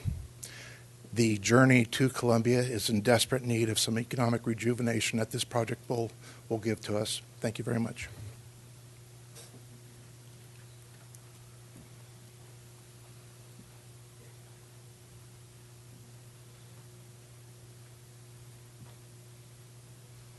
Madam Chairwoman, Supervisors, my name is Glenn Caldwell. I am President of the Tuolumne County Business Council. There's nothing else to add to this. This project has been well thought out by the developers. It's been ground over by your staff. The presentation tonight is clear what's going to be built out there. And the opposition, if you listen closely, says they feel they haven't had enough opportunity to have input on this project. Okay, they're getting that tonight. Okay, and an environmental impact is unnecessary here, and it will not add anything to the project. Okay, so the Business Council would recommend to you supervisors to listen closely to the opposition, because the opposition is an emotional argument about developing in general. It's not about all these details and piecemealing and these kind of things that kind of come up when these projects come around. Okay, it's all about they want more input and ultimately want no growth and no development at all. That piece of property has been zoned for 30 years and nobody's developed it yet. So you just can't even argue that we're sprawling. So again, there's nothing much to add here. I would expect a unanimous vote tonight in favor of the project as it's been submitted. Thank you.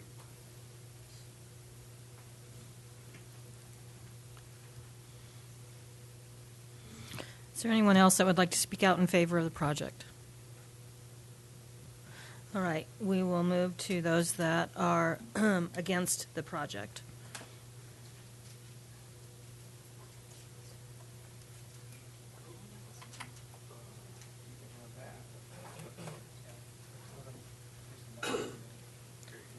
On the table here.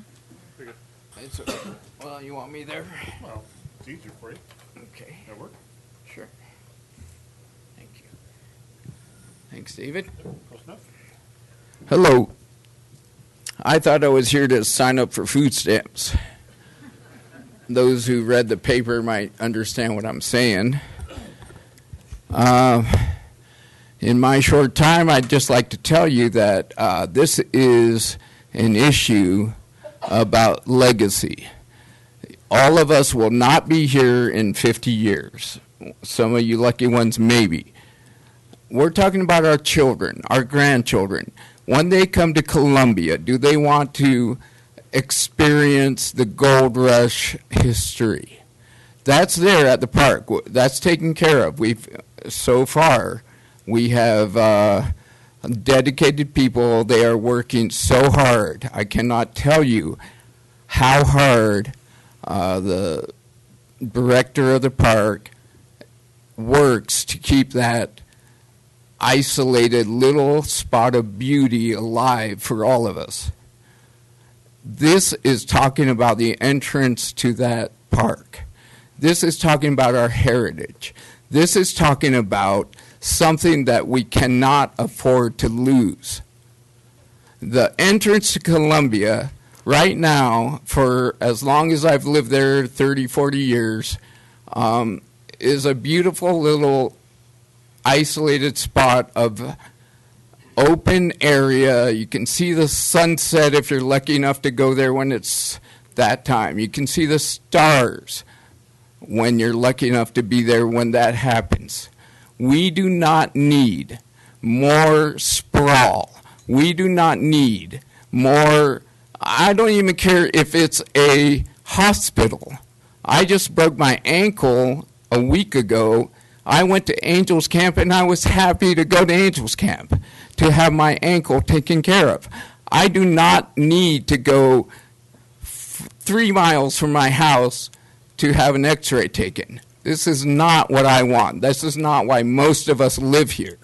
It is not to be able to feel like we're in Modesto. It's not to feel like we're in the valley.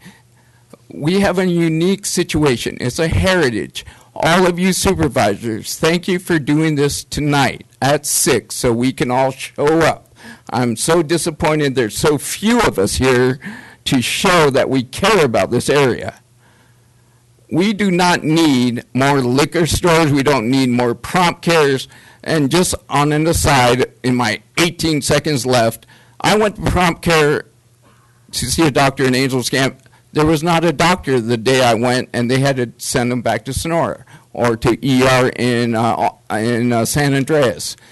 It's not the answer. We are here because we care. Please care for us. Thank you.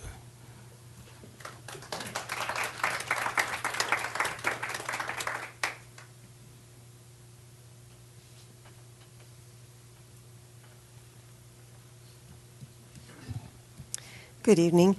Good evening. My name is Elaine Hagan. I have just a couple of concerns. A friend and I were driving here tonight, and she was contemplating the general plan and where this falls into the general plan.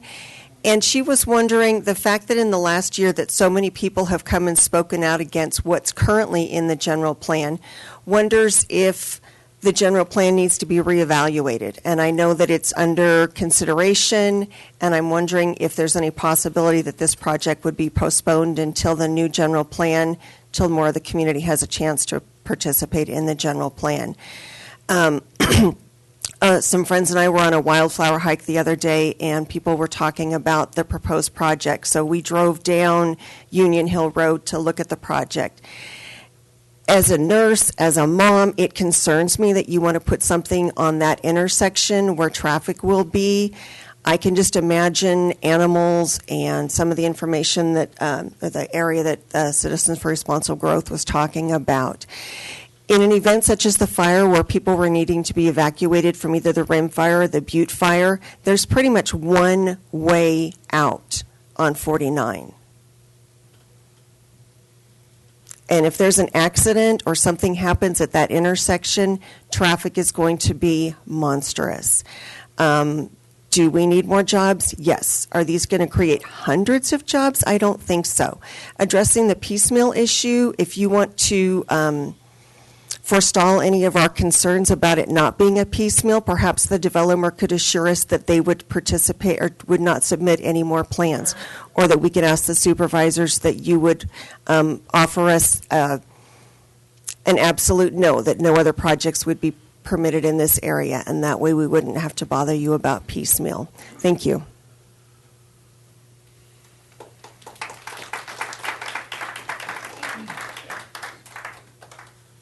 Hi, I'm Bob Reagan. I live on Union Hill Road.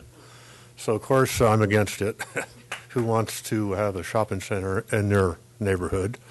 But my specific question is, Union Hill Road has never been addressed. I mean, what are they going to do if it goes in? I mean, it's only one lane. This area right here, from Parrots Ferry to the existing building, is 2 lane, and from there on, it's 1 lane. So anyone that uses that shopping center is going to want to go out that way, I'm sure, which are going to go right through our residential neighborhood where all driveways are off a 1 lane road. Well, that's never been addressed. You know, what's going to happen there? Are they going to leave it that way? It can't stay that way. You know, when that pond overflowed onto Parrots Ferry Road, Union Hill Road got torn up because people were driving onto the shoulder just to squeeze by each other. It's not a 2 lane road. All right, that's it.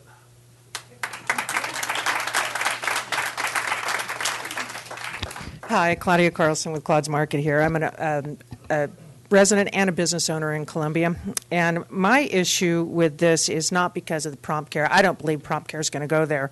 I don't think any self-respecting hospital is going to set up shop in an airport crash zone. And what I'm talking about, airport crash zone, this is a Class C crash zone, and the Airport Land Use Commission cannot tell these people how big their buildings can be, but you can. And as far as what they say, they can say how many people are allowed on the property. That would be 182 people.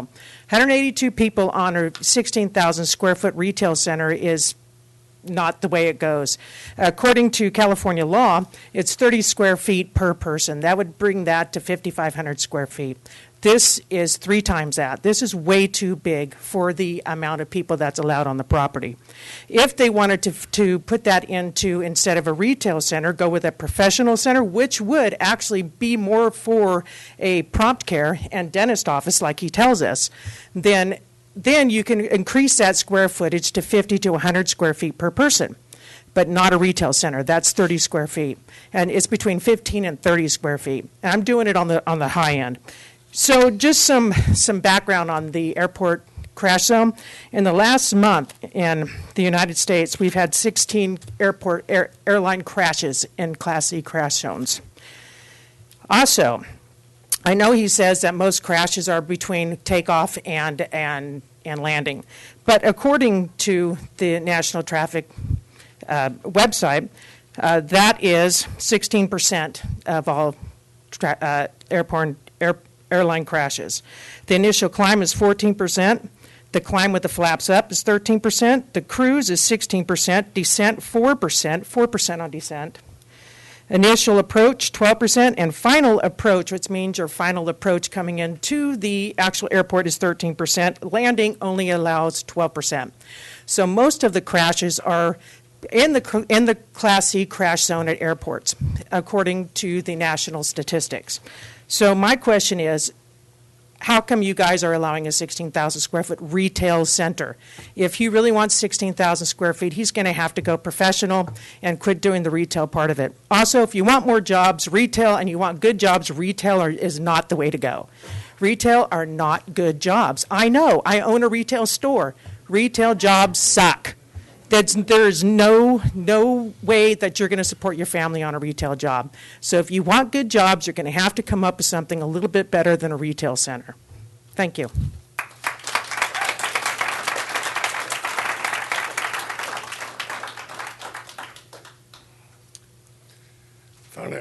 Found it interesting at the Planning Commission when they approved this project. There was a question about Union Hill. One point was brought out: there will be no access off Highway 49. There's a proposed turn lane off Parrots Ferry Road, and I read it in the negative declaration, if it's the right one, on page 54, I believe it is, that at a later date it will be implemented. And I guess that's sort of like an IOU.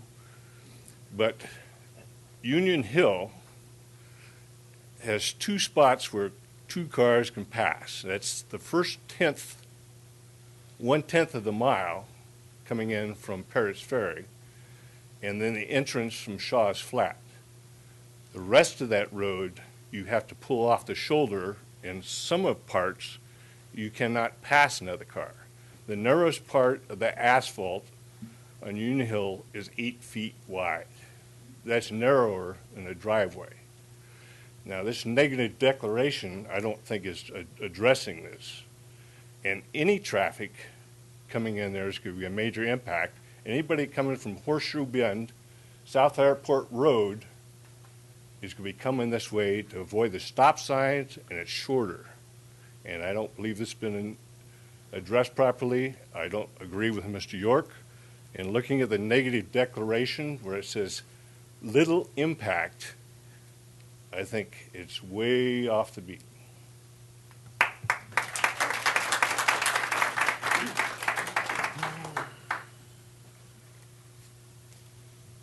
Hello, my name is Meredith Dean. I actually live in Strawberry and have a vacation home in Columbia.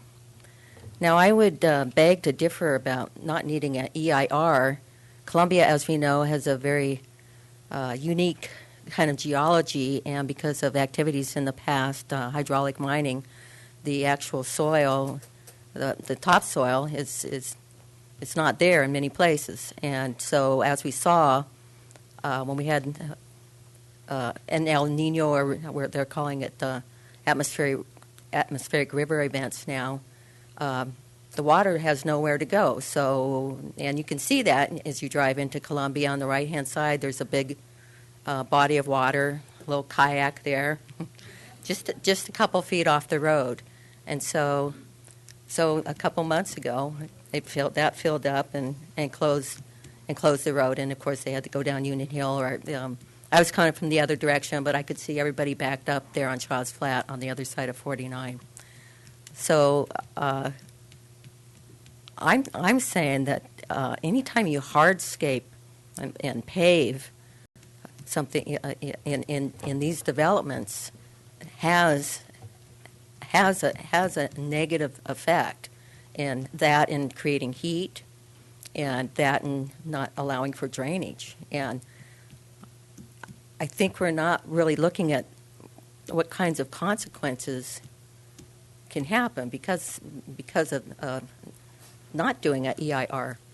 So I would say I think that the blacktop thing is really a big deal, and I think that should be mitigated in the way. I mean, if they're going to do it, what's the problem with just gravel and hitching posts? You know, it would be more in line with our Columbia identity. And speaking of Columbia identity, when you come to Columbia and you buy something, there's a good chance that it was made there. And, you know, we're proud of our artesian restaurants and all the small businesses that are in town, and we're real proud of that. And it's a different kind of economy. It's a kind where you go there to experience things and to have, you know, to have recreation experiences and to see, you know, see the past. So this project does not seem to be consistent with that at all. So anyway, like I say, I would like to see the other mitigation I would like to see. I would like to see a signed lease from Adventist Health to prove to us that prompt care is really coming in and that that's not just a front. Thank you.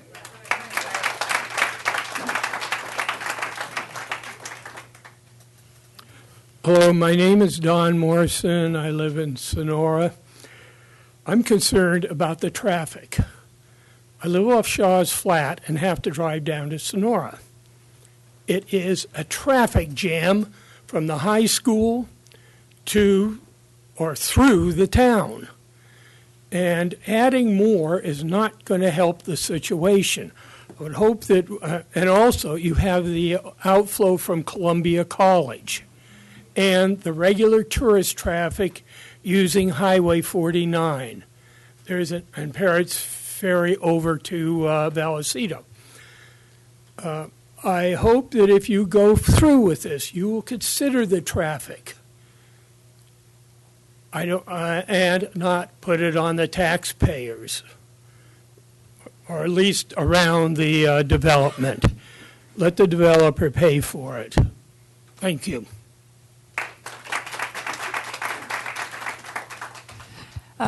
My name is Sharon Marovich. I'm representing the Tuolumne Heritage Committee. Good evening. The critical location of Stone Mill Center at the gateway to Columbia State Historic Park and within a viewshed of Highway 49, which is a state-designated heritage corridor, deserves special consideration as to siting and design, and that's why it's in a design review zone. Please send the plans back to the drawing board. The Scottsdale architect who drew them has created overscale buildings that are a glaring hodgepodge of architectural elements. They are overdone and not typical of Columbia's more subdued architectural heritage. We prefer smaller, simpler buildings with horizontal siding, gable roofs, and perhaps shutters flanking the windows, and in other words, architecture more like what's found in Columbia and environs, not Stone Mill's visually jarring collection of imitation 19th century architecture. We also seek assurance that this project is not part of a bigger proposal first proposed by the developer in a pre-application over 10 years ago and restated by him many times since then. The developer owns considerable acreage in the area, and if this is phase one of a bigger development, you, the decision makers, and the public, and that's us, need to know this so that you are not proceeding in a piecemeal fashion, which is contrary to the California Environmental Quality Act. You are required to look at the entire project, not just a piece of it. Finally, please do what you can to begin the process of Heritage Corridor designation for Parrots Ferry Road. Contrary to press accounts, heritage corridors are not designed to hamper development, but rather to preserve unique elements they may possess, as general plan states on page 9.8 and 9.9. A cultural resources conservation plan would be prepared following voter approval of the corridor designation, and new development would have to be tailored to preserve these elements. As far back as 1928, Frederick Law Olmsted Jr., son of the designer of Central Park in New York City, urged that Columbia be protected from careless and indifferent neighbors. We agree. Please uphold the appeal of Citizens for Responsible Growth. Thank you.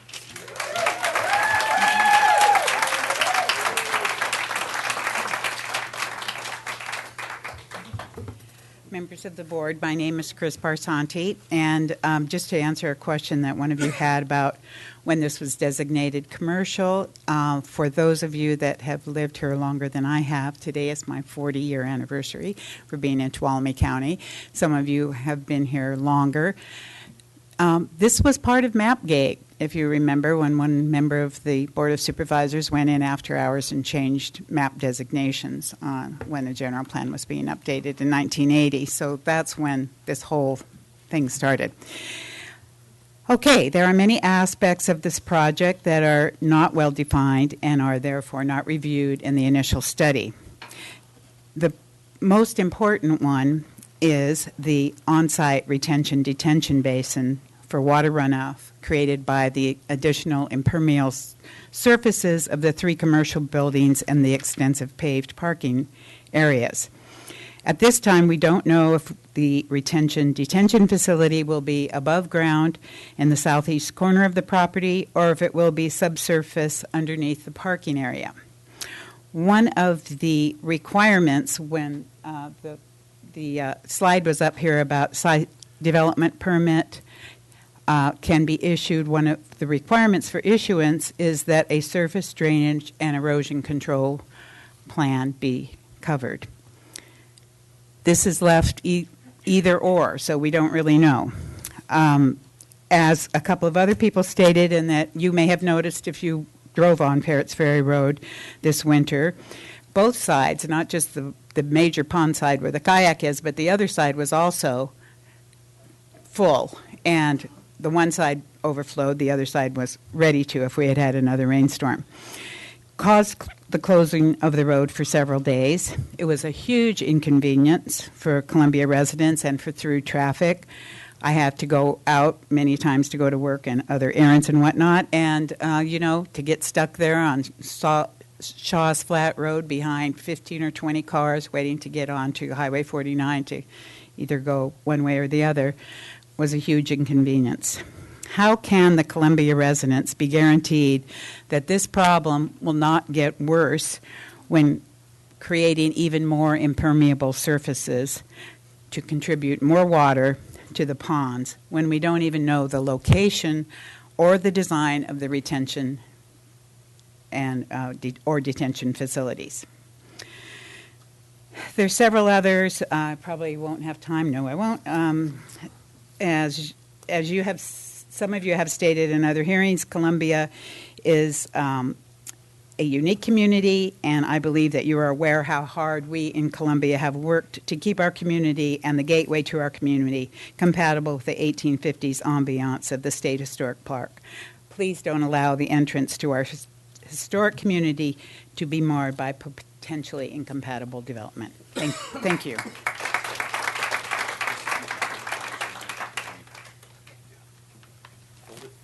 I asked Chris to be my poster board holder. My name is Hart Drobish.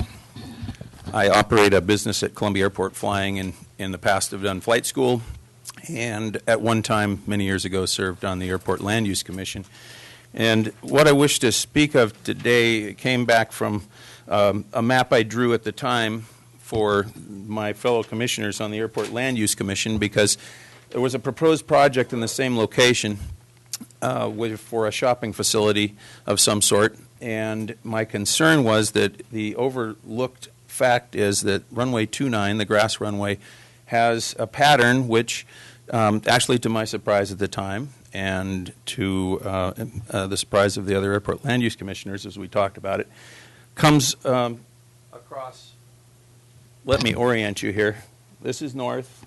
This is the main asphalt runway here, runway 1735, and the grass runway here aiming to the west, and the proposed project site down here. The green line is the rough estimation of the traffic pattern for the airport. And I know the Airport Land Use Commission has reviewed this, as in the past, at the time that this came up, the commissioners weren't paying particular attention to the circumstance. So I brought this circumstance up, and at the time we declined the project as proposed, suggested possible mitigations for crashworthiness to the buildings and density considerations for the type of use, which is a concern here since it hasn't actually been established who's going to and what kind of activities are going to occur here. So the densities and types of building relationship have a concern that I think we all ought to take a step back and take a look at and make sure this is understood. The bigger concern here is that if crashes are going to occur at airports, they generally occur in the takeoff area, departure path, which the little red X's show where there's been crashes. And that's up here off the end of runway 17 with departures. And a couple right here off the end of runway 29. Aircraft, when they quit hanging onto the air, the wing lets go of the air, it's called a stall. That occurs most frequently in an area called base to final which is a turn, which causes a heavier load on the wings and tends to raise the stall speed, and the pilot maybe suddenly encounter a situation where the plane heads towards the ground, usually not recoverable at that altitude. And that is in this area where this project's proposed. So it's just a higher risk probability, and when there's higher risk in life, we look for mitigation, or we don't do something. So I would encourage you to consider the circumstances here, and the fact that the ALEC almost missed this once, and it may be that they missed it again. And I would like you to look at what's being considered appropriately and what kind of construction methods, considering mitigation possibilities for that circumstance, occur. Thank you. Mr. Drobish. Hart. Can we get a picture of that before you leave tonight? Yes, so it's part of the record? I would be happy to do that. I'm sorry I don't have one, If but you I could would. take a picture and beam it to you, or Well, somebody if you else would meet could. with Mr. Moore after. Okay, that'd be excellent. All right, thank All right, thank you. Appreciate it. Thank you very much.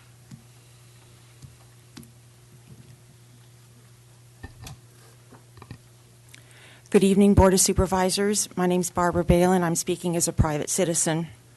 I'm here tonight to offer my comments and ask that they be included in the record. In January of this year, the Tuolumne County Planning Commissioners voted in favor of the site development permit for the Stone Mill Center located on 2.1 acres zoned commercial at the Pedro Y. I am not going to talk about historic corridors or how special Columbia is.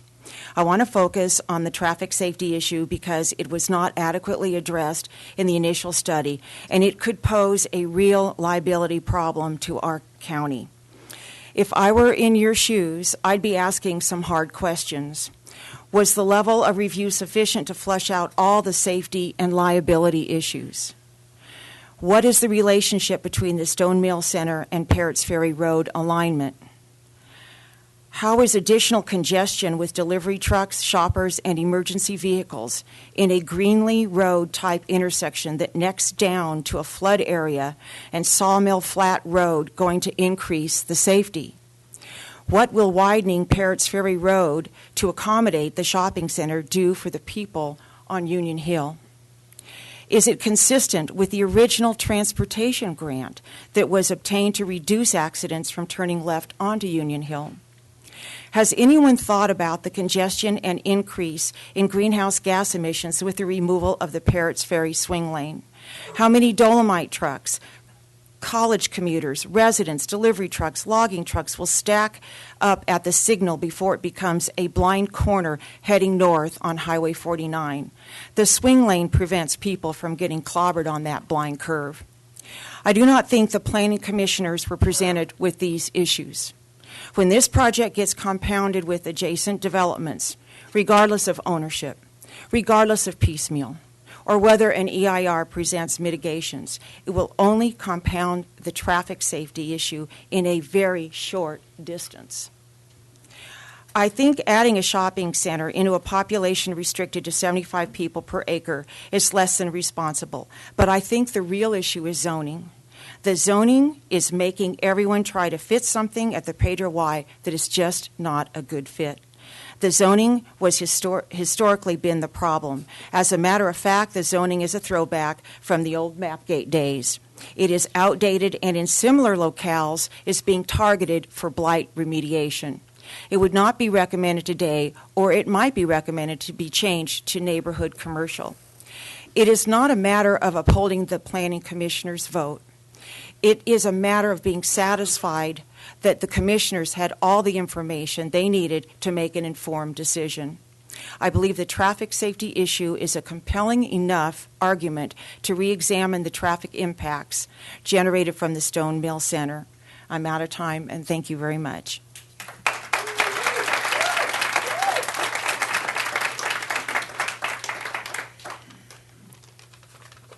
Good evening, supervisors. My name is Linda Dick Bissonette, and I'm a resident and property owner taxpayer in East Sonora. And I've lived and worked in Tuolumne County since the year 2000. I commute to work every day on the swing lane, and I appreciate how it speeds traffic along, not too fast, but it keeps it flowing, whereas having to come to a complete stop is going to slow things down. So it's already a congested area. And as someone said, with only one way out, so adding an attraction there, a retail center is going to compound an existing problem. The whole of the project includes widening Parrots Ferry Road and closing that historic swing lane. That's a drastic change to the gateway of this historic rural community that was reviewed as a separate project, but should be included in the analysis of this one, because the retail center can't happen unless there's safe access to it, and it can't happen without a left turn lane and a wider road.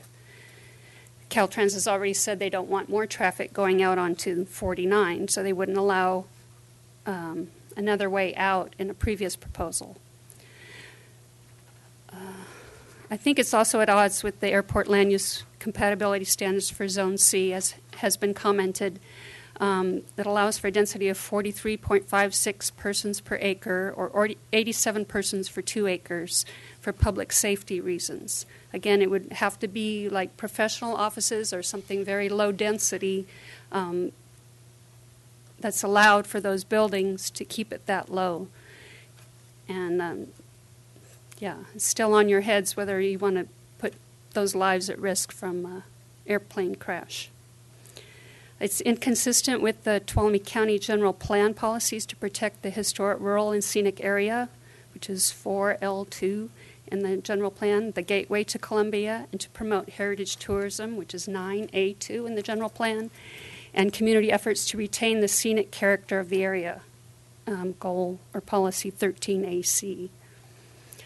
The rest, I think, is redundant or repeats what other people have said. I urge you to deny the project. Support the appeal. Thank you.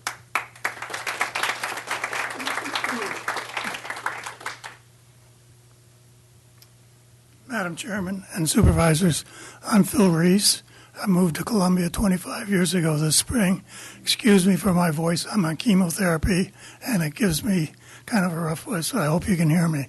You're here tonight to make a fairly significant decision about this project.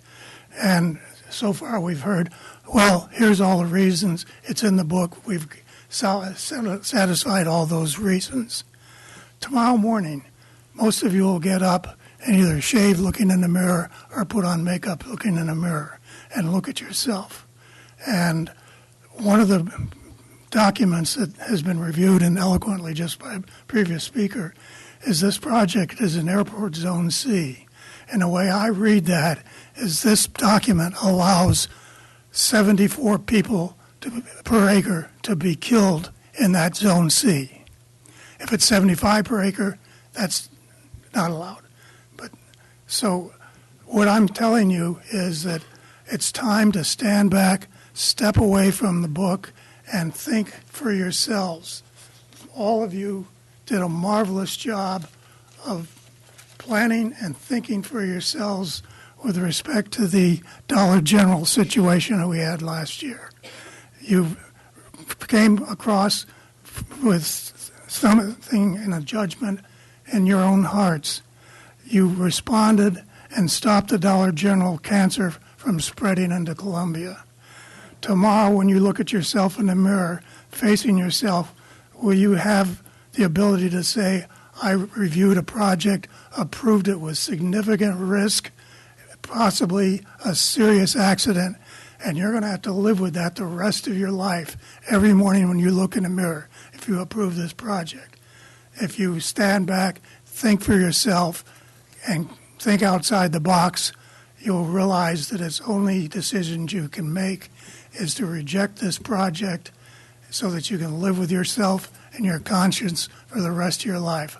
I would not want to be in your shoes having to make this decision, but the only right decision is to deny the project. Thank you very much.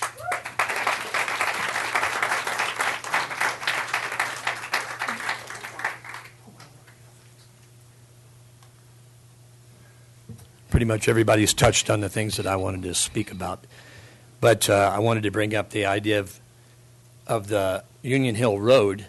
If anybody lives back there in the area north of there, back Springfield Estates or any places back there, if there's an ambulance response and they take people over there, or anybody has a urgent care issue, they're going to be running down Union Hill Road in a big hurry, and people pull out of their driveways. They're slow, like they've said. The road is really narrow, and that's one thing that I think must be reconsidered before this can even go forward.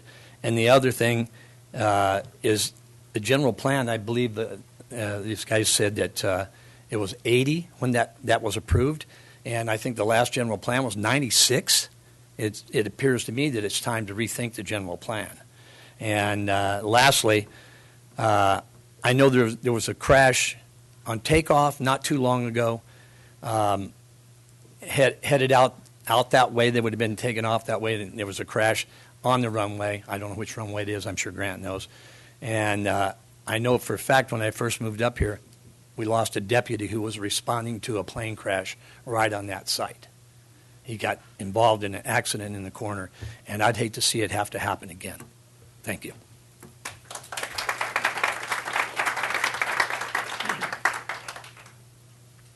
Hello, supervisors. My name is Martin Blake, and I'm a 40-year resident of Columbia. And I want to just address two quick issues. Most of the things I was going to talk about have been mentioned. One has to do with the traffic mitigation and the conversion of the Pedro Y to a T. I really can't understand how that is being considered. In all the years I've been driving from Sonora to Columbia, and making the right-hand turn into Columbia, I've never, ever encountered any kind of traffic jam whatsoever. Never have cars been backed up whatsoever. If that Pedro Y is converted to a T, I can only imagine the kind of backup on Highway 49, blind spots included, that is going to occur. And I just can't understand without a traffic mitigation survey how that could be allowed. Also, the issue of the crash zone. I think it's called the C crash zone, which apparently allows for 187 people to be in the shopping center at one time. I was just wondering if one of the new jobs that was going to be created by the shopping center was going to be the person who counts the number of people who enter. Because if I'm number 188, I'm starting to get a little nervous. So I just don't think this is a very well thought out plan, not to have a left-hand turn lane back into Columbia from the shopping center, to have to go right on Highway 49, as I understand it, around Shaw's Flat Road, seems crazy. And you've already allowed the drive-through coffee stand. There's two houses there, Columbia College, what have you. I think that intersection has more than served its purpose, and I would hopefully you people would consider to reverse the decision of the Planning Commission. Thank you very much.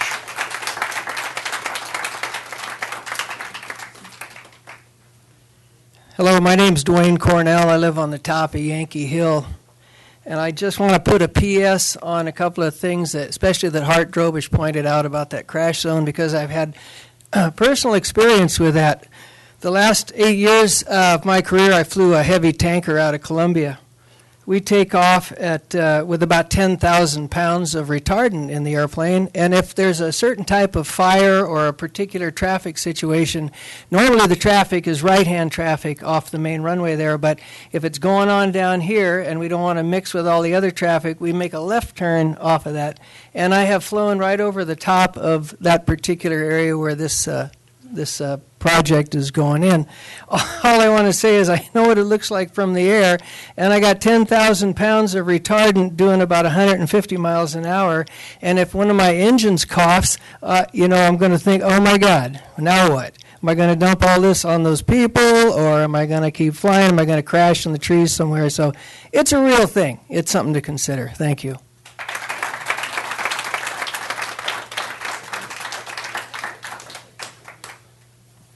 Good evening, and thank you for having us here to have our say in what's going on the Parrots Ferry and on the Pedro Y.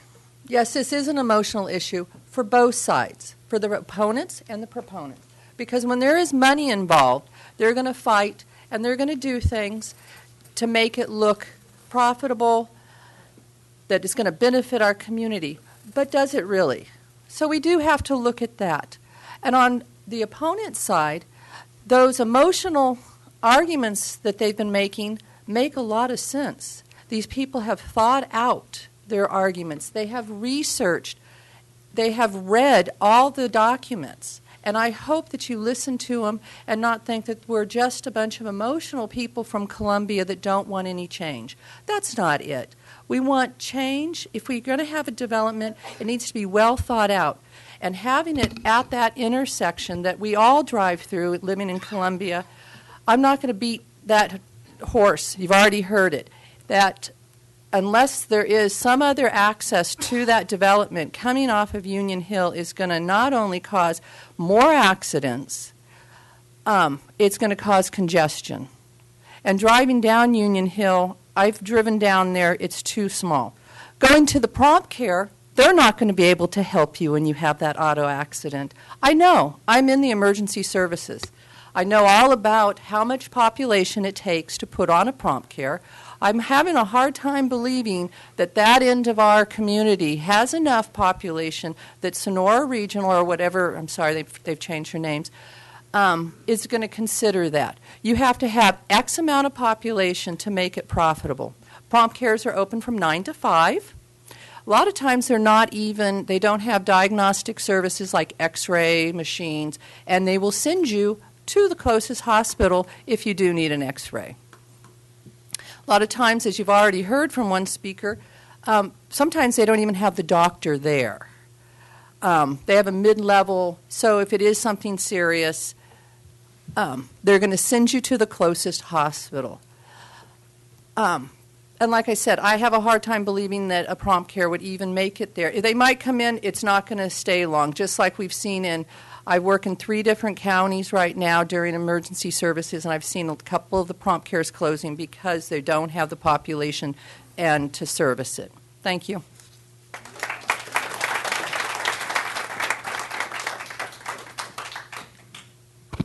David Kelly, Sonora, and a docent at Columbia State Park. Well, here it is, the article from the Union Democrat on Saturday. The oldest newspaper in California, been 1854, 167 years.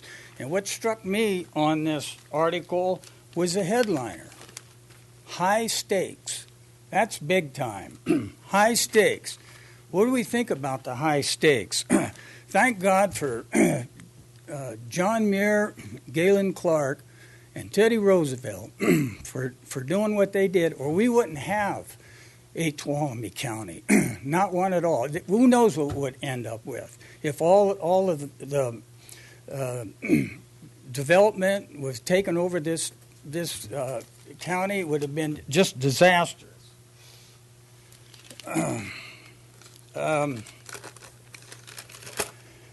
Just suppose you guys voted for the Dollar General. Just suppose. Okay, there's one down building right now. And now we got this, another big major deal. So what's going to happen through the years is piecemeal. It's inevitable. But we got to save what we got, the sacred land over in the Columbia Historic Park. We don't want to lose the originality. Now, the pictures on this paper of the back part of reminds me of Copperopolis. Look what they're going through over there. It's just amazing. That's an 1880s cowboy town. We're an 1850s gold rush town. So I know they're may want to get as close as they can, but they're not in Tuolumne County. Now, Tuolumne, you know what Tuolumne means in Miwok, don't you? It means squirrel. Where are all the squirrels going to go? And all the animals through the years.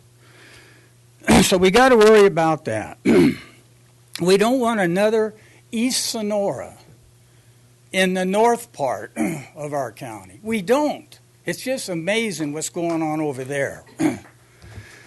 I just got back from Sacramento, and I drove through. You can't believe. I challenge you guys the 3-mile drive challenge. Go to any town in the middle of the town, drive for 3 miles, and tell me what you see. Chaos, traffic, lights. You then come up here and drive from Sonora to Columbia and tell me what you see. Beauty. This is what we got to keep for now and forever. And so I'm going to wind this thing up with the 2 words you guys got to think about at the end of the night. And those are high stakes. High stakes. Thank you. And each one of you, like she said previously, are going to probably end up in Bob Holden's historical. Thank you very much. Okay.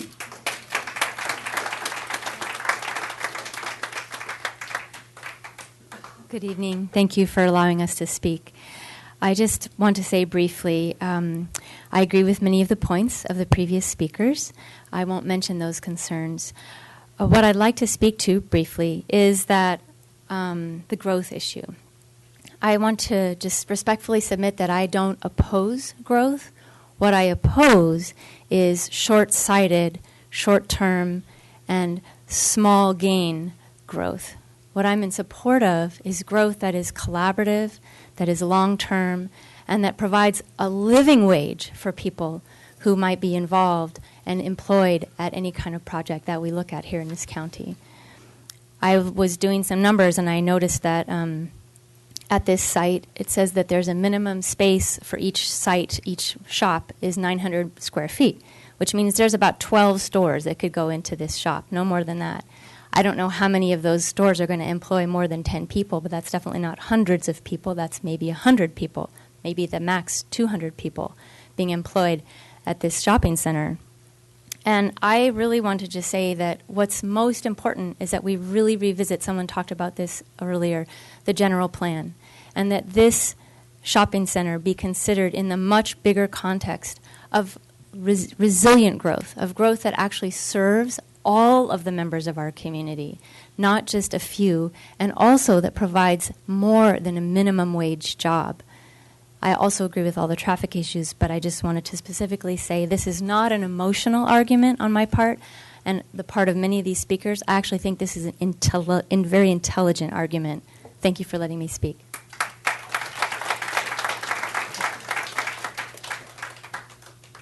Hi, my name is Palma Paxton, and I'm a resident of Sonora and a taxpayer and a homeowner.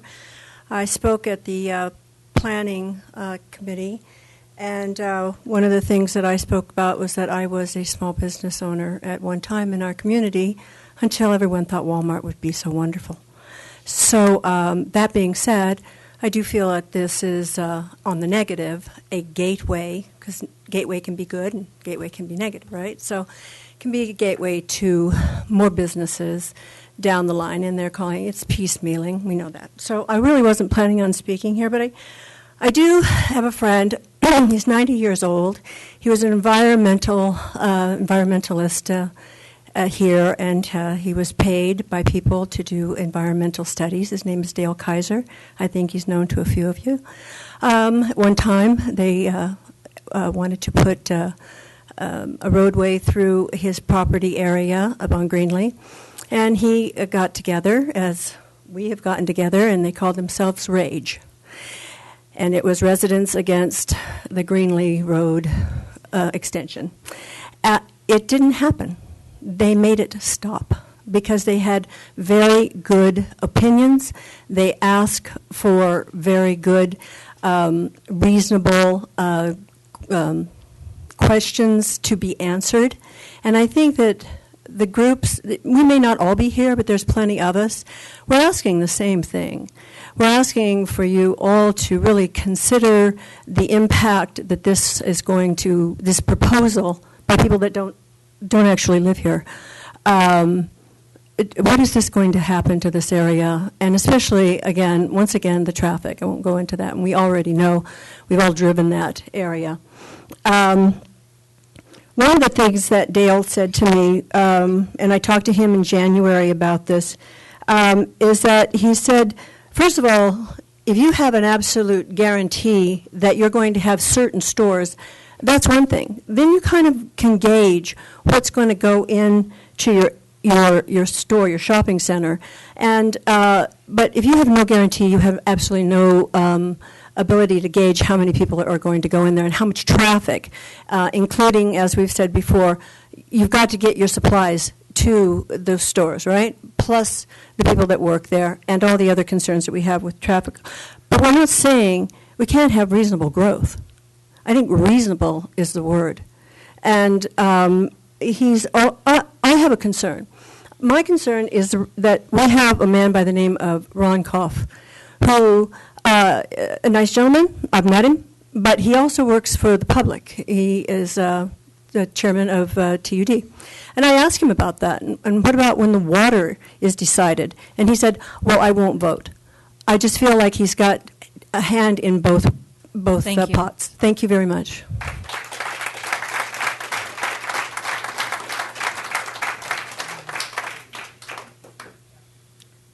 Right. Is there anyone that wishes to speak neutrally on the project?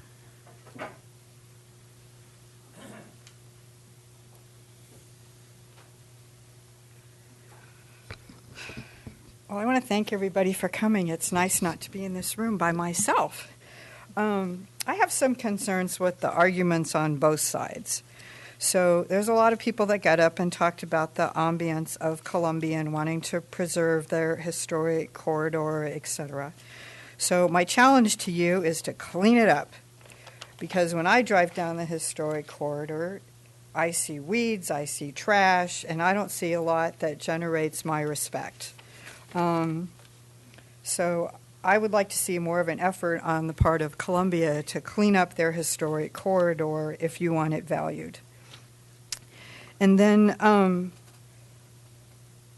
I was at the Planning Commission meeting, and I've attended a lot of meetings in the past 10 years or so.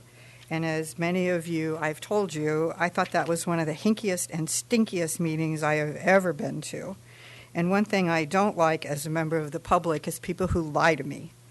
And to lie to me in a meeting just is really going to set me off.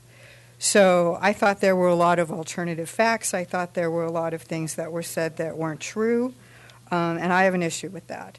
So I'm being told that there's no committed tenants. But yet almost everyone who spoke in favor and some other people talked about prompt care coming. So then we have to hear about the ambulance runs and the traumatic injuries at local businesses. Well, last time I checked, prompt care is just basically first aid. So they're not a major trauma center, they're not an ER, and that is not the place you would go for those traumatic injuries. Then there was some stuff about this being well thought out and extreme vetting for CEQA.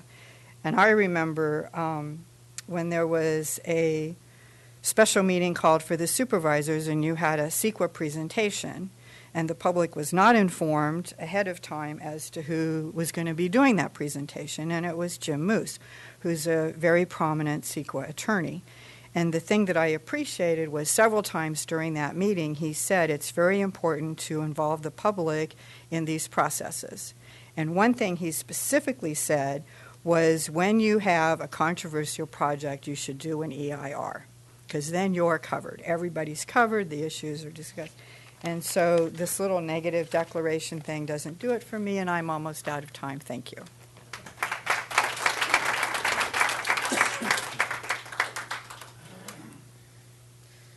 All right. Is there anyone that would like to speak in rebuttal? All right. Seeing none, then we will we'll close the public hearing. Rebuttal are those that spoke in favor of the project to get up and rebut anything that was said. All right. Seeing none, then, we are going to close the public hearing. Yeah, and there's a request to take a break, so we will take a 10-minute break.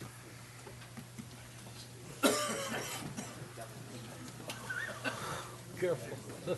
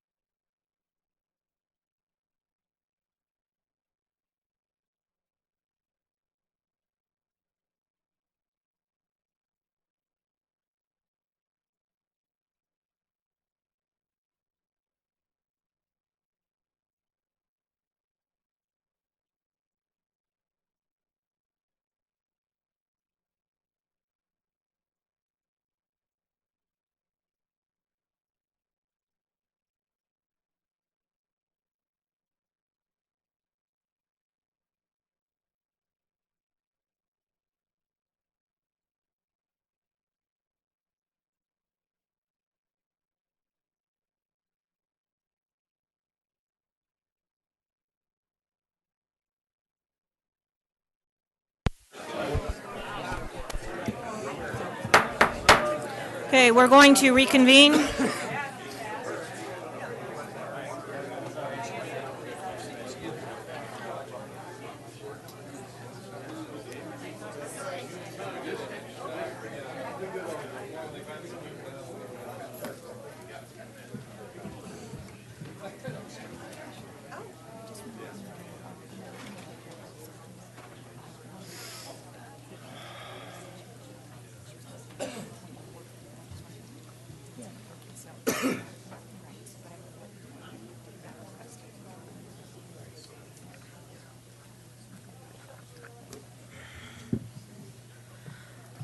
All right.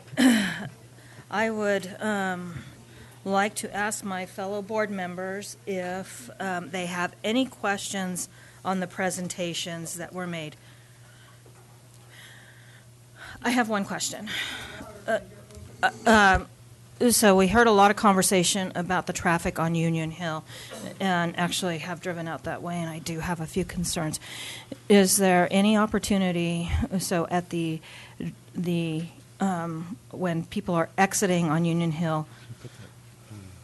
We're going to put the site plan back up. Thank you. Is that all right? Mm-hmm. Go ahead, I'm listening. When they are exiting onto Union Hill, that there be signage that says right turn only. So if they are exiting, they have to go to Parrots Ferry. Yes, we've already spoken to the owner about that, and our road department has also spoken with them about that to restrict on the property. The property owners agreed to post signs. I'll put it up on the here. Mm-hmm. Putting right turn only out of those intersections. In addition, we've also met and had our road department talk with folks on the improvements to Parrots Ferry in this area. This area will be marked. As you'll see in large intersections, keep this area clear. And it'll be cross-hatched in this area as well to keep that open. So if you do have any congestion here, you'll allow these people out to make a left-hand turn movement here as well. Okay. Thank you. Welcome. Any other questions from the board? Right, then I guess. I have one. Okay. Has there ever been a plane crash in that area on that property? I'm unaware of that. I guess I could ask, on that particular site, I'm not aware of that. I could ask some of our folks have been in my department longer, but I am not aware of one on this site. So, Mr. Drobish, can you answer that question? Can you come up to Come up to the podium, please. So, to my knowledge, there has not been a crash on that site. However, if this will give you the perspective. I was looking at that, but I wasn't sure when it was. So, we need to keep the answers specific to the question. Yeah. The proposed site is in this area here, and there's been crashes Sir, here. Okay, so Hart, I want you to stick to the specific of the answer the question, please, because it's really important for process. The question was if there had been a crash on this parcel. This is the area in question for the construction, right here at the Pedro Y. Those are the crashes, these little red X's here that have occurred in past history, okay? What's the scale on that map? So this is the end of runway 17, and this south end of 17 down here. That's 4,600 feet from there to there. So a little less than a mile. It's about 1.8 miles from the threshold of the grass runway to the proposed site, and there are no takeoffs allowed. Just to clarify, there are no takeoffs allowed on the grass strip in that direction. The takeoffs have to go the other direction. So that is landing traffic only coming in there. So, all right. Thank you. Okay, thank you. So the answer is no. The answer is no. That's why they call it an accident, though. Thank you. Supervisor Gray. Yes, I've got a question on through. All right, everybody, you have to be quiet while I'm talking. Okay. The question I have has to do with water retention, how it's being held on the property. That was something that was brought up earlier. If it's underground, above ground, or what is it? Who can answer that question? So all the water is required. I'll have Duke if you want extensive discussions, but all the water is required to be retained on site, perked, and then metered out if it's going to flow out of that. So it is required by the state. Those plans will be submitted to our department, ensure that it meets all the state and water quality issues prior to any permits going through our department. All right, thank you. Okay. I do have one question. And correct me if I'm wrong, but when we did have the puddle, for lack of a better term, where did we pump that water to?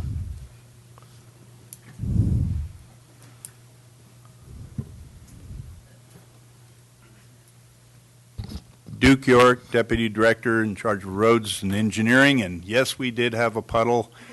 First time in 50 years that I know of that it's actually crossed over the road, and that puddle. I'm going to ask the public to please allow our staff to answer the question, please. The puddle area is right over here, and when we pumped it, we had the two pumper trucks right here, and that's where we outletted the water, and it goes this way. So all of the water from this site drains towards Highway 49, and then it flows to Woods Creek.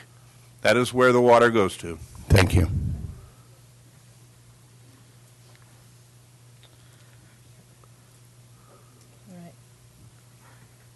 If there's no other questions, then I'm going to ask the supervisors for their comments.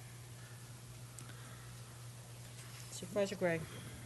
Yeah, want to address a couple things that were said and has to do with making life decisions that affect everybody. And when you set up here, this is a very difficult job. And I know my fellow board members take it very seriously.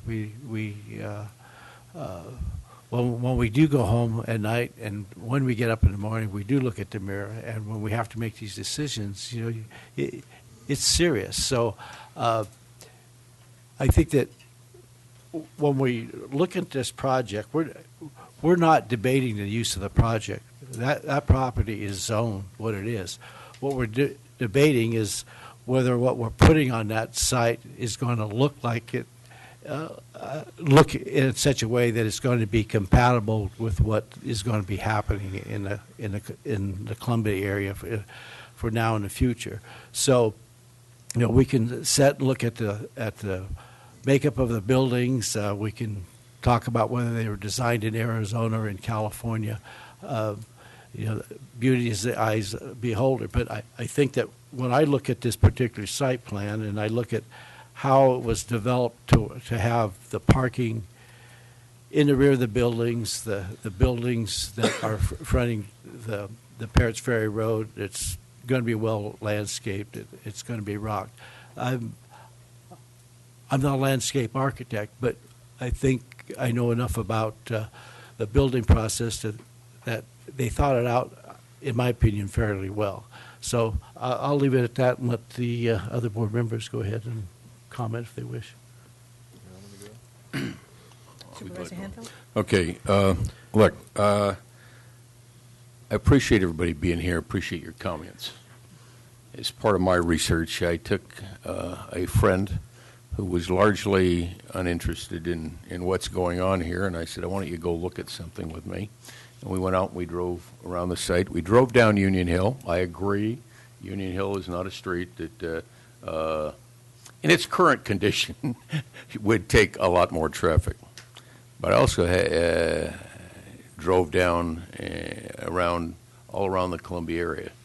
And I know how I like the concept of a heritage corridor, but I got to tell you, it's not a heritage corridor today. It's not that pretty. It's not that beautiful. And I would like it to be. But I want to challenge the people from Columbia to go after making it a beautiful, attractive area. I drove them around Columbia State Park, and I love Columbia State Park. I bring guests and visitors there, but if you look at the park in general, a lot of the park is run down with deferred maintenance, and it needs some work, and I wish somebody would do that. I don't agree that the state park is doing a good job of taking care of Columbia, and I wish they would. Okay. I know you don't agree with me, but I'll listen to you so you can wait and listen to me. Okay. On the traffic issue, if in fact it was a prompt care center, I believe that people would go to the prompt care center for the reason you go to a prompt care center and then they go home. It wouldn't be adding a lot of traffic to things. It would only be for those people that needed the prompt care center, and they wouldn't be doing a lot more. Now, I'm giving you qualitative comments, but that's what you gave me. I think that corner needs something. And by the way, I hear reasonable growth. Somebody said something about the population in this town, this county. It actually, because I sit on RCRC and I get the data, the population has actually declined slightly for the last about 5 years. We are in decline. We're not in growth, and we're not healthy, and we need some health here. We listened to Larry Cope this morning talking about attracting businesses and attracting people. We don't have affordable housing. We don't have attractive places here that make it easy for him to attract business, and we need that for a healthy economy and for living wage jobs. I do not see personally a real detriment here of significance, and I'm going to have to come down in favor of this project. Go ahead. Supervisor Royce? Sure. So the first thing I want to say is when I look at this plan, it's night and day with the Dollar General plan that we denied last year. The aesthetics of this are not exactly replicated designs of what's in the park, but if you look at those elevations, they're way more consistent and way more attractive than the large majority of what's already built on that corridor, and I think this is a huge improvement for the aesthetics. If you look at that site plan that's on the screen right now, there's a very large green buffer that offsets the buildings from the road. You have there's not one giant building with a big parking lot in between the road and the building. I think this is a well thought out site plan.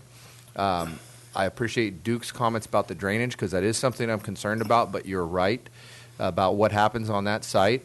I think this will help with traffic in a lot of ways because now you have residents in Columbia that are going to get services here instead of having to drive all the way through and across Sonora. So this will relieve traffic in a lot of areas. This is going to serve people in the area that's there. It was said that it's sprawl. I think it's infill. It's directly between two communities, and it's filling in that area. Sprawl to me is when you're in Livermore and you keep stretching out farther and farther into completely undeveloped areas. This is right off of Highway 49. It's a major corridor. There's a lot of traffic that goes through there that will be exposed to this. It's not way out off of a rural road. It's been zoned this way since 1980, 2 years before I was born. This has been planned to be developed. The corner and the intersection there is being mitigated by a project that's already in place, whether this happens or not, to improve that intersection and make it safer and make it better for circulation. Our county, as was stated, has been declining in population. I want to see something happen in our community to help people make livings here. And maybe this isn't going to create hundreds of jobs, and I agree, it's probably not. But even if it creates a few jobs, that's an improvement. That's a job for somebody. And I love Tuolumne County. I live here, and I chose to stay here and live here because of that. And I don't want to see the quality of life change. I don't want to see us turn into Modesto or Sacramento. And I'll tell you, sitting here, I know that it's not going to. There's no way, there's no chance that it's even going to. The topography, the history, there's so many factors that will prevent that from ever happening. And if you look at our general plan, it does allow for some development, but it doesn't allow it everywhere. That's why we have a plan, and this fits that. It's designated for that. These people have invested money. They have done a lot of work to make sure that they follow the rules, to make sure that it fits within the guidelines of Columbia. And like I said, this plan versus the Dollar General plan is night and day. This is a good effort to meet all the requirements, and I'm happy to support this plan. I think it will be a good thing for Tuolumne County. Okay, I got to tell you that the email traffic that I've gotten has been about 2 to 1 in support of this plan, and there's a couple of people that couldn't be here tonight, so I'm going to read portions of one email and the entire one because it's short. I live in your district, Highway 49, Tuttletown area. My husband and I moved to this location from the Soulsbyville area in 2006.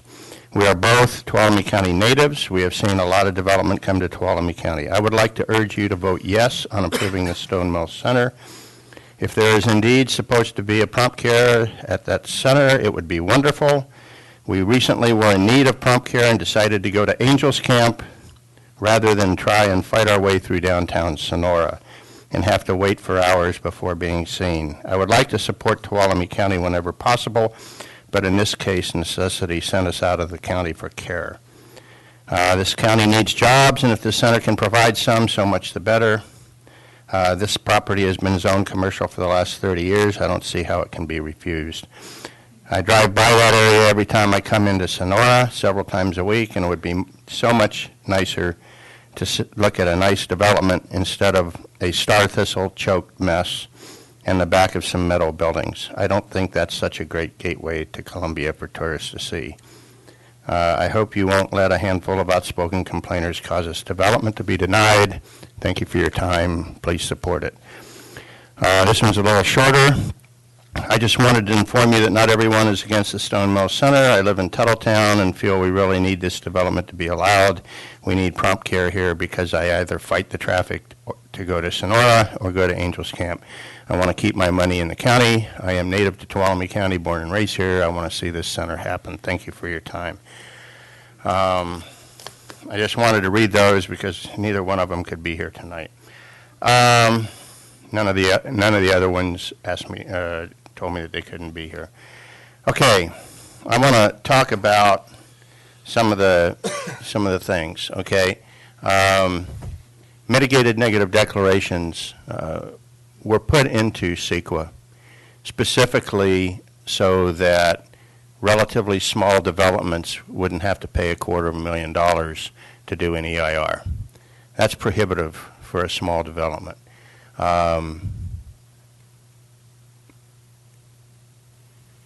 To require somebody to do a full-blown EIR on a project this size when it meets all of the requirements for a mitigated negative declaration, while it might satisfy some people,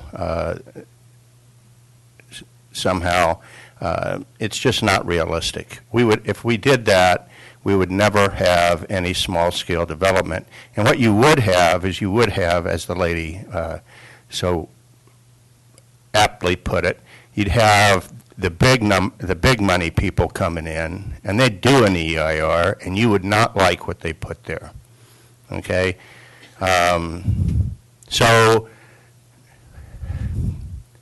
we can't be requiring $250,000 to do a relatively small-scale development like this. We just can't do it when CEQA allows for us to do mitigated negative declarations, and that's what we're doing. And we've mitigated every single thing that had any significant impact.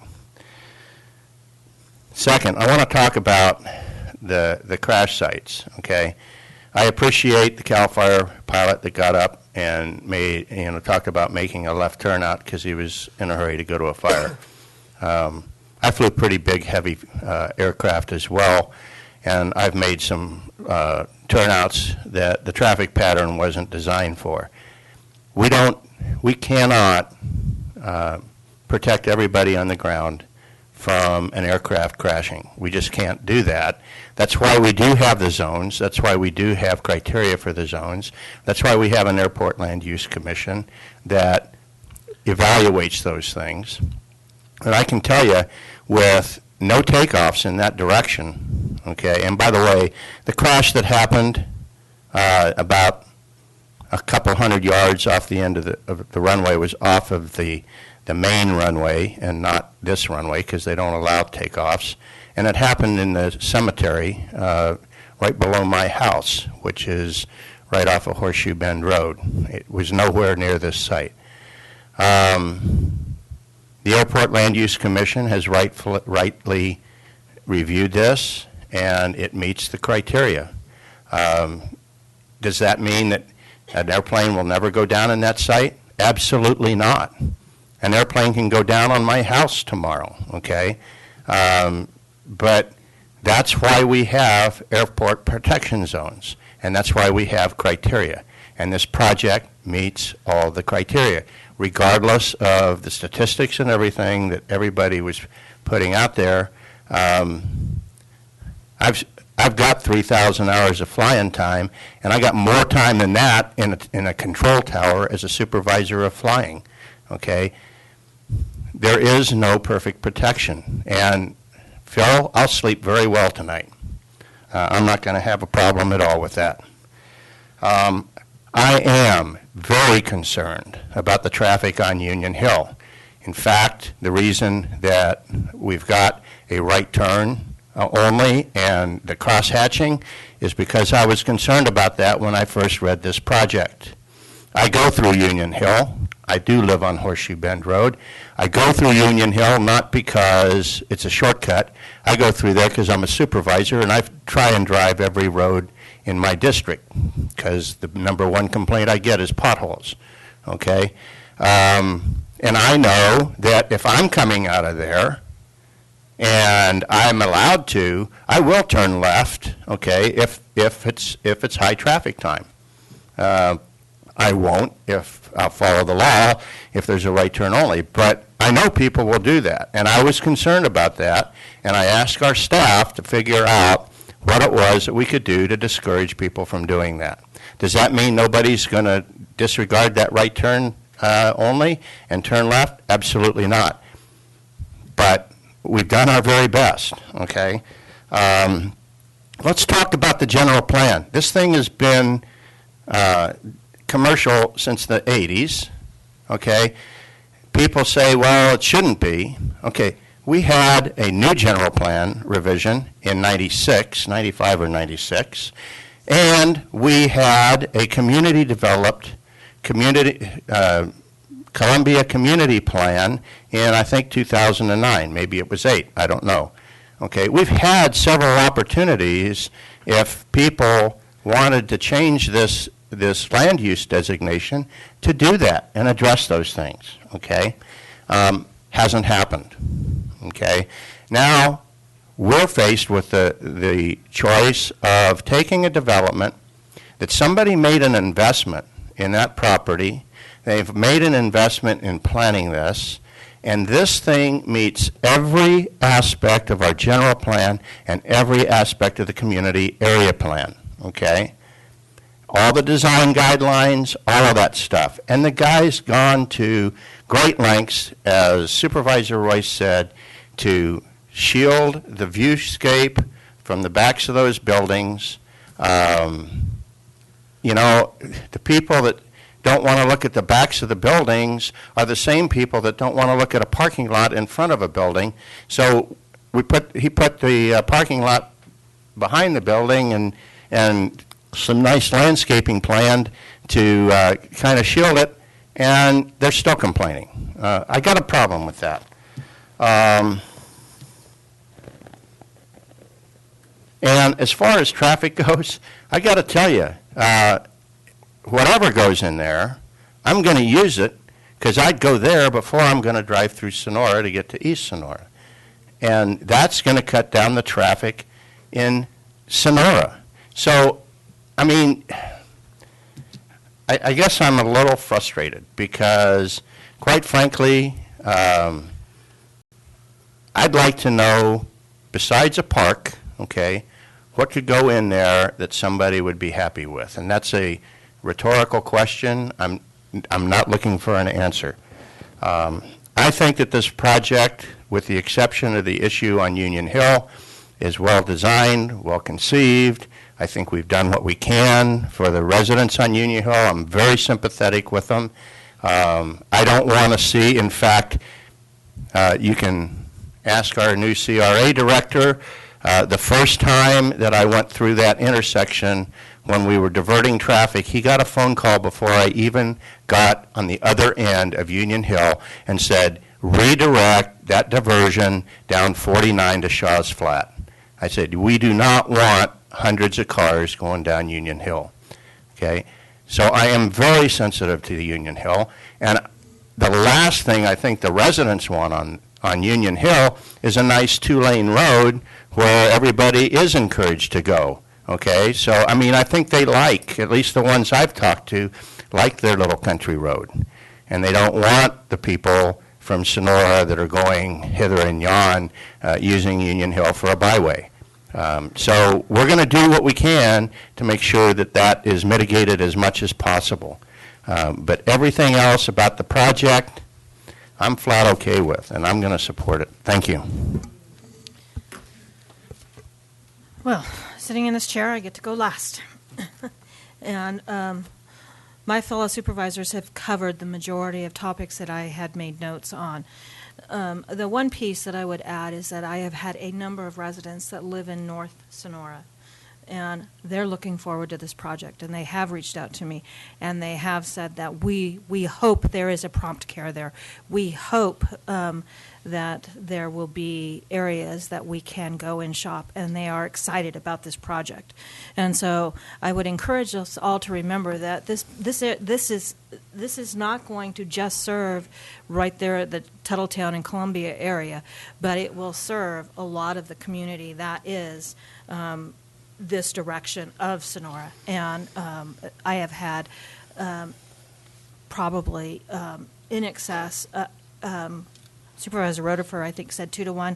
I would say my comments have been closer to 3 to 1 of individuals that are supporting this project and encouraged me to support this project. So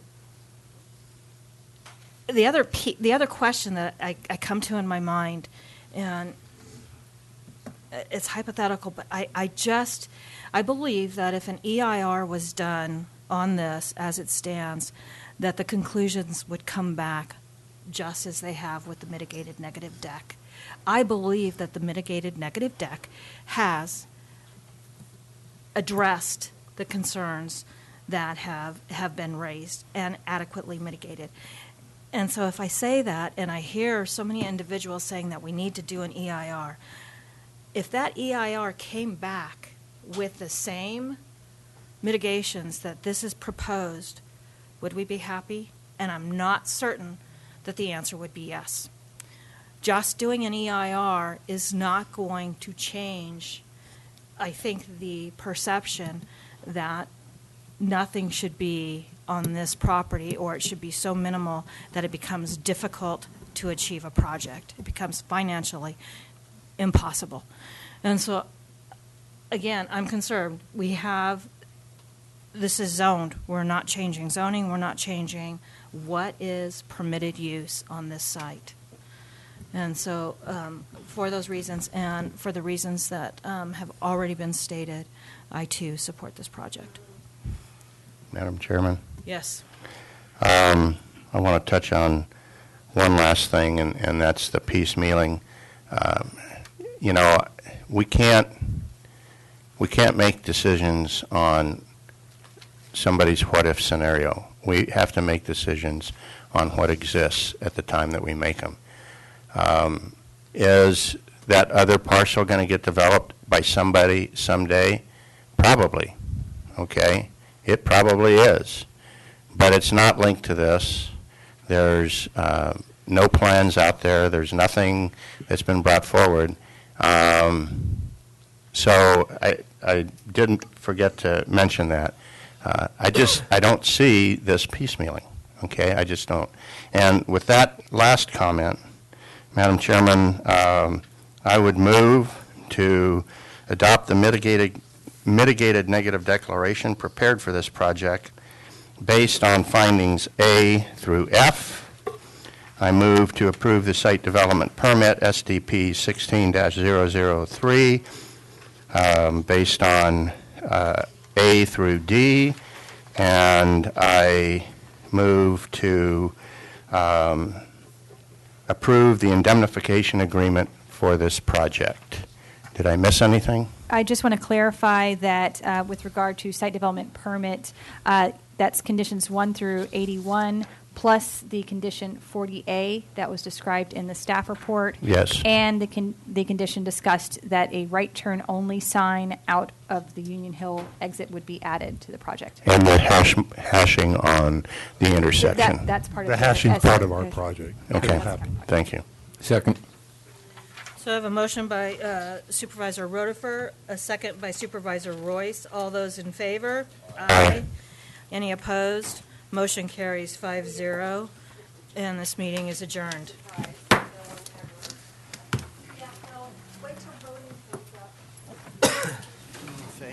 You won't have me?